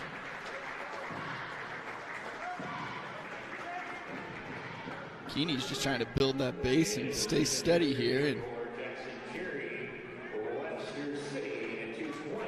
yeah, they'll have Zane Kenny here at 113, and then Jackson Holick is at 138, so I'm not really sure what they're going to do at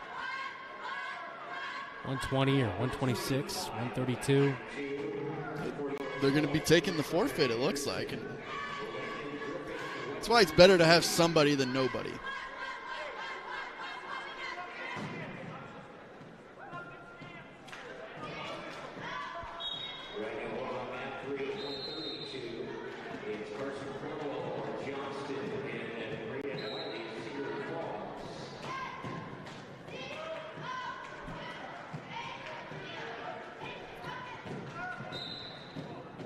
Rodriguez has just been very aggressive here so far in this first period.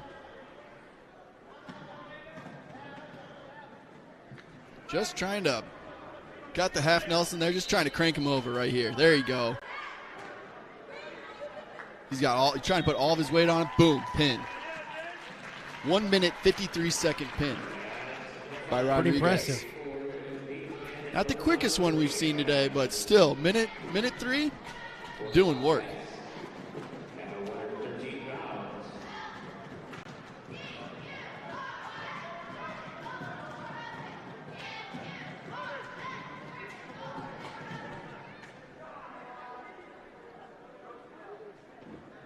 So now we're going to see what we imagine to be a couple different forfeits from Roosevelt. So Marshalltown's just got to send a guy up there, and they get the victory.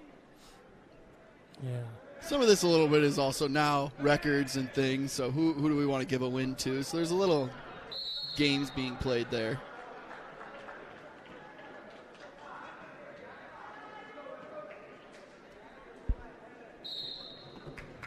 Marshalltown gets 6 points right there for the victory at 120. Yeah, Nick Wise right there will get the win. And we've got the best-looking singlet in all of Marshalltown here with Ivan Pantoja. He should be getting the win here at 126.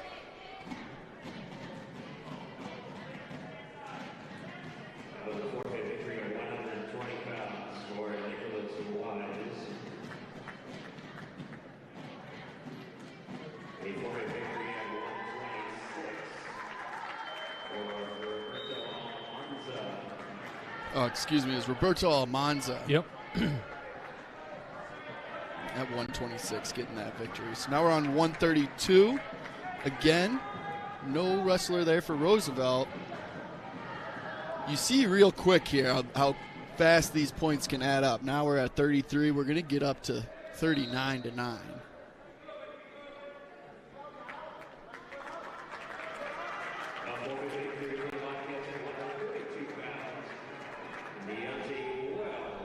Dante Wells getting the victory there at 132. Now we're getting out 138.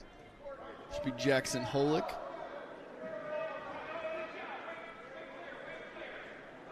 See who the Bobcats send out here. Looks like our prediction is Ivan Pantoja.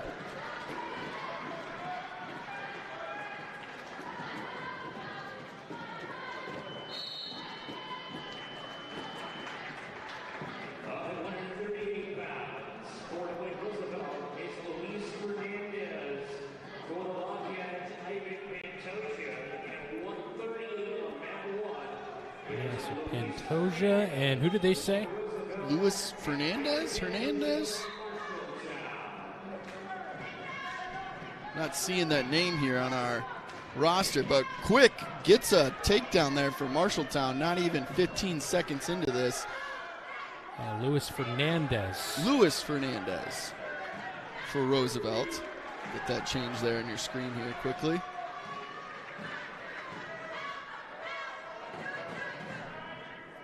Pantoja he came out just like Rodriguez, shot out of a cannon here, and not even 30 seconds into this was already working from the top position. Looks like there was a full Nelson call, 1 point to Green,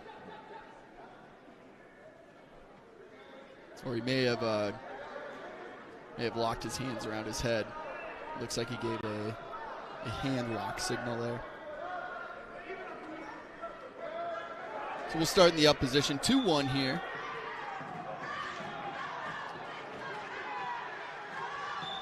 Wow. He tried to move that opened up an opportunity there for Fernandez, and Fernandez took advantage of it.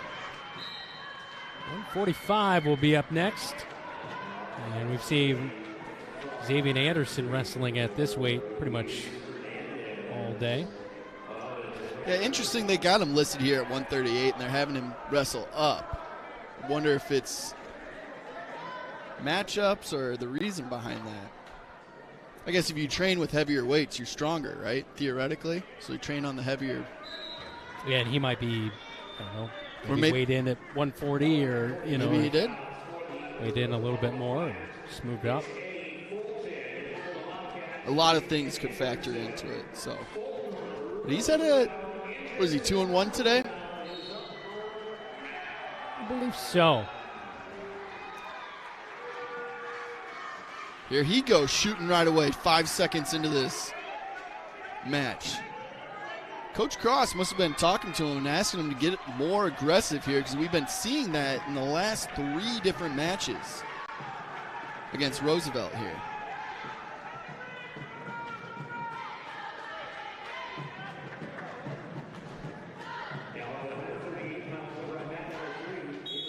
Oh, he wanted him. He wanted him to get deep on his legs there. And it's like Anderson was trying to roll back and do a little bit of a suicide roll there to try and fake him out. Yeah, trying to get Fulton right there.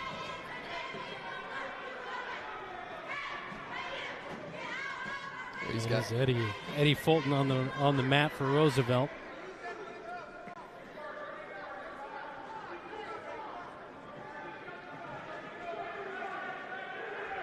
And that leg is sitting right there for you, Xavier. What do you? He's kind of leaving his leg out there. I think he wants Fulton to shoot.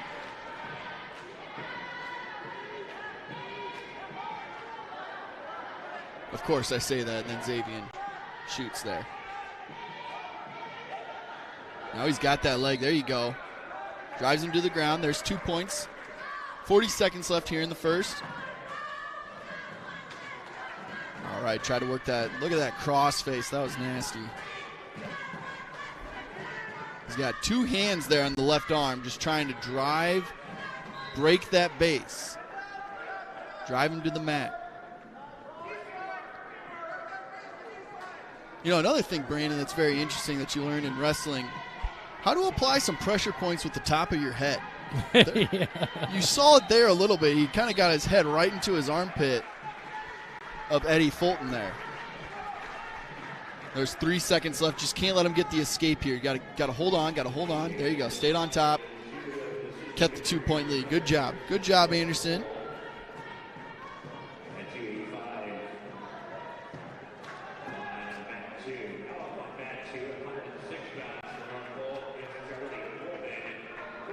So Roosevelt, Eddie Fulton will start on top here for the second period. Seems like Xavier was able to just kind of stand up there.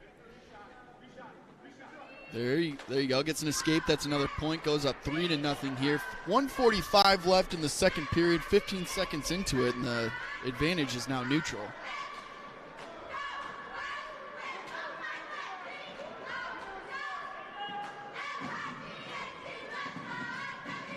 Xavier tries to tie up here, see if he can do a little snap down. You see him kind of putting some pressure on the back of the neck.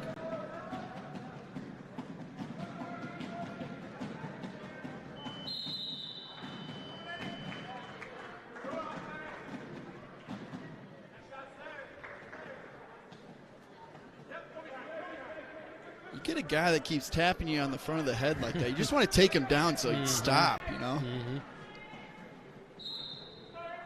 It's a chess match.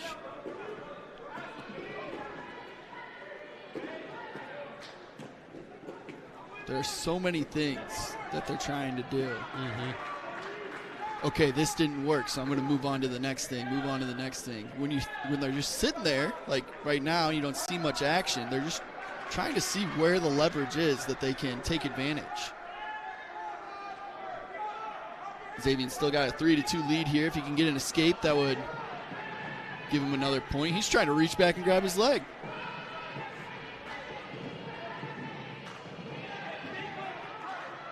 Rip his hands off, push him down. That's another point. He's up 4-2 now. We've got 17 seconds left in the second period here. You see the towel girl come out. 10 seconds left. Fulton's trying to trip him up here. They're both hooking each other's leg. And that's the end of the second period there. Anderson still up 4-2, up 2 points. Green's decision here. He wants to start neutral. Xavier started in the bottom position there in the second period. He decided that one. Mm-hmm.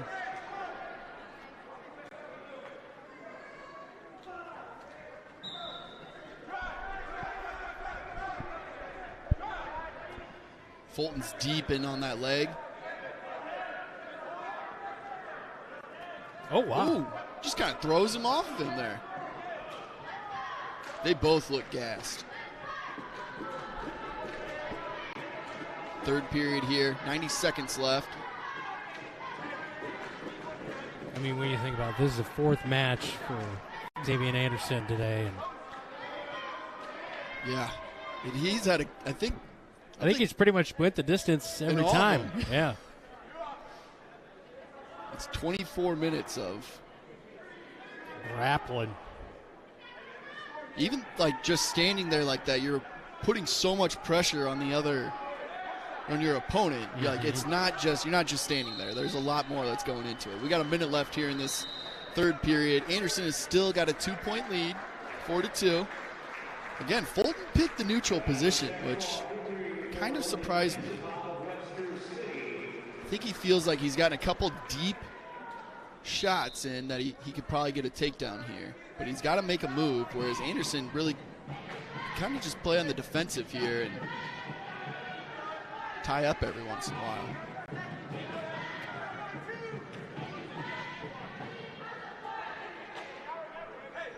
Going down to 20 seconds left here. You can hear the crowd now letting them know how much time's left.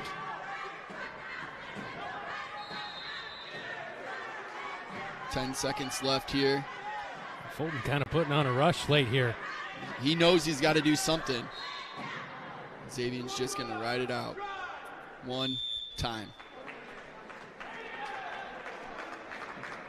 Xavier Anderson gets the victory there. Minor decision, so only 3 points, 4-2. Been putting on a pretty good day here for him. That'll move us up to 152.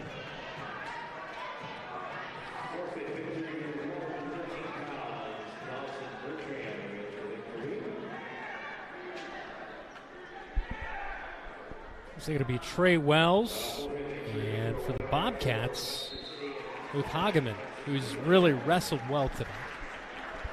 Yes, he has. And that last match was when he was just manhandling his opponent, getting whatever he wanted, to be honest. So he's got that shoulder wrap, but it doesn't look like it's affected him today.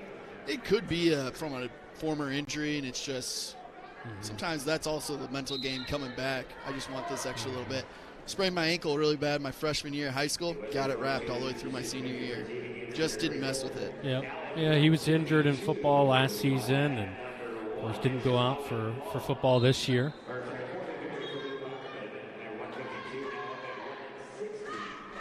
So here we go, starting this first period here. Luke Hageman versus Trey Wells.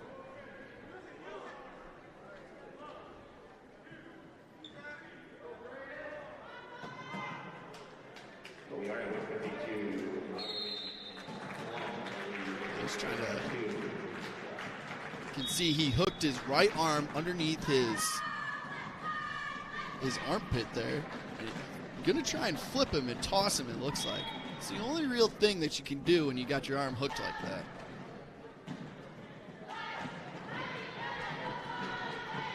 Marshalltown as a team has a 42 to 15 point lead over the Des Moines Roosevelt. Yeah, that actually changed. I thought we were going to see Eddie Fulton, but it's Loudon Plum who's on the mat here for Roosevelt. Well, we had Fulton in the last. Fulton was last one. Yep, correct. Yep. There you go. He got his 2 points for the takedown there. Got control. Now he's going to flip him over because that's what Luke Hageman does. Whatever he wants. Got a point there, it looks like. So back points, you can only get 2 and 3. So he got his 2 there for sure.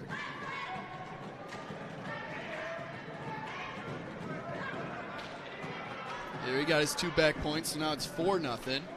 Good guys.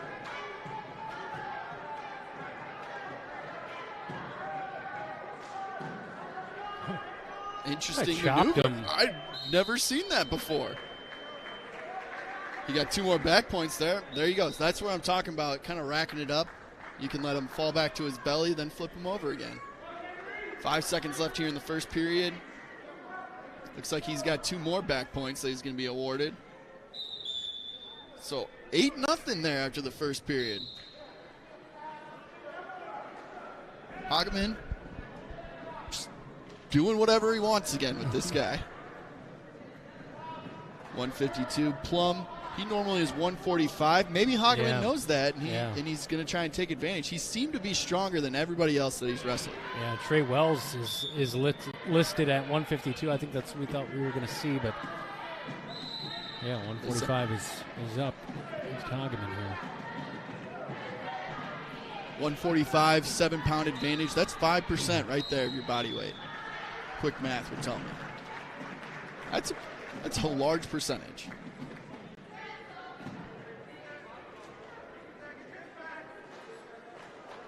He doesn't even have the point for the escape yet, and he looks like he's in complete control. There's the reversal and the pin. 7 seconds into the second period. 2 minutes and 7-second pin. Luke Hageman doing whatever he wants on the wrestling mat today. Great work. Again, that was somebody that Ryan Isgrig, the athletic director here, talked about making some noise. I think also had some brothers in the program, if I recall correctly, as well. Yeah. So it's another household that I would not want to be looking for that last French fry in. Moving on to 160 here. Bobcats get the victory by forfeit, so I'll move us up to 170.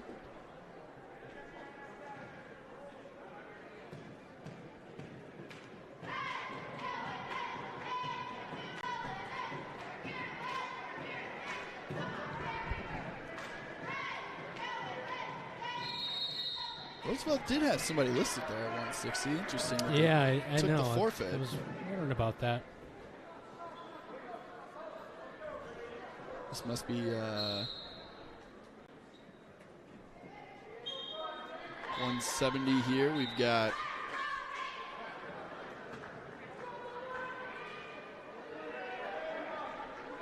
Dalton Zednicek for Marshalltown and Hayden Velde for Roosevelt. Roosevelt, who's listed at 160. Must have had that extra muffin this morning.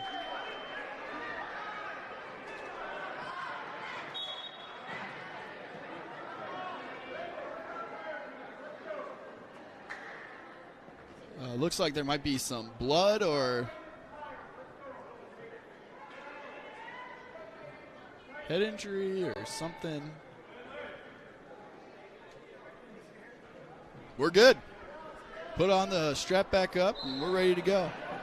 It's the final match here in the 4th round today. The final round for Marshalltown will be against North Polk.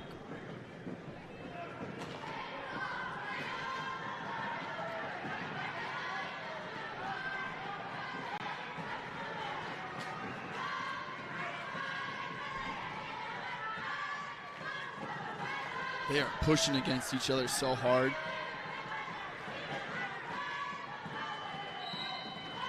Got a minute 10 left here in the first round.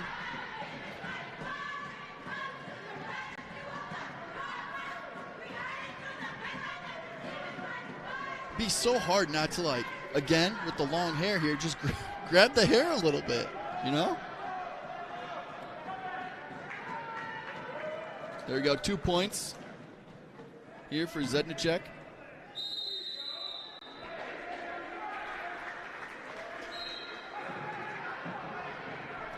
Don't move too far to the right. Got to try to stay in bounds here. Oh, he's trying to get the cradle too. He might have it there.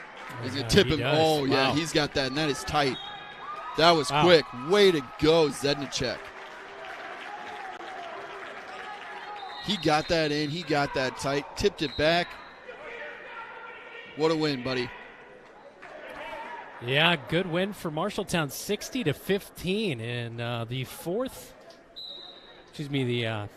round here against Des Moines Roosevelt.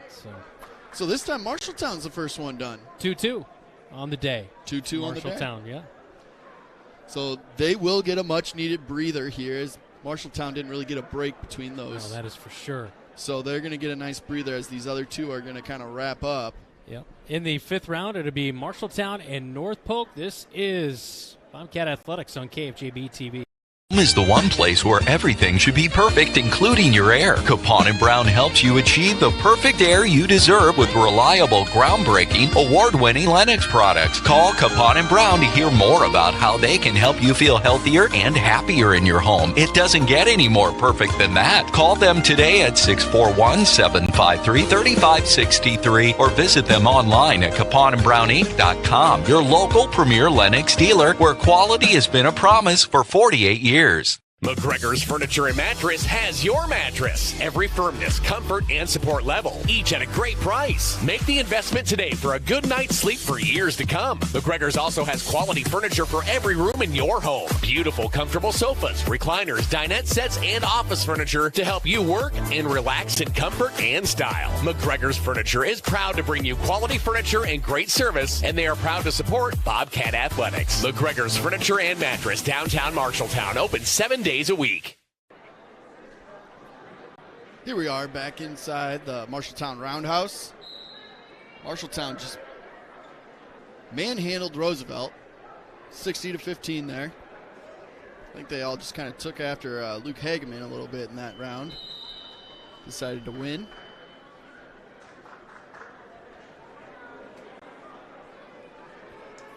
I'd like to thank all of our supporters of Bobcat Athletics, Legends American Grill, Marshalltown Steakhouse, as well as Jensen Ford yesterday, today, and tomorrow for 55 years. We are with you every mile along the way. So 60-15, the final here in the 5th and final matchup here today against North Polk, and we've seen them be pretty competitive today.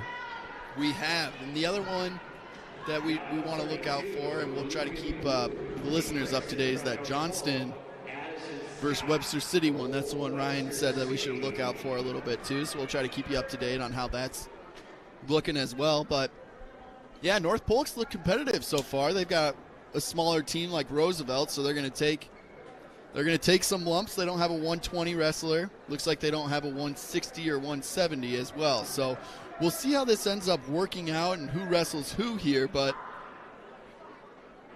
want to see another competitive match, but we want to see the Bobcats get the victory here so they can end the day 3-2, winning record, messing around a little bit early on in the day, trying some different matchups. It sounds like that's what Coach was looking for. Yep. So maybe seeing some other guys that don't normally wrestle varsity. It's always a little gamesmanship when it comes to tournaments like this. So it'll be nice to see that. Hopefully we see it end with a 3-2 here for the Marshalltown Bobcats.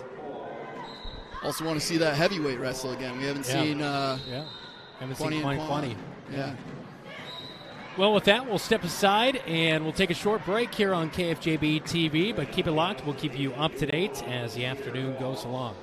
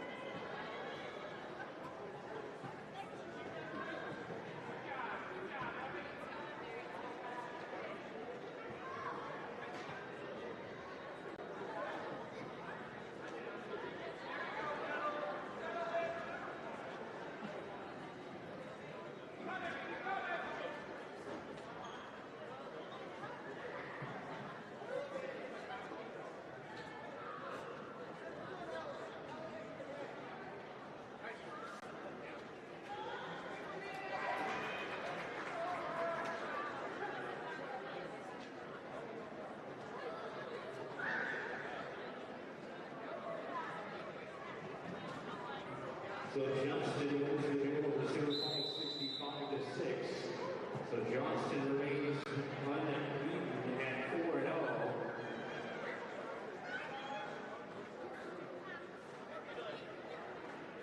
Cedar Falls is now 1-3.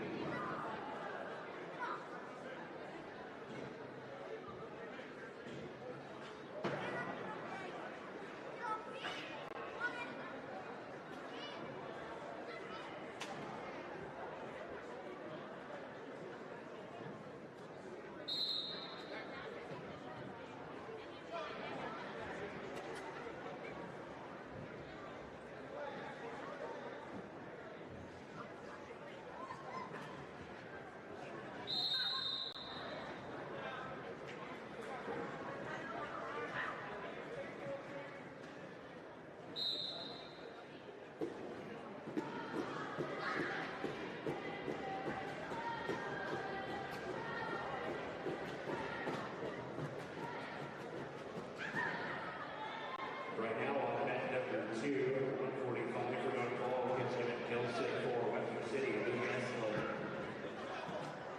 And we will complete round 4 before we begin round 5.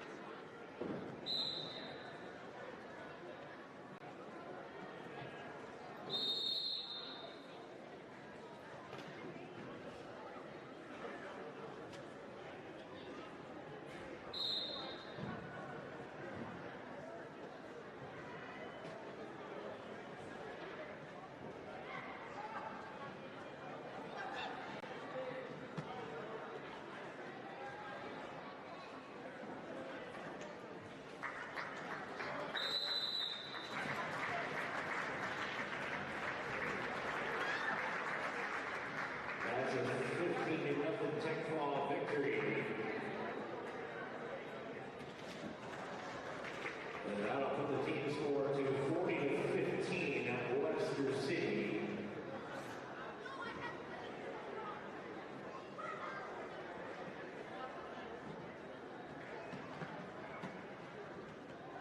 Now 152 for Norfolk. It's Eden Graceland from Webster City, Jordan Bingham.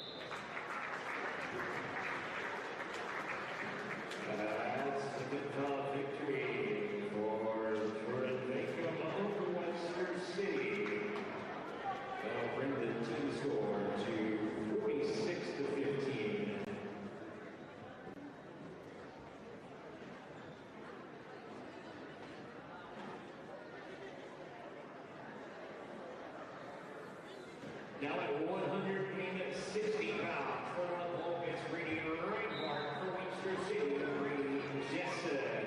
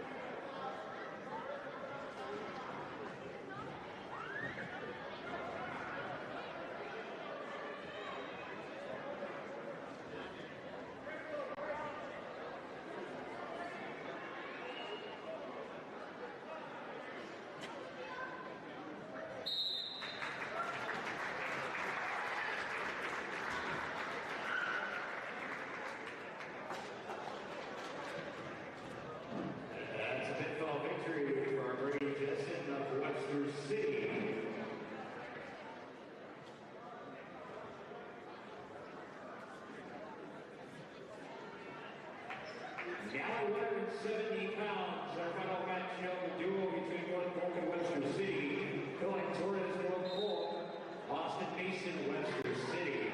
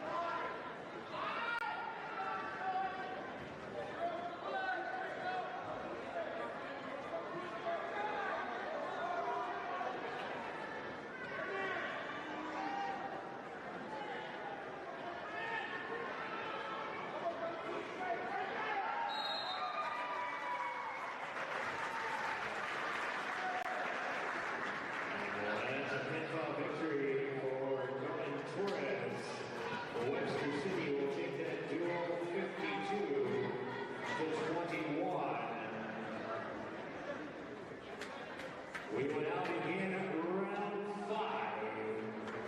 Round 5 will begin over on mat 1 against Marshalltown and North Polk. Back here at the Roundhouse, North Polk just finished up against Webster City there on the center mat, and that's who Bobcats were waiting to wrestle here in the 5th round. So might be just a short couple more minutes here before we kick off Marshalltown versus North Polk, which will be our 5th and final duel for today.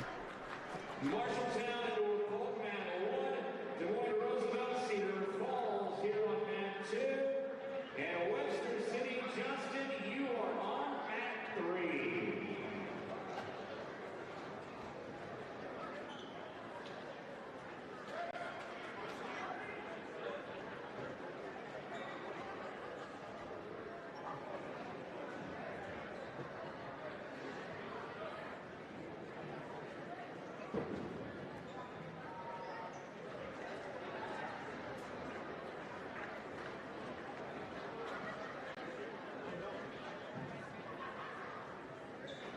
So the final team score for Webster City North Polk will be 52-18 because of a 3-point team deduction for unsportsmanlike on the mat for fighting.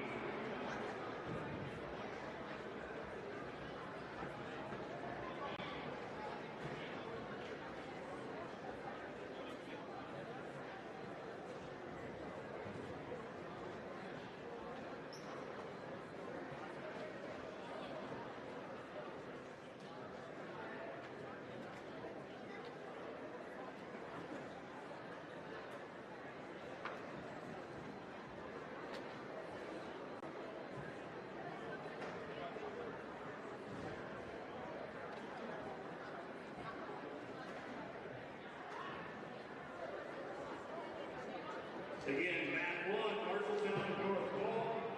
Des Moines Roosevelt, Cedar Falls, mat 2.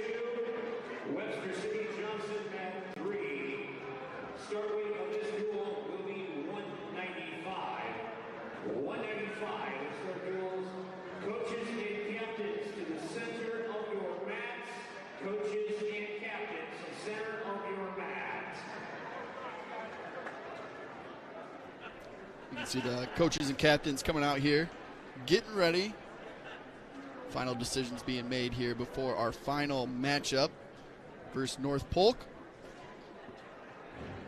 The Marshalltown Bobcats, right here on KFJB TV.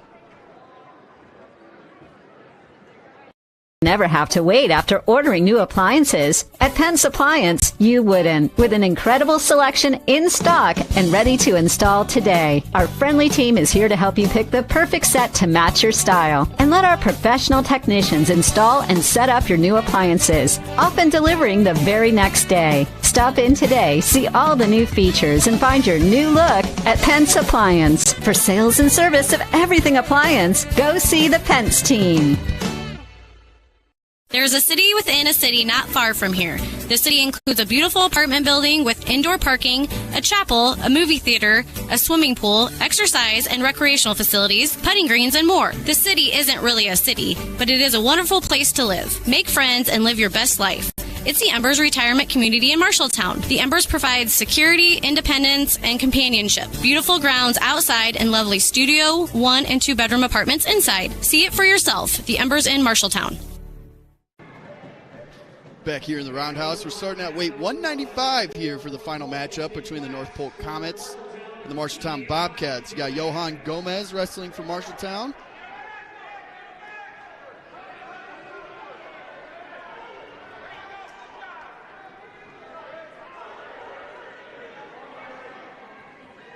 Gomez shoots right here. Ooh, nice double leg takedown. 2 points there, right on top. See if he can get control of that left arm. Looks like he's got it there. Oh.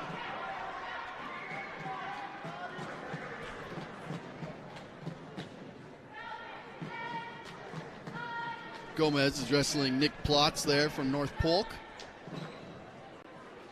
Gomez, a little head tap and then a shoot there for the single leg takedown. Looking to see if he can suck it in.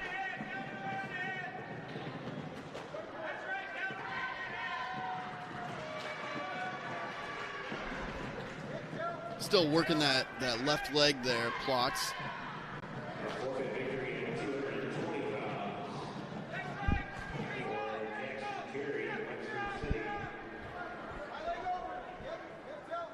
Gomez just picking him up because he can. Gets back to the neutral position. Took a little playbook, took a little play out of the Hageman playbook there, just trying to manhandle him.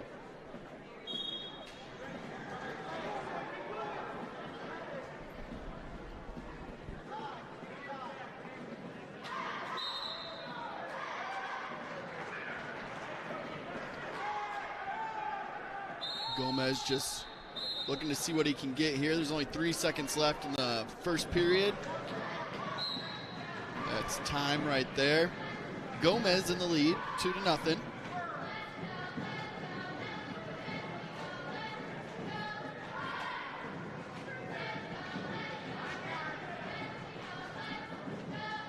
Gomez going to start the second period in the down position.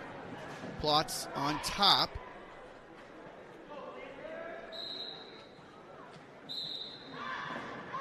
Gomez stands up here, tries to get the escape. Does get the escape.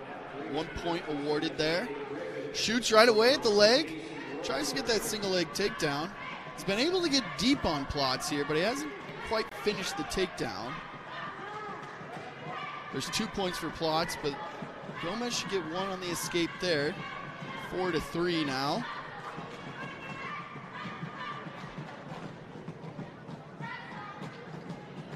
Four to 3, Gomez in the lead here.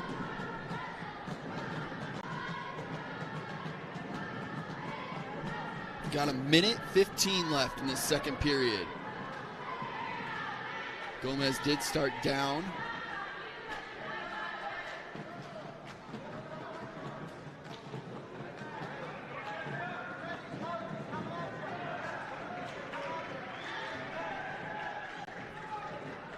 Gomez shoots again. Again getting deep on the legs. Was able to get a 2-leg takedown there. If he can get a little bit further up on the body, he's going to get his 2 points. But right now, he has not secured the takedown. Plotz is trying to get on top. Good little move there. Johan doesn't allow it to happen. They stay neutral. No points awarded to either wrestler there.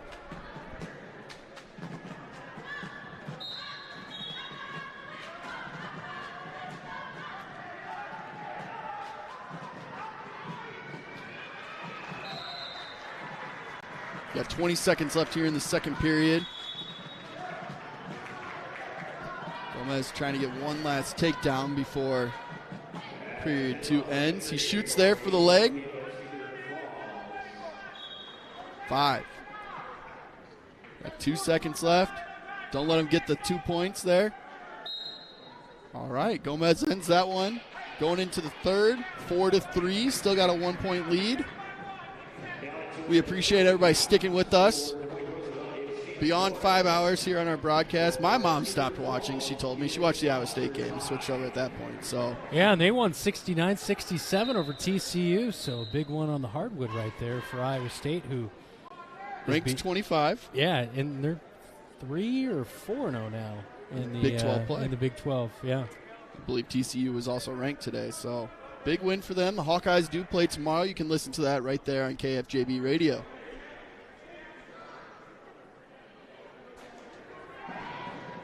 So we've got 4-4 as Gomez started on top and Plotz gets the escape to tie it up. Gomez, though, has been able to shoot here. He's been getting deep on it, so I wonder if he can succeed and get another maybe double leg takedown for 2 points. Here he goes, shoots again. Didn't get as deep this time, but is he able to kind of scramble out of it? Yeah, he does. He's trying to get right over that leg and just couldn't get all the way around. Now he gets under that leg. Deep there. So now, but he's got his leg picked. All right. Escaped out of that. Can he make a move? Can he pull him back? He's going to try and pull him back here. Or trip him forward. That would work too. 2 points. That was big. Right. Yeah. Let it go out of bounds if you want. At this point, you'll reset on top.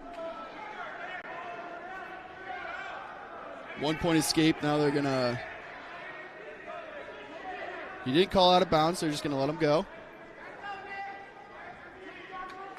It's 6-5, though. 6-5.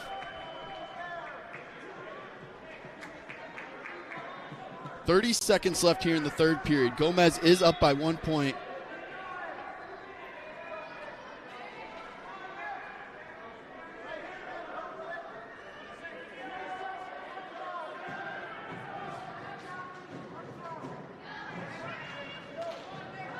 Gomez 6'5" here. There's 12 seconds left in this match. The towel boy comes out.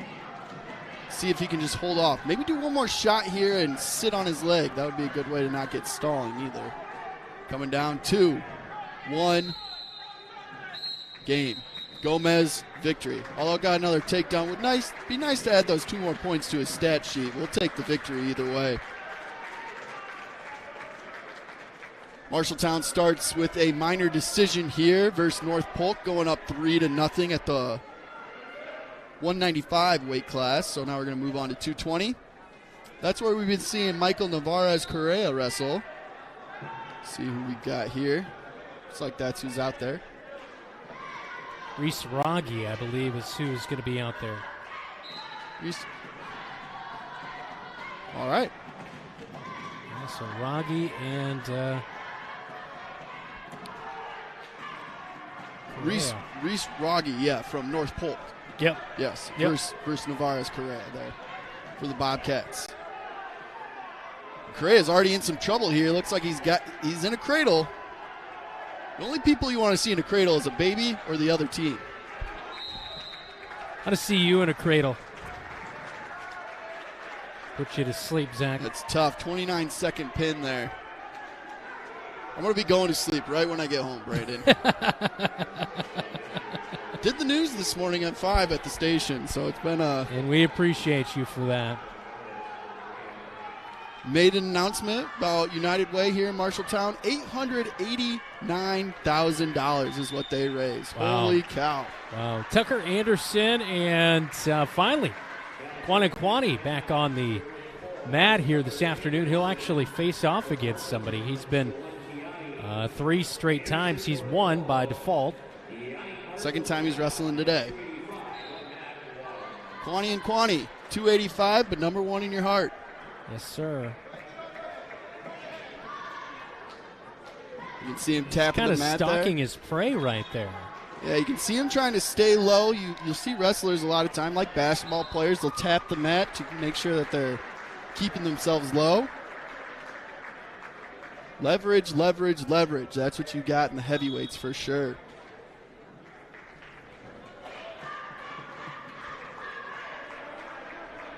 Looks like Tucker Anderson here is trying to do a little bit of what we saw Luke Hageman do, where he just kind of pulls his arm in. Get him off balance a little bit.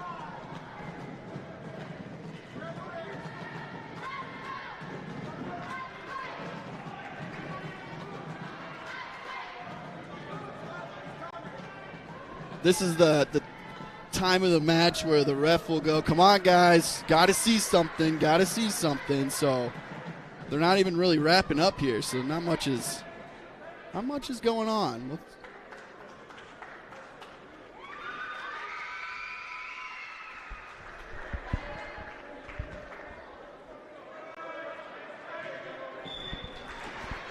Tied up here. 35 seconds left in the first period.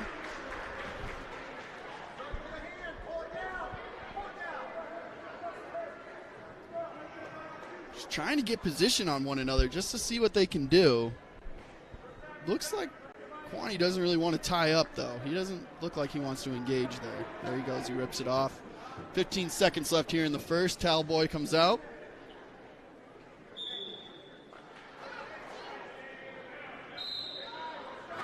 Just throwing him off of him. This will be interesting what position they pick next. If they're going to, whoever wins the coin toss here. Looks like red one. Or green one, excuse me, deferred, so it goes over to Kwani here. He wants to go neutral.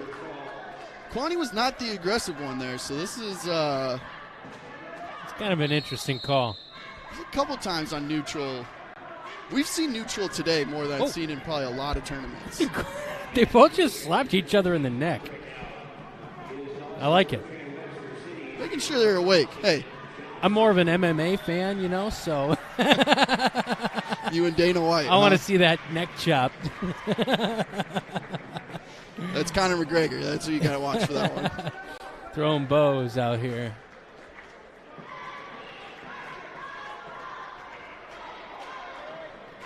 Kwani, you picked the neutral position here, so I'd like to see an aggressive move, something. But he doesn't seem to be the wanting to tie up. Tucker does.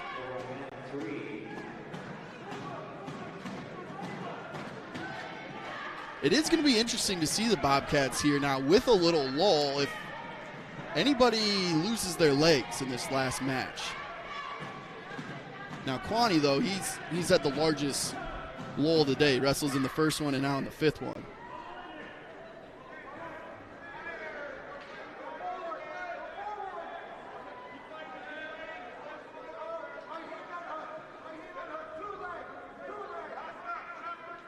Do you usually see any big men shoot? No. That's what I was saying at the beginning of the day there. They like to throw each other and use the momentum. Yeah. Your bigger guys typically throw. Ryan kind of mentioned that a little bit. Yep. You'll see the bigger guys throw. Yep. They're just not as agile to get down to the ground to make the shoot here. So got 22 seconds left in the second period. 0-0 still. Haven't seen them go to the ground yet. So it'll be interesting to see what Tucker Anderson from North Polk picks in the third round.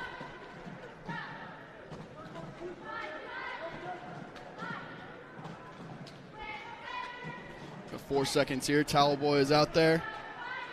Most action we got is in the last 10 seconds. And the first 10 when they smacked each other, making sure they're both awake.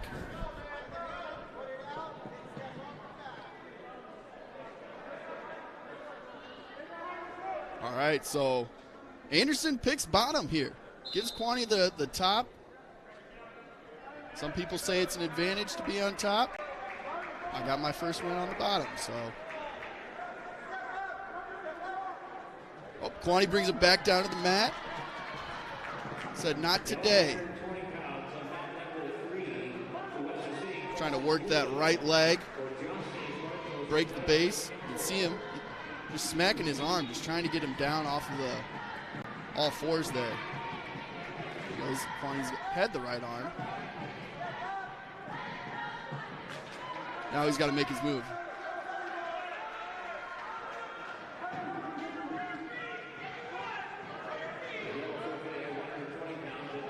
You can just see them both just trying to work the hands there. Anderson gets the escape. That's a point. That's the first point scored. We got a minute left in this match here. That could be it. Kwani has to be aggressive here now. He has to get the takedown, but a takedown wins it with 55 seconds left here.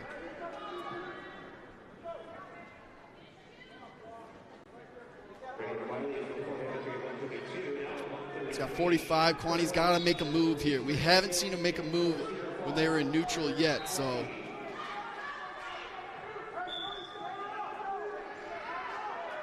Kwani shoots there. And Tucker sprawls out and gets the 2-point takedown. 30 seconds left here. Tucker Anderson up 3-0 on Kwani Kwan.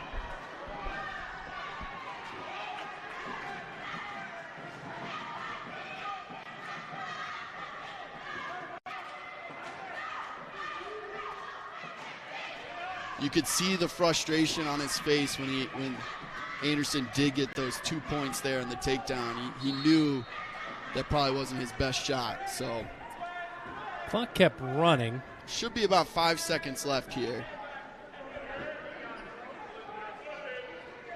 I think they're saying 3 is a number I'm hearing thrown around. Somewhere between 3 and 5. There you go. 3-3 left. Unless there's an incredible move that he can pull here. Yep. It's a tough one. Tough one for Kwani and Kwani. Minor decision. That's 3 more points for North Polk. Leading now 9-3 on the team score. And North Polk's got to be up because Bobcats don't have anybody at 106. We'll wrestle at 113 and then nobody at 120 for North Polk coming into this one. So we'll see. Bobcats might get 6 back right there. So. Again, any freshmen out there that want to earn their varsity letter that's under 106 pounds, talk to Coach Cross. he can get that for you.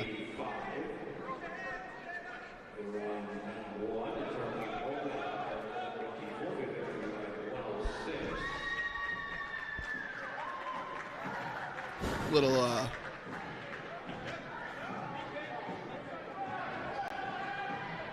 wait, who was that just ran out there? So somebody, Rodriguez got the forfeit at 120. I don't know. They must have got a forfeit at 113 as well as 120. So that's how we got 6 points in a row to be at 15 to 21 because they got the 103. Yeah. They must have their 113 guy wrestling up. But did we just get another one at 120? I'm guessing so. I see Ryan over there. He's sitting at the press table. I'm checking here. Here we go. All right. So at 106, Charlie Bowman for North Polk, the forfeit. He won there. Damian Rodriguez at 113, the forfeit. Roberto Almanza at Marshalltown, the forfeit at 120. And Nick Wise wins at 126 with the forfeit. So that's how Bobcats made up a little bit of points there.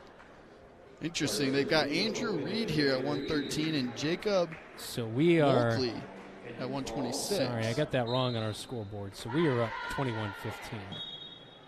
Hey, I always like to see the points on the other team go down. So I'll take that whenever I can see it. So we are all the way up to 132, just like that. Just like that.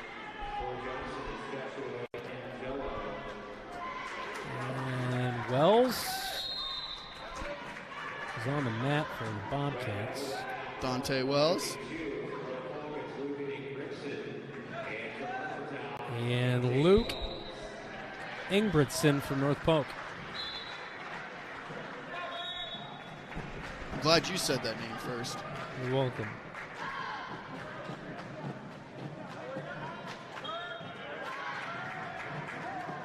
Ooh, gets the takedown there. He's got 2. Now he's getting some back points on Wells. Wells doing his best to arch his back and keep his shoulder blades off of the mat.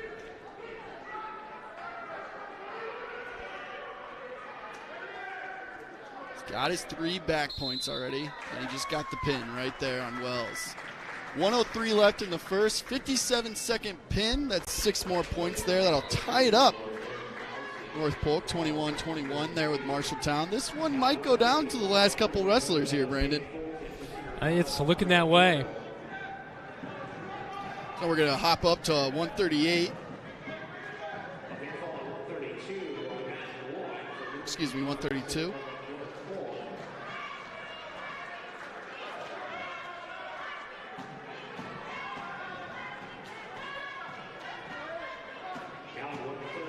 Going to be Cole Halpnick.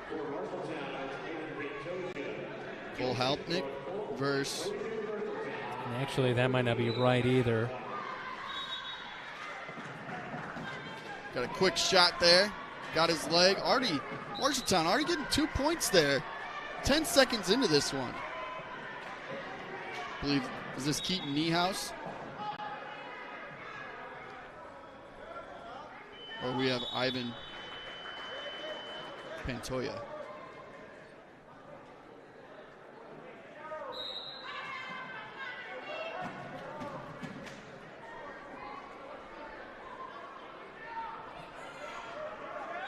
Marshalltown, though, he's came in aggressive here. Got the takedown within the first 10 seconds. We got 1:15 left. He's been on top the entire time. It is Ivan Pantoja versus Cole Halpnick.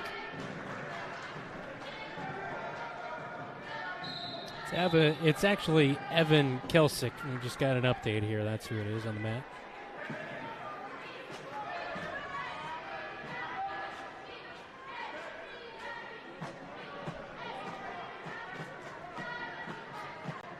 He is cranking that right arm there. There you go.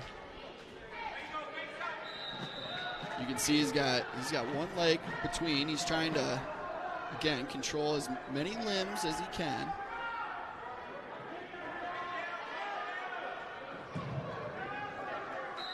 Man, just watching these young men wrestle here and the way that their spine is twisting, my back hurts now at the end of today. But I'm also 30, so.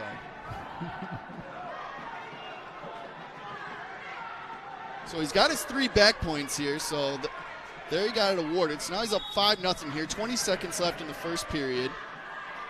Good position to be in. Towel Boy almost gets taken out there. Quick moves, though, from him. Rocking a Cyclone shirt. Love to see it.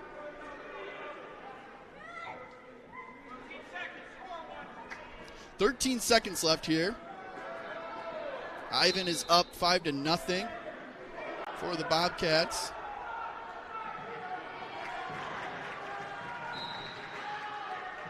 Looks like he might getting close to some back points here. Can't get any before it's over. The end of the first, 2-0 Pantoja up. 5-0. Did he get back points there? He got back points about 30 seconds ago. I think you were looking and trying to make sure everything was up to date. So Brandon's got like 4 computers over there. He's really doing it, folks. He is producing, making the magic happen for us. Yeah, and if you could do a favor, if you're watching on YouTube, give us a like and subscribe. And we're happy to be here producing our first ever Marshalltown Bobcat wrestling match as Pantoja looks to get the win here. His second. Up 5-0 here. 1:40 left in the second.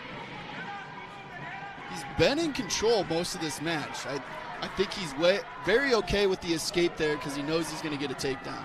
Pantoja took a moment for rest, and boy, North Polk saw it and capitalized on it. He did there. Nice 2 double-legged takedown. He tried a little suicide roll there. Did you see that?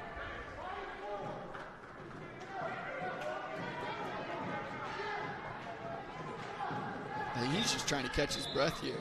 I think so.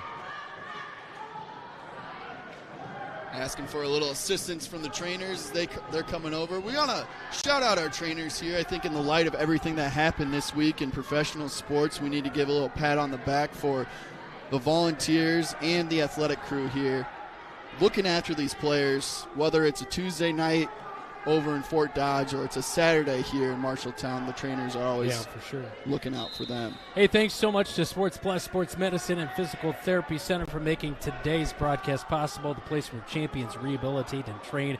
SportsPlusTherapy.com, as well as Edward Jones, Zach Wall, your financial advisor, Marshalltown. Capon and Brown, your local premier Lennox dealer. Zeno's, a family tradition in Marshalltown for over 70 years. We had Luke Cross, as you see right there on KFJB TV, head coach for the Marshalltown Bobcat Wrestling Program. As John is coming up this Thursday at 6 o'clock at Zeno's in Marshalltown. Also, McGregor's Furniture and Mattress with quality furniture for every room in your home. All right, so looks like we're going to get some action. Yeah.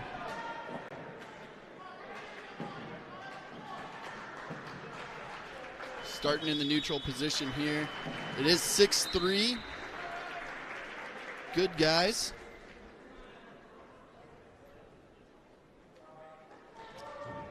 And there you go. There's a takedown. 2 points. Make that 8-3, good guys. He does not want any sort of legging to happen to him. He is grabbing that leg from Ivan there and wants to control it. That is now making my knee hurt looking at that. Whoa. Oh, he just wanted to whip him to the ground. Yeah.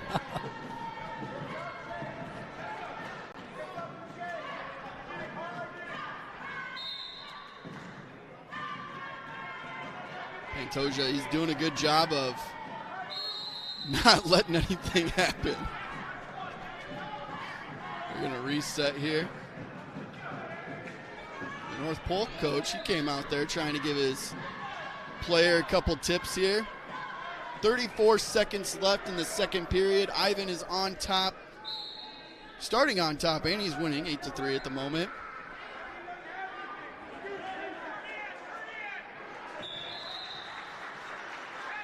He is just going for a ride here, just piggyback. 20 seconds to go. I love his effort, that's for sure. He does not want to lose that top position, let me tell you. No, he's climbing to the top of the mountain right there. 8-3 still, 23 seconds here. Look at that. Yeah, he does not. He's trying to wrap his whole body around his head. You can see his legs, though. He's got one leg wrapped up, so it's actually not bad position. Although now might be losing some back points here. 2 seconds, 1 second. Come on, Towel Boy, you got to hit him. All right, that saves our guy. Let's see what he gives up here. We're going to give him 1 point for an escape. So now that makes it 8-4 coming into the third. Ivan just looks exhausted right now on the mat. Been a long day. These guys started at 10 here this morning. Well, I'm sure that they were working at 8:30, even warming up. Yeah. So it's been a long day for him. He just lets him up here, so there's an escape point for Kelsick. Now Kelsick is trying to go for a ride here. Who can end up in the more awkward position? Yeah, I don't think I've ever been in some of the positions I was when I was a wrestler. I don't think I've ever done that again. I also don't think I was as flexible ever as I was when I was a wrestler. A lot of stretching happens before and after practice. Somebody just yelled stalling. I'm not sure who they're trying to complain on, but...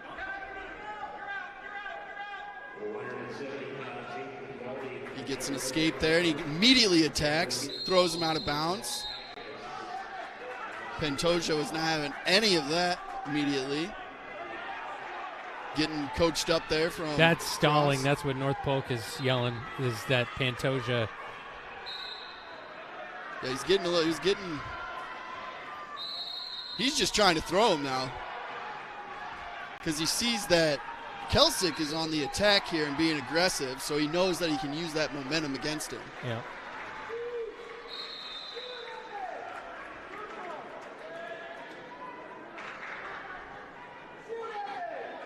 Yep, you see Kelsick pushing. He tried to do the throw again. Kelsick gets in, out of bounds. Ooh, always rough when you don't fall completely on the mat. 47 seconds here, 10-6. Pantoja's in the lead. We don't want to get called for stalling here, so he's got to stay aggressive. There you go. If he can get his arm free, that'll give him 2 points. There it is.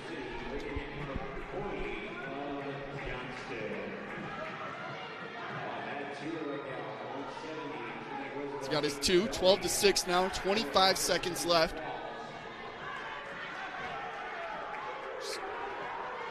Keep trying to move around to the other side. Keep that leg locked in. So that's a reversal. That's 2 points back. So now it's 12-8. 10 seconds to go. He just stay away from the back points at this. 2 seconds. Good job. Gets the victory. Another 3 points for Marshalltown there.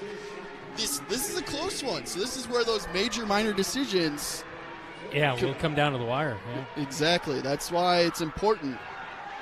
It's a good match there. Glad he was able to finish through it. He looks exhausted, though, coming off the mat. Big time. Ivan had a good day, so hats off to him.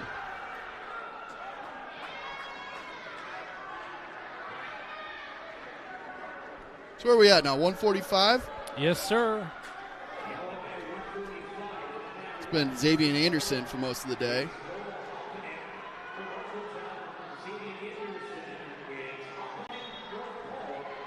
So this is where Holpenick will go. Oh, this is Holpenick. Yeah. Well, Holpenick is listed at 138 as well, so I wonder if there's a little strategery to make sure that they get matched up again, as Anderson's listed as 138, but has been wrestling at 145 all day. Yep, so Cole Holpenick here.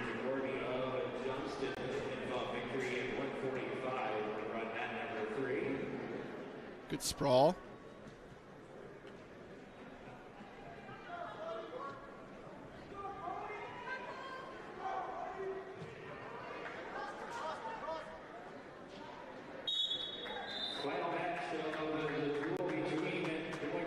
I do think the North Polk coaches have been the most vocal. So far today. Really haven't heard the Cedar Falls coaches we heard earlier, but yeah, this is definitely the most vocal we've heard an opposing coaching staff be.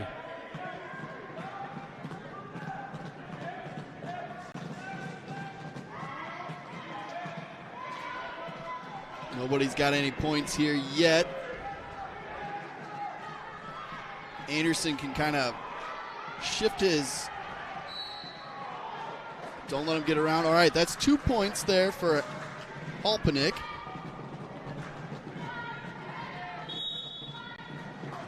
Trying to join Matt too.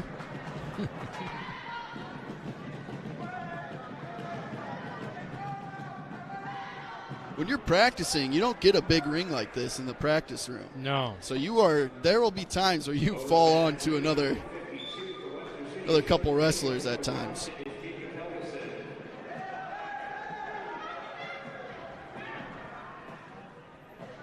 There's a nice little crossface. See if Xavier can get out of here. Get stood up. He's got 25 seconds here to get at least a point. Make it 2-1 heading into the second period.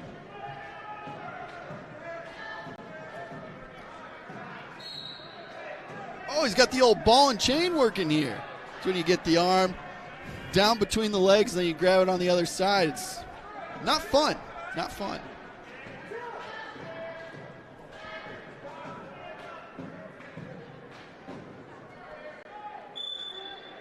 There we go. That ends the first period here. It's 2-0. Halpenick is beating Xavier Anderson. You know, one move we haven't brought up yet, Brandon, and we haven't seen it either, the banana split. Your favorite. It's my favorite move. Haven't seen it yet today. If we do, I'd be surprised, but I'd love it. We have seen a lot of legging, though, so yeah, it's what it takes to do banana split. You got to get your legs between theirs, and then you just spread them, baby. You're really technical with your description. I'm going to explain like I'm 5 type of guy, you know. Anderson here started on top. Looks to be in control so far. Let's see if he can get some back points. We're 1:20 left here in the second period.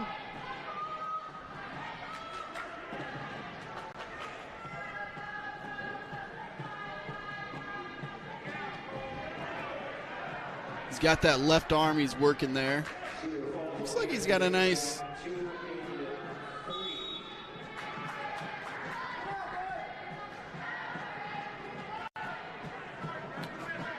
Looks like Roosevelt got taken down 60-18.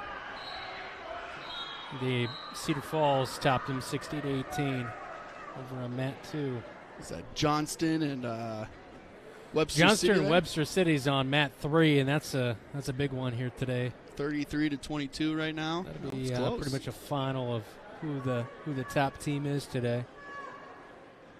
And then Marshalltown and North Polk are kind of figuring out who's third and fourth. Correct. Is Marshalltown 2-2 heading into this one? I believe North Polk might be 2-2 as well.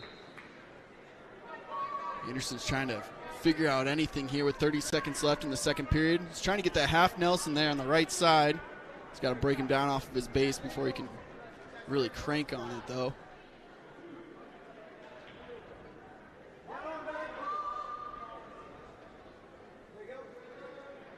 Taking control of that left hand.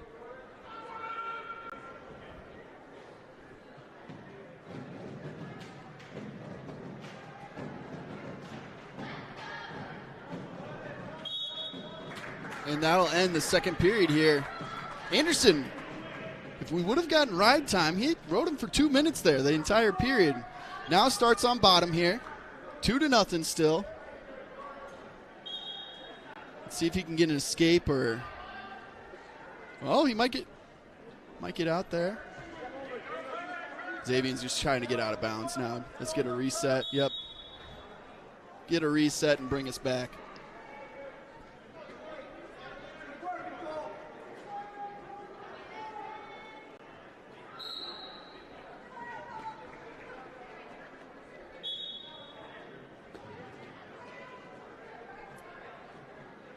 There he goes, trying to dig his head into his armpit again, make him uncomfortable. Anderson tries a little roll, trying to get to the leg there.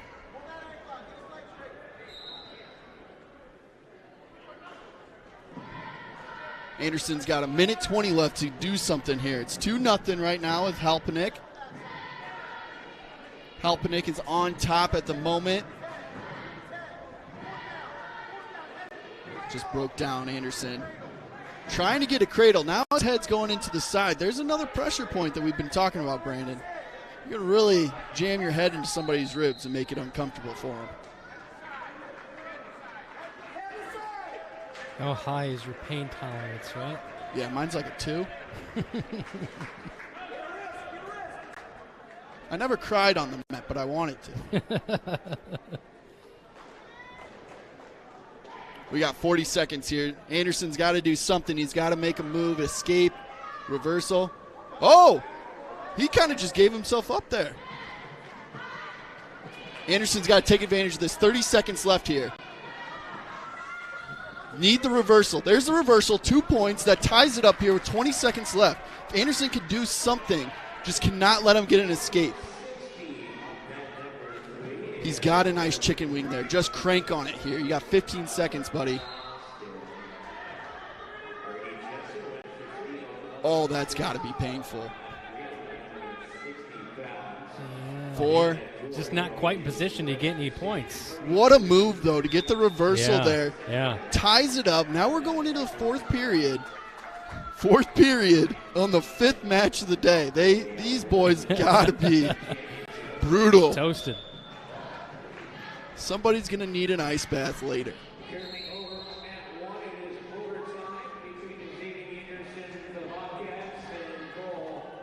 I think a lot of Andersons have gone the they've gone way. pretty much the distance, and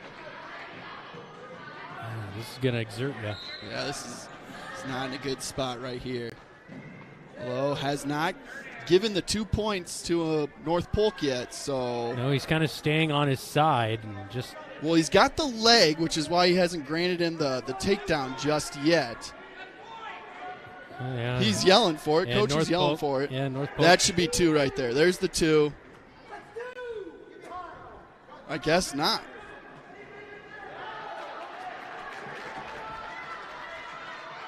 But he's also not giving the 2 points here either. We've got 5 seconds left. This might go to. There's the 2 points for Marshalltown. 2-1. Game. Wow.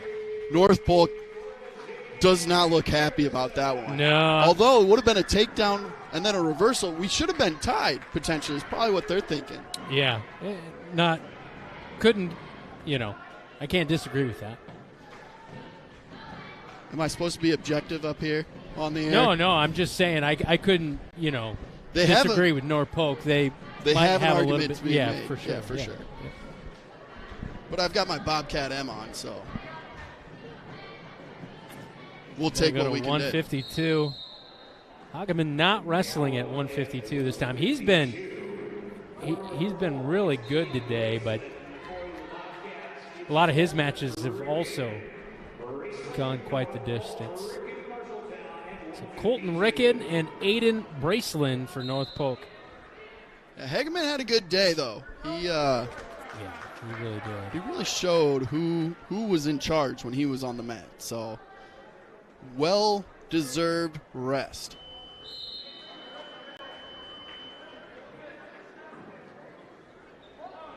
All right, so 1 point escape there. Now it's 2-1. Good guys.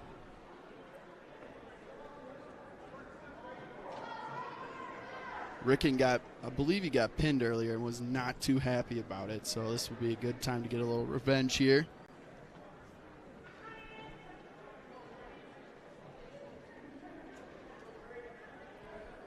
160, 170, and 182 to come. Still a lot to be decided between the Comets and Bobcats. It's 27-21 team score. Anybody's duel at the moment. So Ricken is just trying to feel each other out here. 2-1, Ricken with the lead on the mat.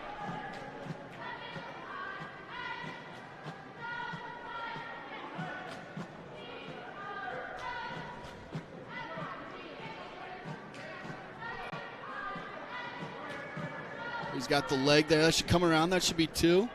There it is. This ref is a little slow on the takedown for 2. But, again, consistent. I just want consistency. Got 12 seconds left here. Towel comes out. 4-1. Ricken. 2. 4-1 here at the end of the first.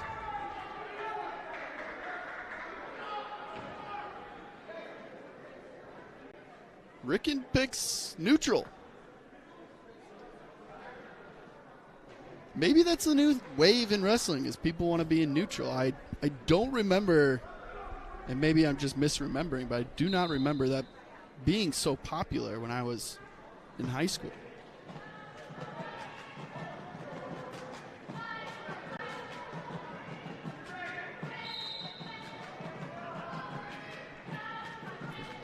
Wrapped up here. Ricken seeing if he can throw him to the mat. Gets him down, gets on top. Just trying to tip him there. Gets around for 2. Broke him down off of his base. Oh, he is looking for something.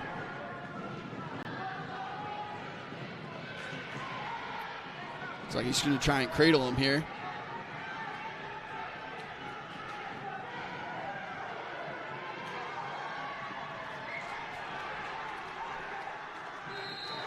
Looks like a big pin over there on mat 1. Yeah, Johnston got a big pin on Webster City. It's tight. It's 33-27 over there. So, it's at 33-33 now. Yeah, tied it up. wow, that's interesting over there. Ricken is up 6-1 here on mat 1 in the second period. You got 55 seconds left.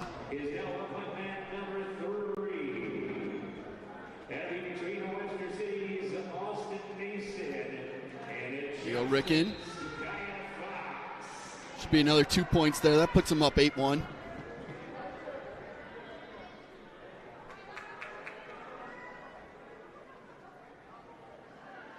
Yeah, he looks like the stronger wrestler here.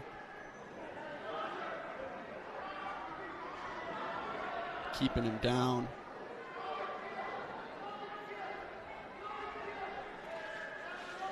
Down to 16 seconds left. Towelboy comes out.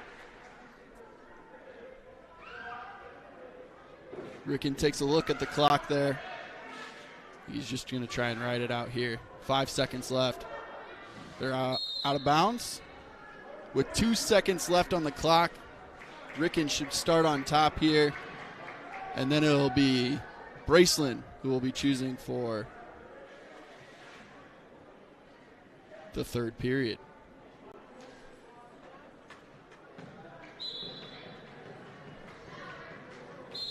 And there it is.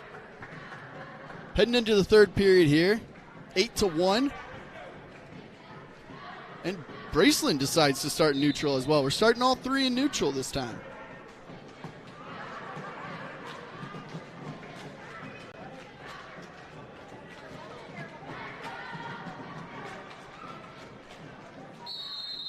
Would be great to see Ricken get another takedown here, so at least we could get a major. And there it is. There it is, yeah. Now he's getting some back points on top of it, so he's got the 8-point lead. Give him 3 more. Put it up to 12. He can just kind of ride it out for the victory then in a major decision. Or just get the pin. 6 points instead of 4. That's big. Puts Marshalltown up to 33 now. 33-21. Bobcats over the Comets.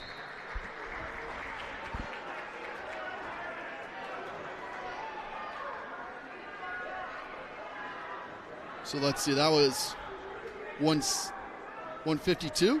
Yeah, we're at 160 now. Moving on to 160. I can just look at my monitor in front of me. Brandon's doing a great job keeping that up to date. Yeah, we'll see who comes up to.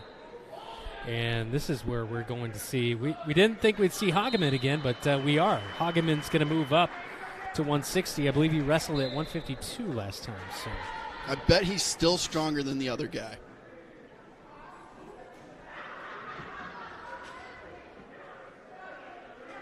Yeah, he is.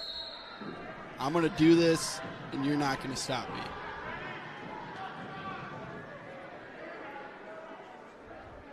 Brady Reinhardt on the mat for North Polk, who is also listed as 152. So I don't know if they're playing some games here or not.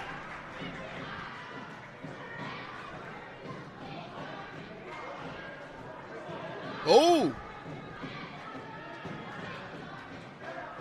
Hageman's got to get his head out from his arm there. He is just trying to throw Hageman.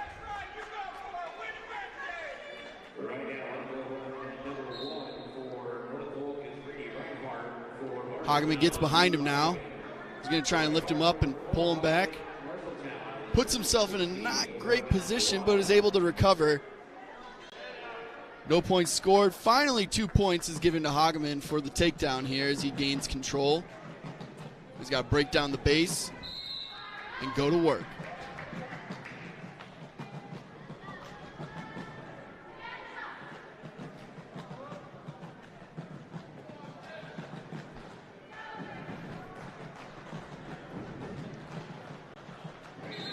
I really appreciate our rest, but he's got to know he's standing right in our shot there, Brandon. Still got 170 and 182 to come up here, but Marshalltown, if they take care of business in this one, it'd be pretty much over. Pretty tough to come back, yeah. Well, yeah, 170, 182. Yeah, I don't think they'll, even if they get the max, I don't think they would have enough. They can only get up to 33 at this point. Yep. Marshalltown wins one of these, and it is game, set, match.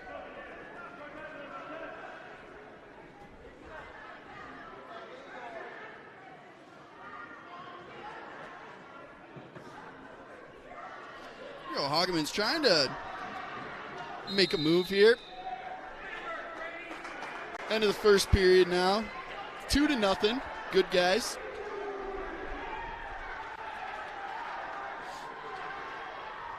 Back and forth between Johnston and Webster City over on mat 3, though. Looks like it's the end of the second period there. Still 33-33, but this one, 5-3. Right now, looks like in favor of Johnston going into the third period. We're back on mat 1 here. Hageman quickly got the pin 14 seconds into the second period. That's a 2-minute, 14-second pin there for Hageman. What a day he had. He did not look like he had issues majority of the day. He looked good. Very impressive today, and we talked to Ryan Isgreg earlier, but it just kind of proved the point right there that he's got the potential to get state. Yeah. He looked whatever he wanted to do all day today, he was able to do. So be fun to continue to watch him as the season progresses. So Cohen Torres is going to go for North Polk against Dalton Zednicek for Marshalltown. Zednicek, I think he pulled out a pin the last time, if I recall correctly.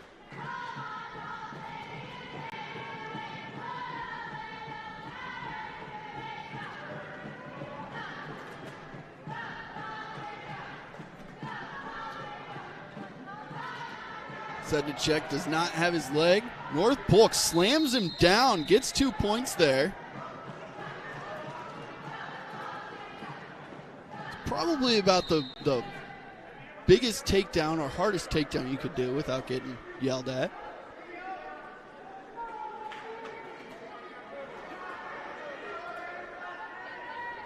Zednicek keeping his base here. keeping his base. You can see his right arm. He's trying to post up out there so he doesn't get flipped. He's got the cradle on him. He's got the cradle. Zednicek gets pinned there.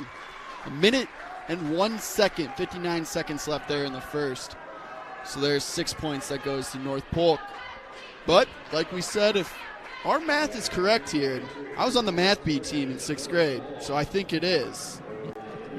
Not sure. You can get to 31 or 33, right? 33, yeah.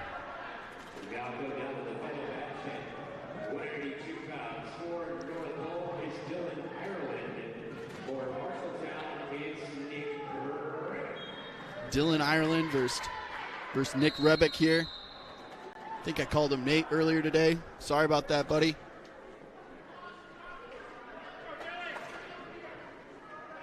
Rebick, though, Isgrig called him a leader here on the wrestling team. Believe he got an award as well for at the basketball game a couple doubleheaders ago. Yeah, that would have been for football season. He might get the pin here. He's not even going to be able to see it, though. Boom. Pin. 45-27 should be the final score here with the Bobcats beating the Comets, ending the day 3-2.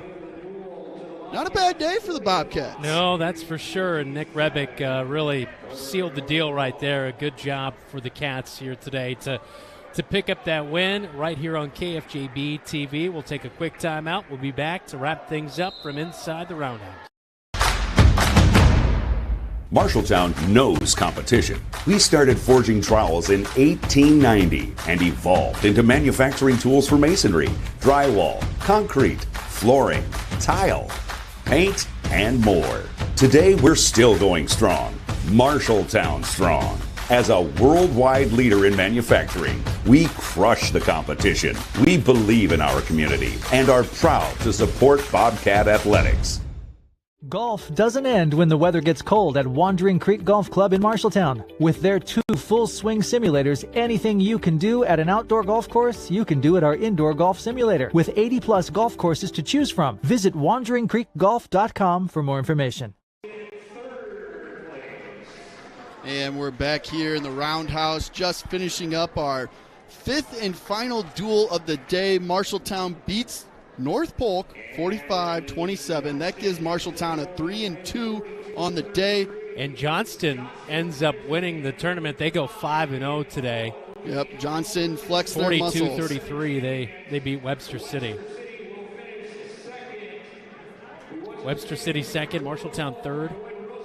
Yep, and Roosevelt then gets last place at 0-5. But Roosevelt, they didn't bring a full lineup, which probably hurt them the most. Johnston here has about 2 players in each role, but that means they filled each role. You guys can see where not having a full lineup can really hurt you. Having that full lineup helps you, even if you're getting only a major decision. It's still 2 points less. But Marshalltown ends up starting out not so good. Ends up lost pretty their good. first couple and really went on a run there, 3 straight. And you have to feel good about the effort here today as the Bobcats end up third at the Allie Morrison duels. Webster City second and Johnston at first. Pence Appliance and TV for sales, service, and everything appliance. Come see the Pence team. Thanks so much to our Bobcat supporters for bringing our coverage here today from the Allie Morrison duels.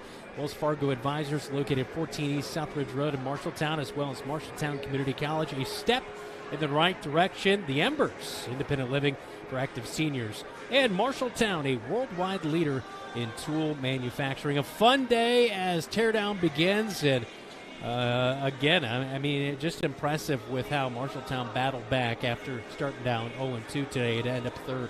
Yeah, it was nice to see some of the guys that Isgrig had said is going to make some moves here, make some noise come district and state, get some wins, work through some adversity here at the beginning of the day, but shows that, hey, you might lose one at the beginning of the day, but we're going to come back and we're going to end it on a pin with Rebick there at the very end, having a nice day. So, and the other thing, too, is girls wrestling top Johnston 36-24, so just a nice day for the Bobcats. Nice day all around for the Marshalltown Bobcats. So they were wrapping up. They got to move on this real quick here.